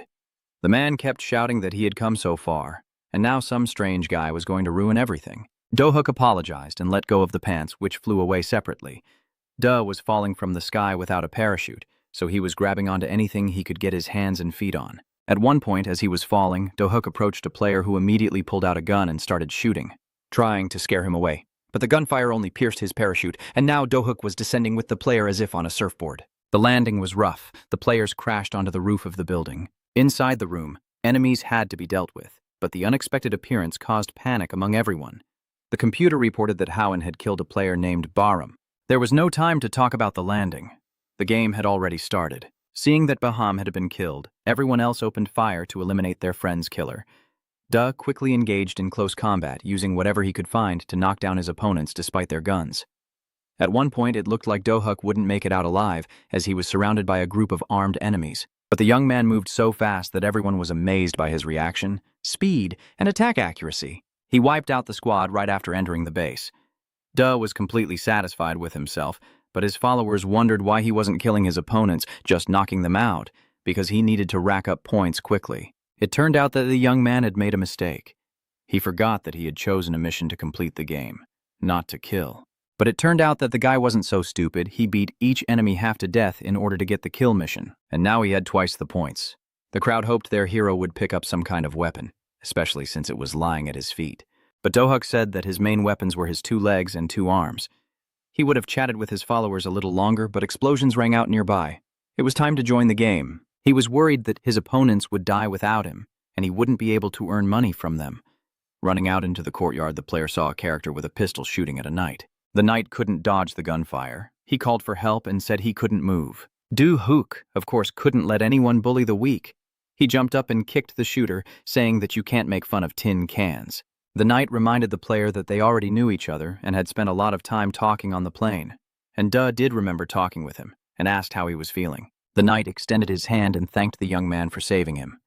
Do accepted the friendly handshake and immediately struck the knight, saying that it was his time to die. Of course, this was too much for the audience, but Howen added another killed player to his score. Do was already leaving the arena when suddenly a huge muscle man with a machine gun in his hands approached him from behind, declaring that the knight was their friend. The stranger raised his hands, firing bursts from his machine gun, and shouted hatefully at Do Hyuk that he was about to die. The machine gun fired non-stop, and the entire courtyard was covered with shell casings. Do dodged the bullets and charged at the machine gunner, who was firing with both hands, and at incredible speed, he collided with his opponent, tearing his body in half. It was an Iron Mountain strike. It immediately became clear that the characters above ground possessed incredible strength. A steel-tipped arrow was heading straight for Do Hyuk's head. The guy easily caught the flying arrow and watched its trajectory to see where it had been shot from. On a distant building roof, an archer stood, stunned that his arrow had been caught by hand. Do didn't hesitate and charged straight at the archer, who, realizing the threat, shot several more arrows to try and take him down before he could reach him. Do floated in the air and caught the arrows in mid-flight, then jumped onto the roof, pushed the archer aside, took his bow and shot at his opponent. Trong chứa dạy vài giấy, kẻ dịch gia bị tiêu diệt. The spectators were stunned and thrilled, while Duhok felt proud and confident that he would win. He grabbed a quivers of arrows from the roof, thinking this weapon might prove useful. Standing high on the roof, Duke saw his opponents firing automatic weapons at the players and decided he could safely use his bow against such cowards, taking aim at the nearest enemy. The arrow pierced the player's head despite his powerful machine gun. His partner was terrified. The shooter thought that some kind of sniper was working against them and began to peek out from behind his cover, trying to determine where the archer was hiding. But the shooter also failed to find the archer, because the arrow reached him too. The next arrow hit the machine gunner's head, and Dohayak added another kill to his tally. Now, some players joined forces to take down the archer, disrupting their game. Fire, magic, and a grenade launcher were unleashed. The players thought they had taken out their opponent, but they didn't realize Dohayak had soared high into the sky from the ruins of the house. Players should never discuss whether they have finished off Hoyong or not. He is as persistent as a dog. A new grenade launcher was loaded, and a wave of fire was aimed at the archer. The playing field was ablaze with fire, and Dohuke rushed towards his opponents, ready to have some fun. This time, he used the red flame attack. A very unexpected meeting took place in the city. Anatol looked at the visitor and couldn't understand how he had ended up here. Kobna was sitting right in front of him. He was supposed to arrive next week. Kobna said he switched to the Korean team to meet Duke and decided to come early. He hadn't seen Dohayak anywhere in the gaming community and now wanted to know which team he was on. Kobna also shared the latest news that Duke had left Iron Fist. This news shocked and upset Kobna. He wanted to understand why this had happened. According to Anatoly, Du-Huk announced his retirement, saying that he had nothing left to do in Iron Fist and was now probably playing other games. Kobna was very upset. He wanted to know what games Du-Huk was playing now. Anatoly asked if he knew anything about a game called Overground. Inside the game, the mission continued. This time, Hawan killed the Phoenix Chicken. At that moment, the stats appeared, and after studying them, Du-Hyuk told his followers that he had finally started to understand the game. Du realized that his character was completely useless. His defense, stamina, long-range attacks, and reconnaissance abilities were all at the lowest level. His followers reminded him that they had worn their idol, but he had chosen such a weak character himself, so it was too late to complain now. Du-Hyuk looked at the dead chicken and realized that while all the players were still at a low level, he could handle them. But as he advanced, stronger enemies would show up, and in the next stage, seasoned players would attack all the teams, and Du-Hyuk realized he couldn't go it alone. The young man decided it was time to team up and announced he needed players. Du liked the idea, and all the viewers became curious about who he would invite. This added another layer of mystery. Suddenly, the young man switched to the game Monsters and Friends, and the viewers were surprised, saying that they hadn't seen him here in a long time, but they didn't understand why he chose this particular game. Du explained that all his team members were in this game. At that moment, one of his earliest friends noticed the young man. It was Black Oak. It turned out that while preparing for the EVO tournament, Du-Hyuk didn't have time for monsters, so he asked Black Oak to watch over the village he had built earlier. Du-Hyuk looked around and inquired where the swordswoman in Gion had gone. Black Oak said the swordswoman had gone to the forest to gather materials for building a house, and the player's sister had gone on a mission to a neighboring village. Duke looked at his sister, puzzled by her excitement. The girl explained that the neighboring village chief's mother was gravely ill, and whoever brought the fire element materials to cure her would gain permission to expand the village. It was a mission involving an antidote, and Black Oak had already figured out all the details, happily explaining the rules. The mother of the neighboring village chief said that her son's birthday was coming soon, and she had gone into the forest to pick strawberries for the cake, but she was bitten by a shadow viper. To remove the poison from the woman's body, a medicine made from fire element materials was needed. Du remembered that in his past life, he had already fought a shadow viper. The only cure for its venom was made from fire element materials. The young man paused for a moment and recalled a very handy method he had used before. Maybe it will work now too. Du-Hyuk told his friends he would take care of this mission himself and suggested they meet in the evening at the village chief's house. Also, his sister asked him to catch something for dinner, as the forest echoed with groans and moans. Duke was holding a wild Millie by the tail. It turned out that this creature had excellent taste. Additionally, wild Mileys could be tamed for riding. This one was quite stylish. It was wearing clothes, maybe a new monster hide. Anyway, the group would have a Milfai barbecue for dinner tonight, and the young man added it to his inventory. Du-Hyuk looked around, remembering that he had seen what he was looking for somewhere here. Soon, he was delighted. He had found what he was looking for. Before him stood Bruce the fire chicken with a worm in its beak. Do wanted to catch the chicken, but it spat out the worm and flew away at breakneck speed, leaving him puzzled about how it all happened. In the end, she was just an ordinary chicken. To escape her pursuer, Bruce the fire chicken unleashed her fire attack. Do-hook, without slowing down, deflected the attack with his axe and continued the chase. Choosing the right moment, the young man threw the axe, which accurately severed Bruce the chicken's head. Do-hook was satisfied. He held the fire chicken's head, feeling his mission was complete. But the crowd immediately started shouting at him to drop the head and run away. The young man threw the burning head, which flew further on its own. The player didn't expect such agility from a severed head. It turns out that to catch the chicken, it had to be killed. To survive, the chicken had to be destroyed. The fiery chicken Bruce was reborn as a dragon. If it wasn't killed, the player would die. Duh, holding axes in his hands, stared in horror at the chicken that had turned into the immortal phoenix. More precisely, the chicken grew even larger and hotter, and Do-hook charged at it. He ran up to the chicken dragon and knocked it down with his shoulder, thinking the chicken would now die from the axe. However, the monster had a passive healing ability, allowing it to survive in fire and recover its health. As long as the fire's power remained strong, defeating the dragon was impossible. Duh refused to accept the chicken's invincibility even when Bruce's phoenix breath was activated. The young man realized that none of his attacks had succeeded so far, but that was only because he hadn't yet unleashed his deadly strike. Do-hook raised his axe high and declared he would now prove himself right to the chicken. The player lunged at the massive chicken dragon and struck its weakest point. Phoenix Bruce could no longer crow. Duh prepared for his next attack, knowing that if it wasn't enough, he would have to strike even harder. However, he didn't need to strike any harder. The phoenix dragon spread its wings and soared into the sky. Duh watched the flying phoenix with his eyes. Now it was difficult to attack. But then the enemy's main attack finally began. Phoenix Bruce unleashed an endless aerial flamethrower, trapping the player in flames from all directions. Everyone knew that the more intense the flames burned, the stronger Phoenix became, as if he was fueled by his own fire, and the dragon's power was growing too quickly. It immediately absorbed the fire's energy. Do-hook realized the only way to defeat the monster was to strip it of its fiery power. All that was left was to figure out how to do it.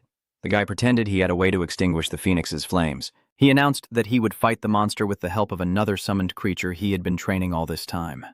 The young man took out a drop of water and said, "Time for the water dragon." A small, funny blue dragon appeared in front of him. The audience had never seen such a creature before. Duh explained that in this world there are freshwater salamanders raised in clean water to purify it. Once he accidentally gave the salamander soju instead of water, and from that moment it turned into a water dragon, learning to control the element of ice. Now Do-hook called the water dragon and commanded it to extinguish the fire. The dragon immediately got to work. He approached the fire dragon and asked him something unclear with gentle eyes. The fire dragon did not understand what he was saying and thought the water dragon was talking nonsense. The water dragon replied, "Good idea," and suggested that the fire dragon fall in love with him. As the dragon rambled about medicine, school bells, and other nonsense, the fire slowly faded and everything around cooled down. Duh watched his ward and thought the water dragon was acting like a drunken old man ruining the mood with his jokes. Everything around him had frozen. The dragon kept ranting, not understanding why everything had frozen, since he was just heading to work. Duh himself did not expect such an effect from the water dragon's skill. The ice god's madness brought everything around to 0 temperature, freezing and shattering the fire dragon. The water dragon was furious and ready to tear his shirt off, demanding more water. None of the spectators had ever seen such a technique from the ice god. Bruce the chicken was defeated, and Duke rolled up the water dragon. Now they could go back to the village, but Do-hook decided to gather materials first. He wanted to collect some fire elements to create an antidote later. That same evening, the village near the chief's house was restless. The girls were nervous, not understanding why he had not yet arrived because time was running out. John finally turned around and saw her brother approaching from the forest. The girl wondered why he was so late, but Do-hook apologized. He was just making an antidote. Jian looked at her brother in surprise, not believing that he was capable of making an antidote. She had hoped for at least a fire element. Do-hook flew into a rage. He didn't like that his sister still looked down on him. Anyway, the boy had gained experience and learned a lot. The screams and moans of a sick woman echoed from the village chief's house, and the brother and sister decided to stop arguing and go inside immediately. Duh held the plate of prepared food and said that it would instantly cure Kim's mother. Fried noodles with Bruce chicken. Mr. Kim asked if this terrible dish was really an antidote. Duh was absolutely sure. Appearance didn't matter. As soon as his mother took a bite, she would instantly feel better. The man's face stayed stern, his brow furrowed as he ordered everyone to leave. The village chief was outraged. How could such a dish be called medicine? He thought a fraud had come to mock him, and he was furious. The dish looked dangerous. It couldn't be given to his mother. Do-hyuk tried to say something, but no one paid attention to him. At that moment, the door creaked open slightly, revealing an old woman. The woman could hardly move, weakened, and came out because of the loud noise. Village Chief Kim told his mother she was sick and should go back to bed, but she was already unable to move. Do-hyuk saw her purple lips and purple spots on her face, indicating the poison had reached her bone marrow, and if things didn't change, she wouldn't make it through the night. Tears welled up in Mr. Kim's eyes. He asked if the boy would take responsibility for the medicine. Do confirmed that he would. Then, the man took a plate of food. He carefully picked up some food with a fork and tried to feed his mother. Less than a minute later, the woman suddenly stood up, her face drenched in sweat. She was trying to pull out her tongue, saying that the dish was very spicy. Mr. Kim, enraged, lunged at Do-hyuk, intending to kill him. But the young man asked the man to look at his mother. The woman started to sweat out the poison, and her body was covered with purple-black spots. The spicy fried noodles with chicken were cooked using the power of Bruce's heavenly phoenix flame and the essence of narcissistic sun pepper from the Suncheon region. The medicine was made from a 10,000-year-old firefly from the Eastern Sea Dragon Palace. Gathering all the power of fire, earth, sky, and sea, Do-hyuk prepared fried noodles with chicken. This antidote was the best in the world.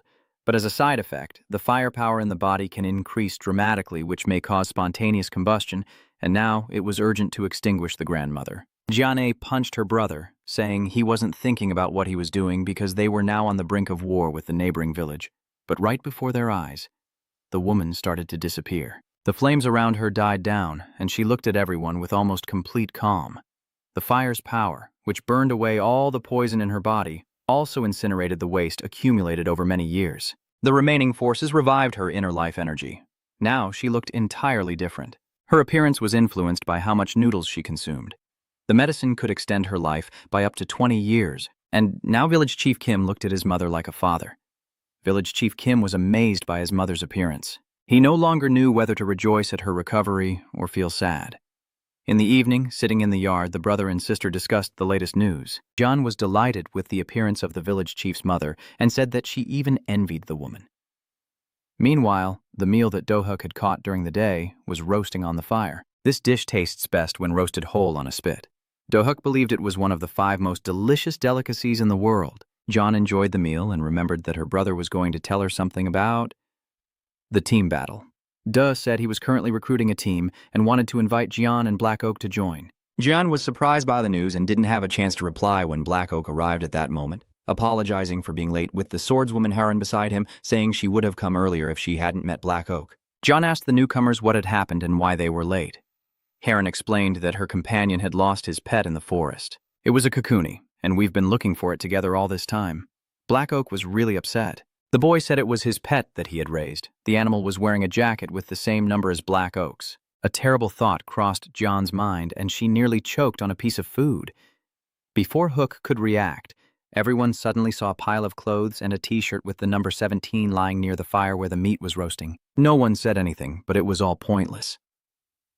Finally, Do-hyuk got up and asked his sister to tell Black Oak that the meeting would be at the designated location. John didn't understand what her brother meant, but she didn't have time to find out, because Do-hyuk simply logged off.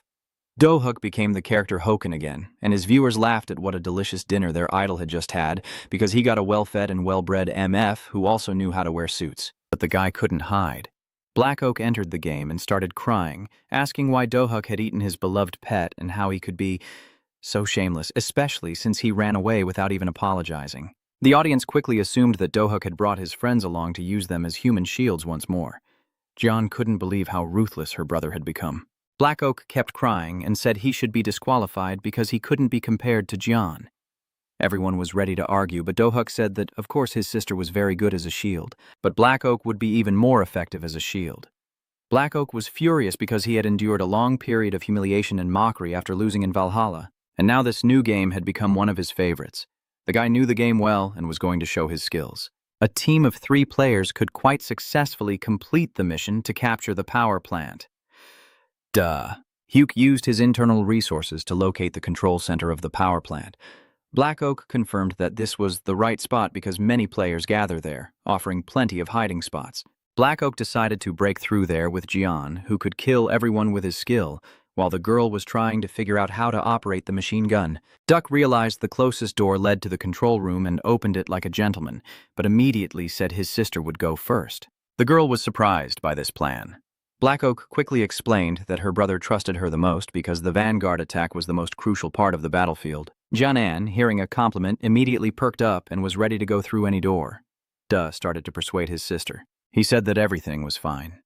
She was the only one he trusted most in the world. John was happy because hearing words of gratitude is always nice, especially when she's the one constantly caring for her reckless brother. Duh realized things were getting out of hand. He told his sister to hurry up and go to that hellhole. Well, it wasn't really hell, but she was going there. In short, the guys did their best to send the beauty ahead, and now, Jian, full of joy, said farewell to the guys and stepped through the door. In the room where this girl ended up, several rows of soldiers with machine guns surrounded the perimeter, ready to fire at any moment. The subsequent gunfire was so intense that the door was blown off its hinges by the shockwave. Black Oak watched with satisfaction as John fell into the trap, analyzing the gunfire from 1, 12, 10, and 2 o'clock and estimating at least 6 enemies inside. Black Oak said he would go left and do Huck should, but no one knew exactly what he was supposed to do. Of course, it was hard to believe, but at that very moment, Hokyewang's fist was already digging into someone's face. Do Hayek stormed through the room, leaving behind battered and broken fighters. The crowd was thrilled because the mission had just started, and already there was such a brutal bloodbath. The guy with the pistols was firing with both hands and couldn't understand why none of his shots hit the player, but he never found out because he was shot in the head. Black Oak finally managed to enter the room and was glad to have taken out the sniper. The young man looked at his idol with admiration, saying that it was very dangerous and that he hoped Dohuk was all right. Dohuk confirmed that he was fine, but now the guys needed to take care of John, who Black Oak had just stepped on. It was strange, of course, that the girl had survived, but she had always been incredibly lucky, even though John had no special skills. Anyway, the girl returned fully recovered and said it was a good fight. John suddenly told her brother that she had realized something important in this fight. She was convinced that the boys should take care of security, while John would provide support from the rear. Now the girl walked last with her machine gun, intimidating the guys, telling them to quickly find the way, look ahead, and not look around. Duh's team was gradually moving deeper into the territory when suddenly a car sped around the corner. Duh and his team stopped and prepared their weapons, all surprised by the car.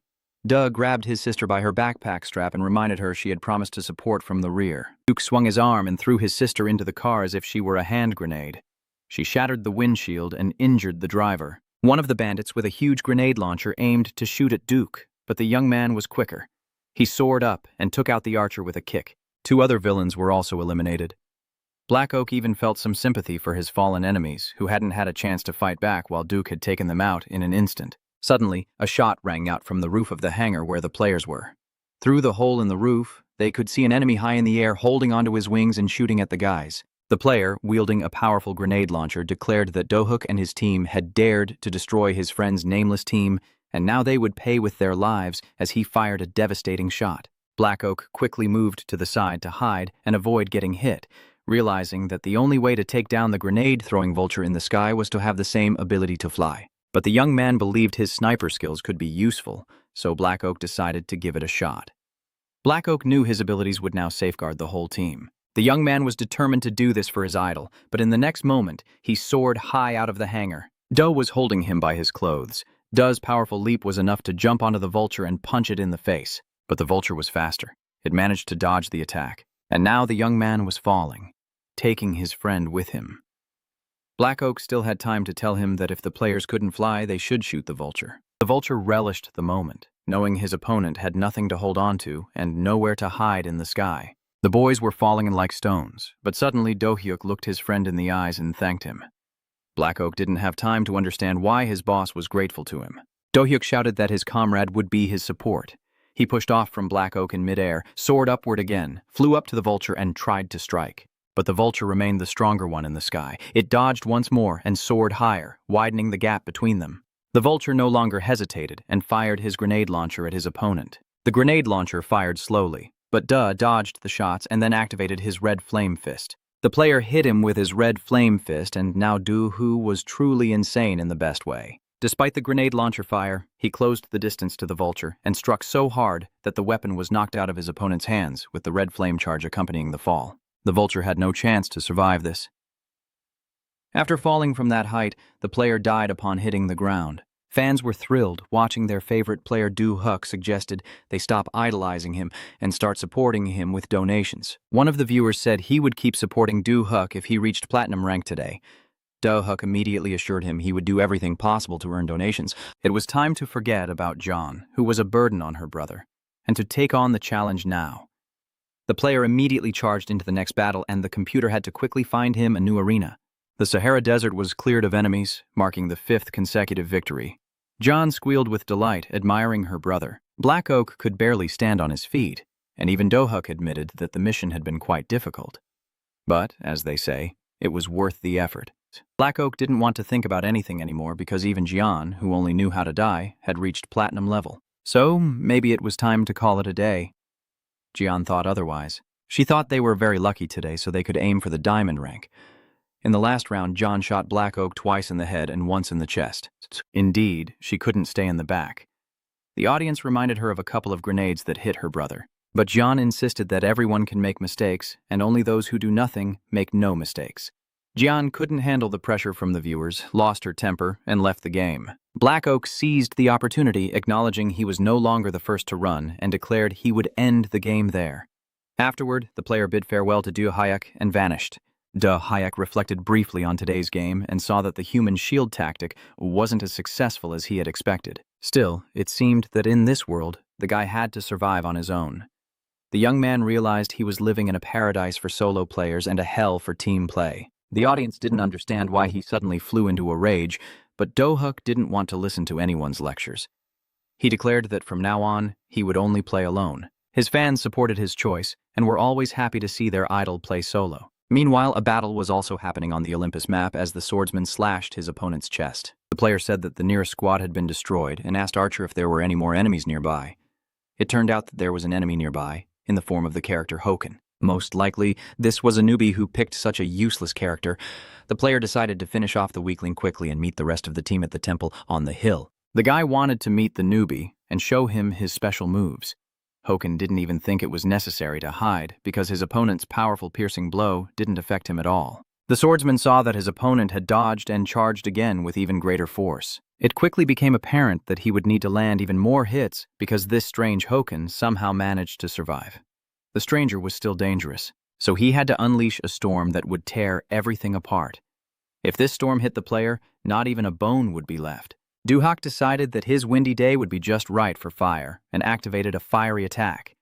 It was pure madness, but the player shielding himself with fire rushed into the storm of swords. Aimed to predict the storm's flow and use that power against his opponent, who was now fully captivated by the madman he was fighting. Knew that in this state he could counterattack. No one believed it was possible to control a fiery storm, but the player said that if he timed it right, everything would work out. Do-Huk declared it was time to finish the fight and prepared to strike with a crimson flame. Do-Huk was serious. He now called his attacks a fiery storm and a fiery tempest. A powerful explosion engulfed everything around him. After the fiery attack was amplified by the enemy's own energy, Do-Huk confirmed that he had slain the samurai.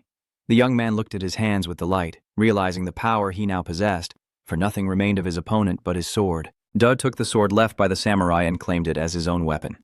Before leaving the stage, he told the audience he needed to deal with a rat, then slashed the air with his sword in front of him. Suddenly, blood gushed out of nowhere, and slowly the figure of an invisible player started to emerge.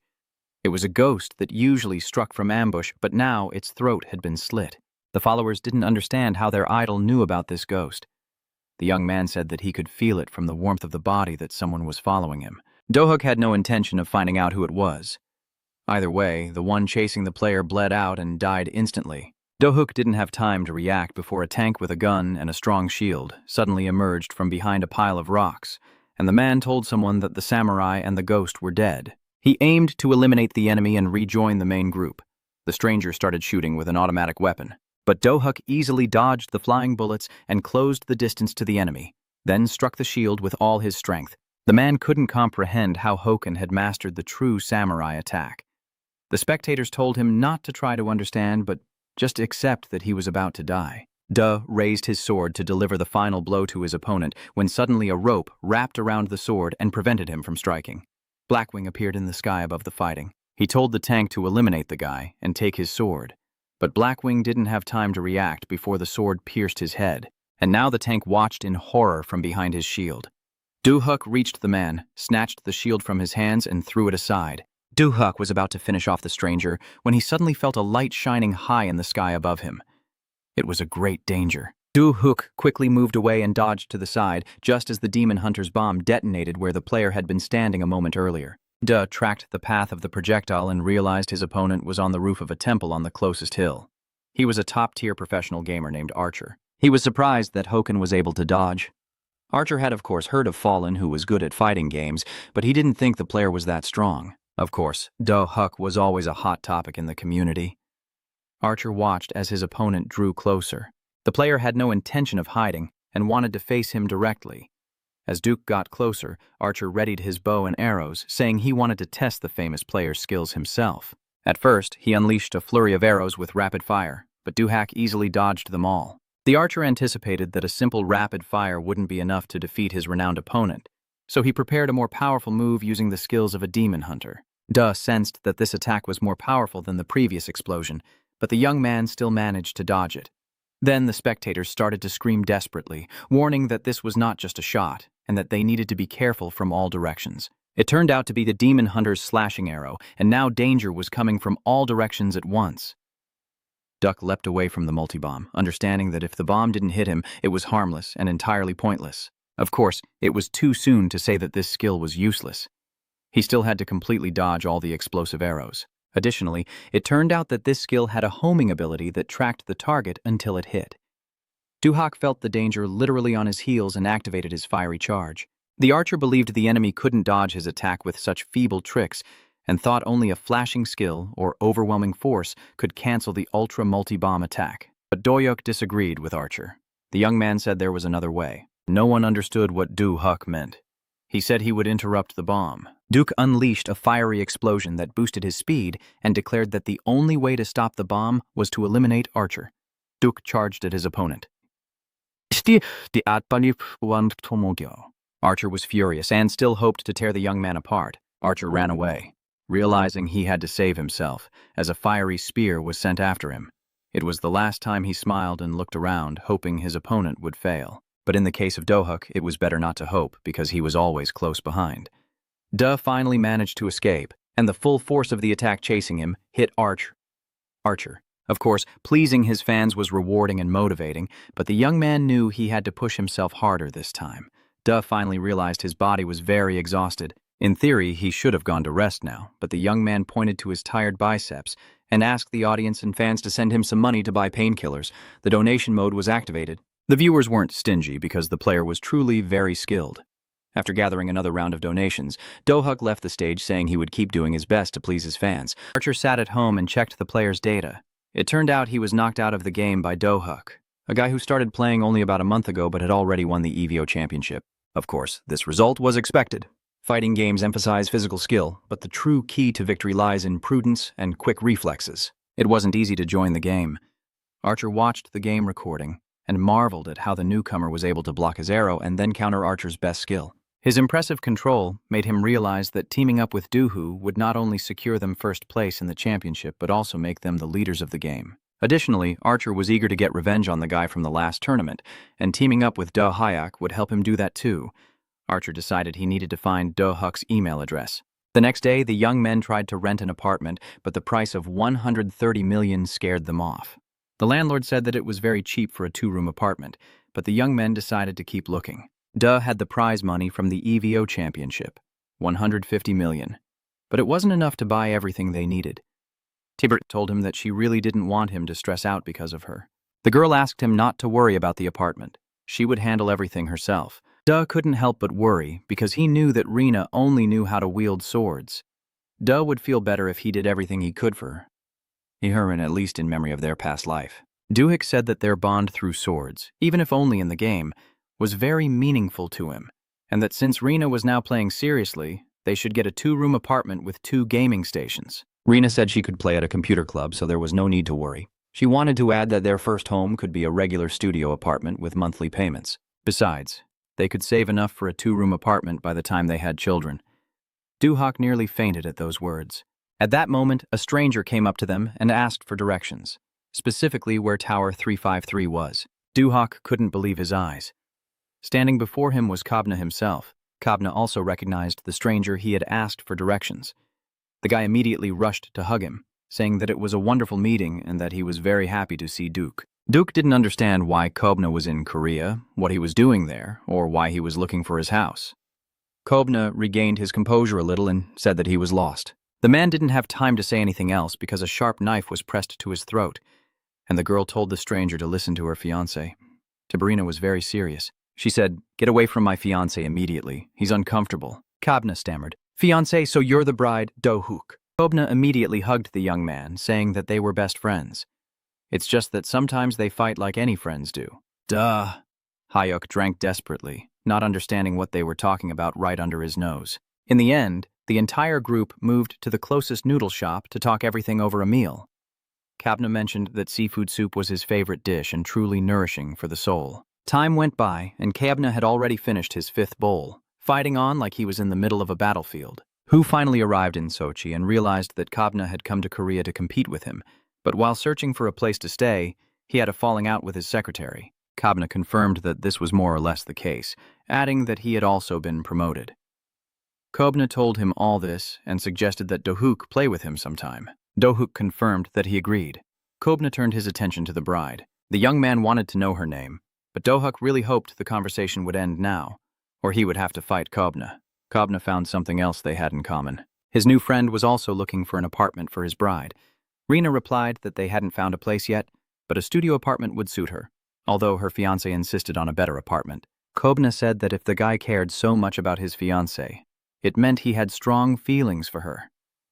Do-hook tried to restrain himself, and Rina asked Kobna not to embarrass her fiancé. Kobna concluded that this was fate, and that he would give the young couple a house. Do-hook didn't understand what he was talking about because Kobna was also looking for a house for himself. Do-hook couldn't believe that such unexpected luck had fallen on him.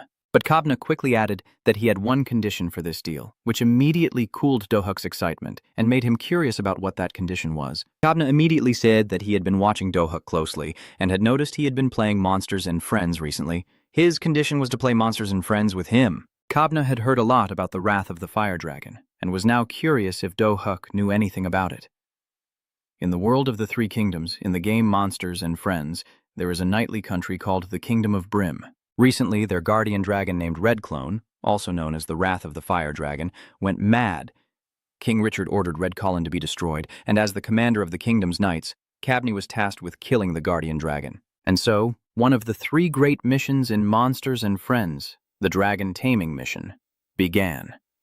Kobna and his team fought Red Colin's guards and finally reached the volcano area. Hyuk didn't understand why they were still standing there instead of heading to the volcano and destroying everything in the dragon's nest. Kobna said he also wanted to go in, but there are some reasons Richard will now explain. Kobna explained that this would make it easier to show the guest what was really happening here.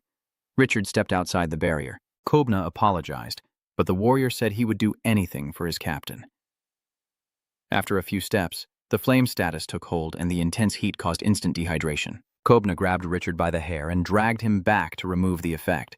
Now, Do-hook understood perfectly why the players couldn't move. Earlier, they had already placed Ice Emperor penguins to cope with the heat, but just surviving here was a miracle. One wrong move and you could turn into dried squid in an instant. That's why the players have been stuck here for over a week. Do asked why the players didn't retreat, gather more penguins, and try to complete the mission with a larger group. Kobna said that in principle he was not against it, but their retreat route had collapsed and there was not much time left. Then one day, Kobna saw a video about chicken noodles and a water dragon that could control ice. Kobna decided to leave the ice penguins behind to protect the knights. Together with Duke, Kobna was confident they could complete the mission. Du agreed to join, saying that if they succeeded, Kobna would give him a 2-room apartment in his building. Kobna confirmed he was even willing to give him a 3-room apartment, but he would take all the rewards for the mission. Du agreed to this condition, provided he had the rights to broadcast and control the editing. It appeared that everything about their partnership was settled. The man shook hands firmly and headed out for their mission. Do-hook started his broadcast and fans eagerly cheered for their favorite. realizing he was on the Fire Dragon mission, and their excitement intensified. Du-Huk confirmed to his fans that he was indeed participating in the Fire Dragon mission and completing it together with Kabna. This news instantly spread throughout the gaming community, and the number of viewers immediately exceeded 100,000. It turned out that no one had ever completed the Fire Dragon mission before, so today's viewers would witness history.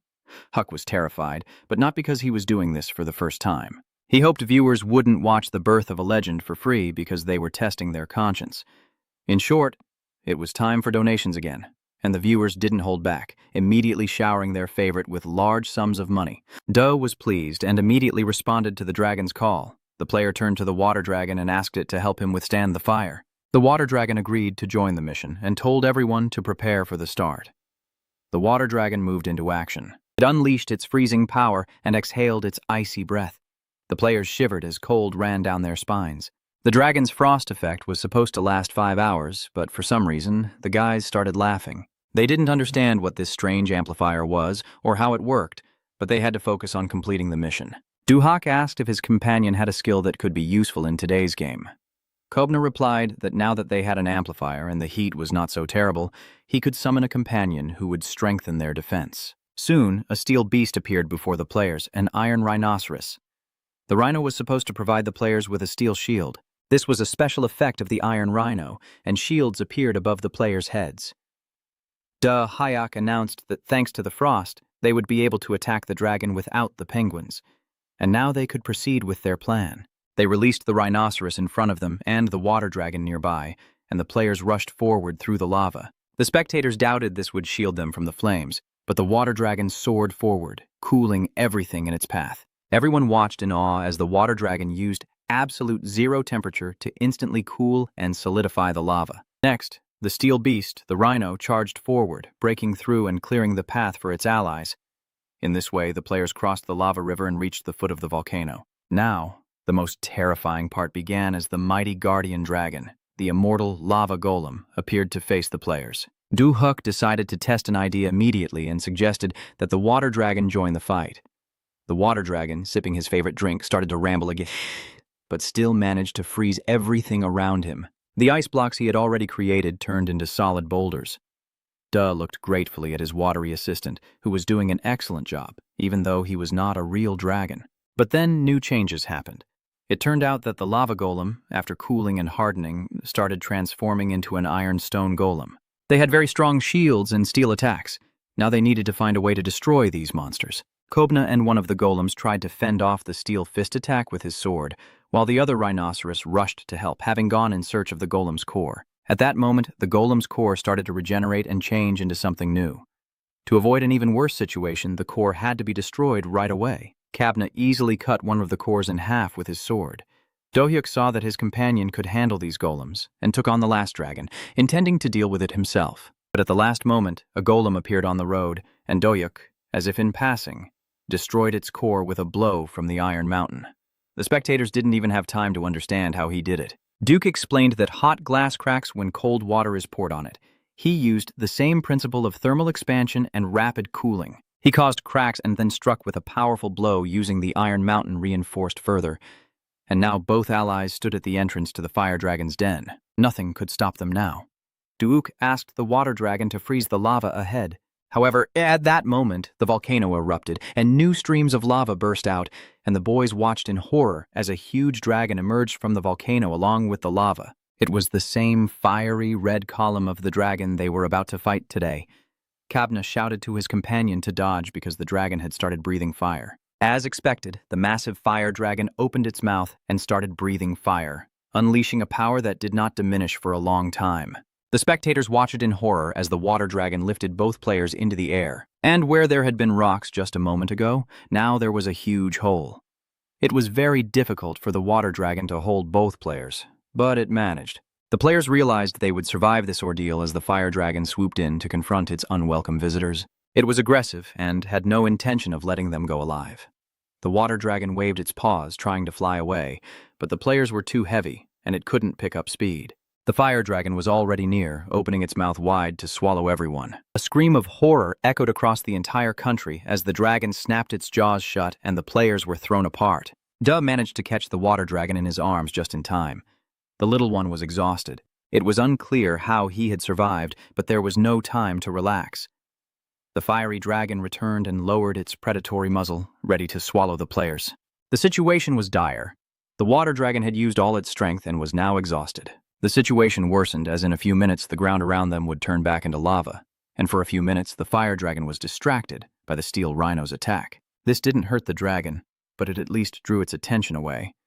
Kobna knew the rhino would soon run out of energy. It couldn't last long in such heat and at such speed. The players had no choice but to fight on the ground. Kobna knew he had to use a special technique and commanded the steel rhino to turn around and activate the union. The steel rhino stood in front of Kubum, and the player began to draw on the power of his summoned monster, creating a spirit union.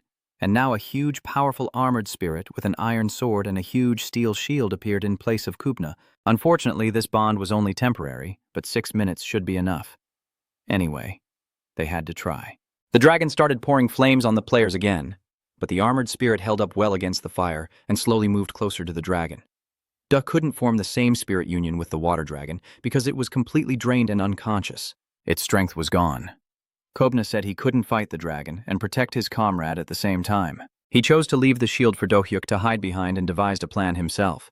Kobna charged directly at the dragon, aiming to stall it for as long as possible. He moved in on the monster and slashed at it, making the fiery beast roar in agony before striking its already wounded paw with a furious blow. In the end, the player managed to cut the paw until it bled, and now the monster became extremely aggressive. Seizing the dragon's moment of pain, Kabna activated his spirit charge and swung his sword for a fatal blow, but the dragon's absolute defense made it impossible to get close. It had the strongest shield imaginable. After that, the cursed beast activated its gravity control, and now it was a dragon of a completely different level and order. Gravitational pressure pinned Kobna to the ground, and he lay on his back, unable to move a hand or foot. Dohyuk realized that his comrade could now be boiled alive in this fiery lava, but somehow Kobna survived the attack. With just over 2 minutes remaining before the alliance with the steel rhino ended, Kobna charged to attack the fire dragon. Desperately wanted to help his friend, but he had to wait for the water dragon to awaken. Then he had a brilliant idea. Dohyuk took out a bottle of strong alcohol, realizing that if the water dragon did not wake up now, Koppen would die. This was no ordinary drink. It was the most valuable 30-year-old soju from Master Lee Taebak's collection. Dohyuk started pouring this precious drink down the great connoisseur's throat, hoping he would wake up. And so, the ice dragon, pleased by his master's kindness and pure soul who shared such a luxurious drink, awakened and even surpassed his vitality limit. Immediately formed the spirit union and became both an ice spirit and an ice dragon. He arrived just as Kobna was running out of strength. In the next few seconds, Kobna's bond with the steel rhino was broken, leaving him completely defenseless. The massive fire dragon soared into the sky and unleashed another blast of fire at the players, while countered with his icy breath aimed at the flying dragon. And once again, the battle between fire and ice began. No one could tell who would emerge victorious, but Dohyuk sensed that the dragon was starting to push him back. The young man fought with all his strength to break the fire with his ice as his exhausted companion lay nearby. Dohyuk, still holding his icy breath, shouted to his friend, telling Kobna to wake up immediately. He shouted louder and louder, "Wake up, Kobna! You're with me, get up!" And Kobna regained consciousness and stood up. Warned his companion that even with his water dragon, they couldn't go too far. And now the boys had to find a way to quickly defeat the fire monster. Kobna was both physically and mentally exhausted. He said it was impossible for him to attack. To damage such a powerful dragon, you must break through the barrier beneath its scales and land a single strike. This would require a powerful weapon Kobna had used before, but now it would have to be several times stronger. Dohyuk realized they had no choice and shouted for his companion to use this option immediately. Kobna replied that he couldn't. The guy was gripping the hilt of a huge sword tightly. The technique needed electricity, and now they didn't have anyone with that kind of power. However, Kobna promised to come up with something, and Dohyuk just had to hold on a little longer. Dohyuk also tried to think quickly about how to help himself and his friend. When he heard the word electricity, an idea came to him, and he shouted to his companion to stop, because he had a plan. There was almost no time left, and Kobna yelled at Dohyuk to quickly explain what to do. Dohyuk gathered all his remaining strength and created an ice breath of maximum power, and then somewhere, the ice breath in the fire stream directed from the dragon converged.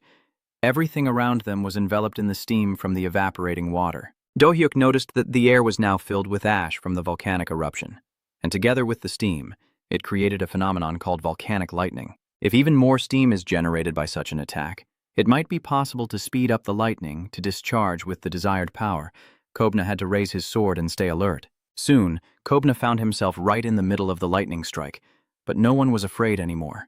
The lightning strike completed its charge, and the warrior was fully energized. He had to act immediately before the power dissipated.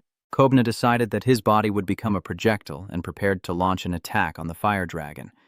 With his last ounce of strength, Do-hyuk directed an icy stream toward the fire. Amidst the chaos was Kobna, the core, as the dragon reactivated its absolute shield. Realizing that these players might reach it, Kobna felt he didn't have enough strength to break through, but Do-hyuk said he had something else and was ready for such a situation. Do-hyuk shouted at his comrade to grit his teeth, then the young man exhaled a freezing breath. The icy breath was meant to force Kobna through the dragon's strong barrier, and from an outsider's perspective, it might have seemed like he was killing his comrade, causing even Kobna to momentarily doubt Do-hyuk's actions. The spectators were stunned, having just seen their idol seemingly kill his comrade, but Do-hyuk pointed at them and told them to watch carefully. Kobna was alive and well, glowing with lightning and breaking through the dragon's protective shield. He became a superconductor bullet, the most powerful projectile for attack. When something reaches absolute zero, it becomes superconductive. Kobna suddenly felt how cold it was around him. He was hit by an icy breath and turned into a knight of superconducting steel, making his attack at least twice as powerful, and Kobna finally managed to pierce and destroy the fire lizard. It had only been a few seconds, but both players were back to normal, and the water dragon was hovering nearby. Kobna sneezed, turned to his friend, and said he would kill him if Do-hyuk used that trick again. Duh promised not to do it again. He was just helping, and now he's being yelled at for no reason. Soon, the fire dragon, adorable and smiling, appeared from the flames. Kobna picked him up, and now he would be his new companion. In short, Kobna was ready to become his father. He immediately started to cuddle the baby, claiming he was the best dad in the world and loved his little dragon very much. It was the first time Huck had heard that a dragon cub could be taken as a companion, because it was unclear how to feed, raise, and educate it. Kobna agreed that it was a serious matter. There was no information anywhere about dragon companions and raising young dragons, but Do-hyuk himself owned a dragon that had once been a salamander. Perhaps the water dragon would be able to raise the baby. They decided to leave the little one to be raised by the water dragon. However, it quickly became clear that instead of milk, the fire dragon would drink soju. Several days went by, and Do-hyuk faced off against one of the swordsmen. Soon, the battle was over, and Do-hyuk was about to deliver the final strike. But suddenly, a sniper bullet hit the swordsman in the head. The mission failed, and the kill was credited to someone else. Do was furious. He wanted to know who dared to take his last shot. A professional player from Korea's top team named Dex appeared and apologized, saying it was his fault, explaining that his teammate had been constantly praising Do-hyuk, and he just wanted to meet him in person. Do-hyuk was disappointed that his mission failed and paid no attention to the player, leaving followers and viewers puzzled as to why their idol looked so upset when standing face-to-face with one of Korea's top players who had always dreamed of meeting him. Without saying a word, Do-hyuk swung his sword at the player, who managed to block with his sniper rifle at the last moment. Then Do-hyuk charged forward and shattered the rifle with a punch, declaring that killing with a bullet is the weakest of all. Dex didn't understand what was happening or why Duke was acting so aggressively. Duke kept striking, saying that people don't die when they are killed, when they die of an incurable disease, or when they eat poisonous mushroom soup. He delivered a few more blows and finished his sentence. People die when others forget them.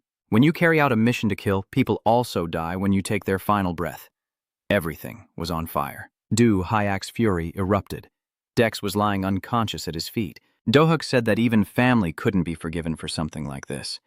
Now the player's life was in his hands, and he wanted to get 100 for it. If he wasn't paid for 100 missions, he would deliver his final blow. But then something crept up on Do-hyuk. He still didn't know who it was and quickly backed off. The player raised his fists, ready to defend himself, and asked who had appeared and what they wanted from him.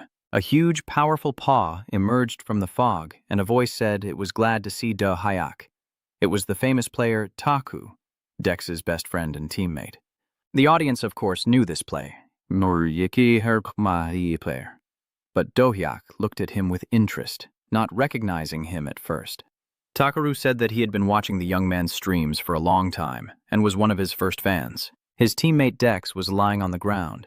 Tearu added that he would very much like to compete against Do-hyuk at least once. Duke was surprised. If this player had seen him, why didn't he run away, but instead chose to fight? Takaru was probably very confident in his abilities. Da agreed to fight and got into a fighting stance, getting ready. Takeru looked completely different. Lightning bolts were literally shooting out of him. He said it was an honor for him. Takaru asked the young man for permission to try to block the attack, but in the next second he was already next to Da, and even faster than he ran, he collided with Da's fist. Takaru withstood this blow and immediately responded with his lightning. Da Hayek noted that his opponent's speed and reaction time were equal to or even surpassing those of the swordswoman. The fighters exchanged strikes with great respect. Some dodged, others landed their hits, but it appeared they were nearly evenly matched. Takaru's awareness of attacks was nearly on par with Anatoly's, but his overall skills were much lower than Kobnis's. Da managed to land several strong and precise hits. It was a series of impressive attacks. Takeru was forced to retreat. He realized that his opponent had anticipated his moves and countered the attack. This was to be expected from Da. Takeru realized that with his current skills, he couldn't win and shouted at his opponent to get ready. The player activated the Blue Wolf Strike. It all looked epic. But as we know, no matter how powerful an attack is, if it doesn't hit, it's useless. Takeru agreed with this, but added that if his opponent couldn't reach him, he might as well eliminate him. Continuing with the Blue Wolf attack, Takaru advised Du Huk to keep dodging until the very end. Du Huk was about to unleash his fire strike but was instead hit by a backlash. Then the young man declared he could break the wolf's attack in one move and activated the Burning Crescent. Du Huk leapt into the air and struck the blue wolf with fire. However, the Burning Crescent strike failed and Du Huk had to dodge. The massive blue wolf was about to absorb the fire energy along with the player, and he had to stop it. Du Huk realized that if his attack wasn't powerful enough, he needed to use something even stronger. Instead of a crescent moon, he created a fire spear, and now Taku struggled to defend himself. Realizing that the spear had hit the wolf's mouth, but with such a level of attack it was impossible to destroy the wolf's power. Da had to accept this fate, but he refused to believe in it and declared that he was born to fight against it. The spear was supposed to cut the wolf into pieces again this time. The spectators were sure it wouldn't work, but Du Huk delivered the Iron Mountain strike where the two fighters had been battling just moments earlier, now shrouded in a thick cloud of dust, and they wondered whose figure would emerge when the smoke cleared. Du Huk killed Takeru with his strongest move. For this single fight, the young man instantly earned 100 points in the master rank. Everyone was amazed at how Du Huk had defeated such a strong opponent.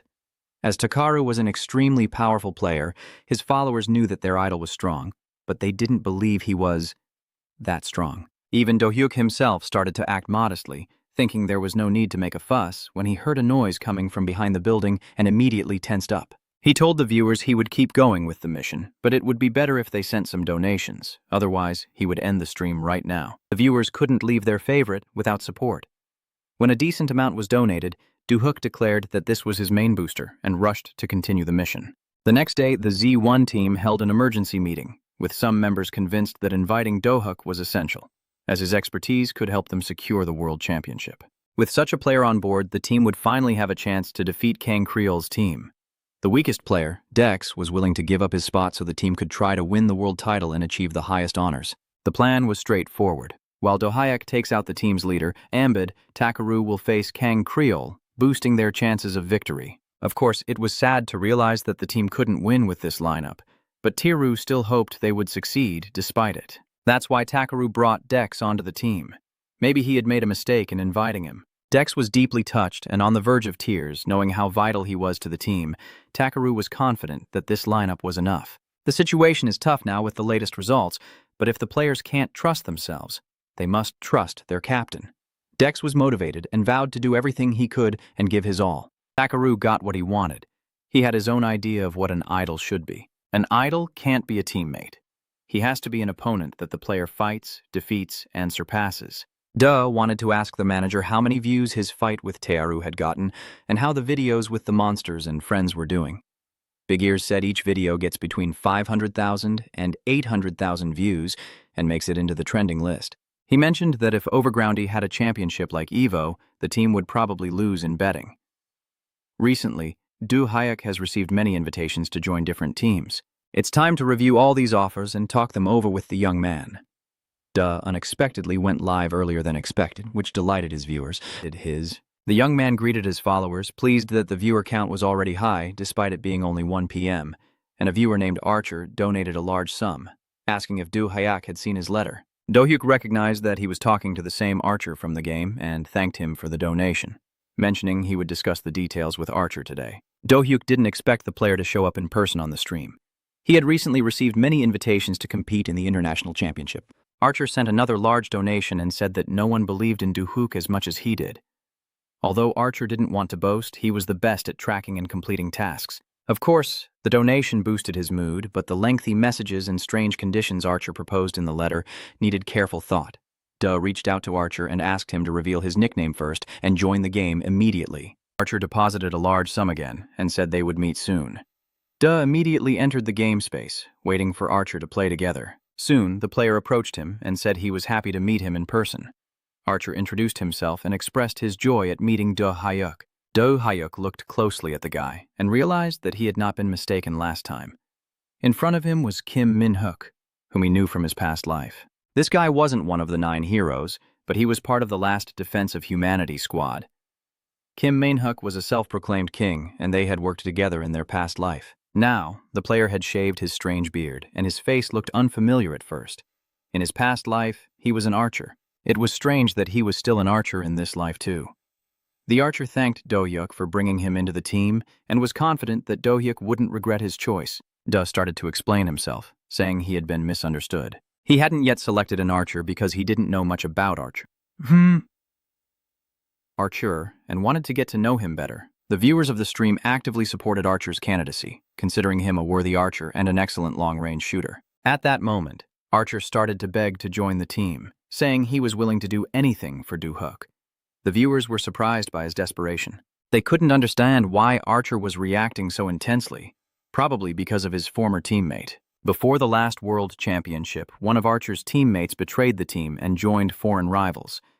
Do Hyuk recognized the man who had competed with one of the players for a spot among the 9 heroes in his past life. It was the top-level hunter Kangchu. But what surprised me even more was the person standing next to him. It was Ambide from his past life. He was known as the Enlightened One and hunted demons with just a spear. Do-hyuk was amazed to see so many connections from his past life coming to light now. Furthermore, these two, who had been enemies in his past life, were now working together as teammates. Do-hyuk decided to mute the sound so he could speak privately with Archer without the viewers hearing. First, he told Archer to stand up. In his letter, Archer had requested only 10% of the prize pool. Do asked if that was really enough. Archer replied that he wasn't interested in the prize money. All he wanted was to win the championship. Do-hyuk didn't really trust people who said they didn't need money. That's what con artists usually claim. Archer was on the verge of tears. He just wanted to ensure that Kang Shou's team would never win the championship again. Do-hyuk wanted to understand why this mattered so much to Archer. The young man realized that the reason was that he and Kango had been teammates from the very beginning. Their team had won public and international competitions. Their skills were on par with Team Z1. Known as the best in Korea, their ultimate goal was to become the best in the world. The guys spent days and nights together to win, but a month before last year's championship, Kangsh betrayed his friends and the team by switching to the competition. The team was shattered, members scattered, and now Archer's only aim was revenge. His goal was to deceive Kangshul, not to earn money. So Archer set a low percentage of his earnings, only 10%. Duke knew that Kangshul had been dishonest in his past life, so they often argued. Archer believed that Do-hyuk was not responding because he didn't want to give up the 10%, and was prepared to give up everything. Do decided he could take all the prize money, a huge $10 million.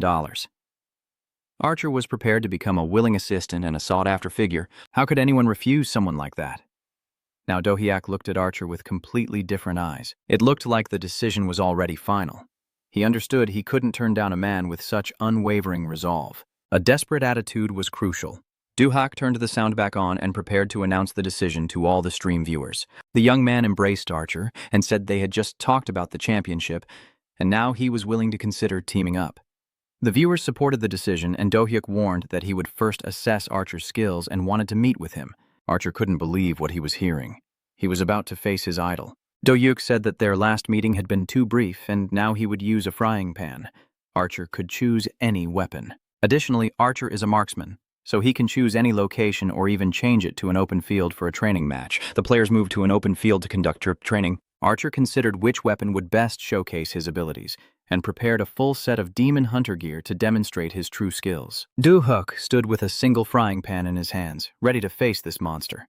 Archer's equipment was made of the strongest dragon bones, and his gloves were made of phoenix leather. Du smiled as he looked at his opponent and said that Archer wanted to get hit in the face so badly that he even changed into new clothes. If that was really the case, it would be better to grit his teeth. And Du charged forward, knowing his opponent would struggle against the magic arrow. The young man fired a quick shot that was miraculously deflected repeatedly with just one frying pan. After that, a multi-shot and a spinning shot were successfully blocked. Complete madness. The archer exhausted all his arrows without hitting anything. It was time to attack Du Hayuk. He slowly moved forward, shielding himself with a mighty frying pan. The archer shot his arrows once more, launching an attack stronger than the frying pan. The player was about to destroy the enemy with a fully charged bomb. It seemed crazy that no frying pan could stop him.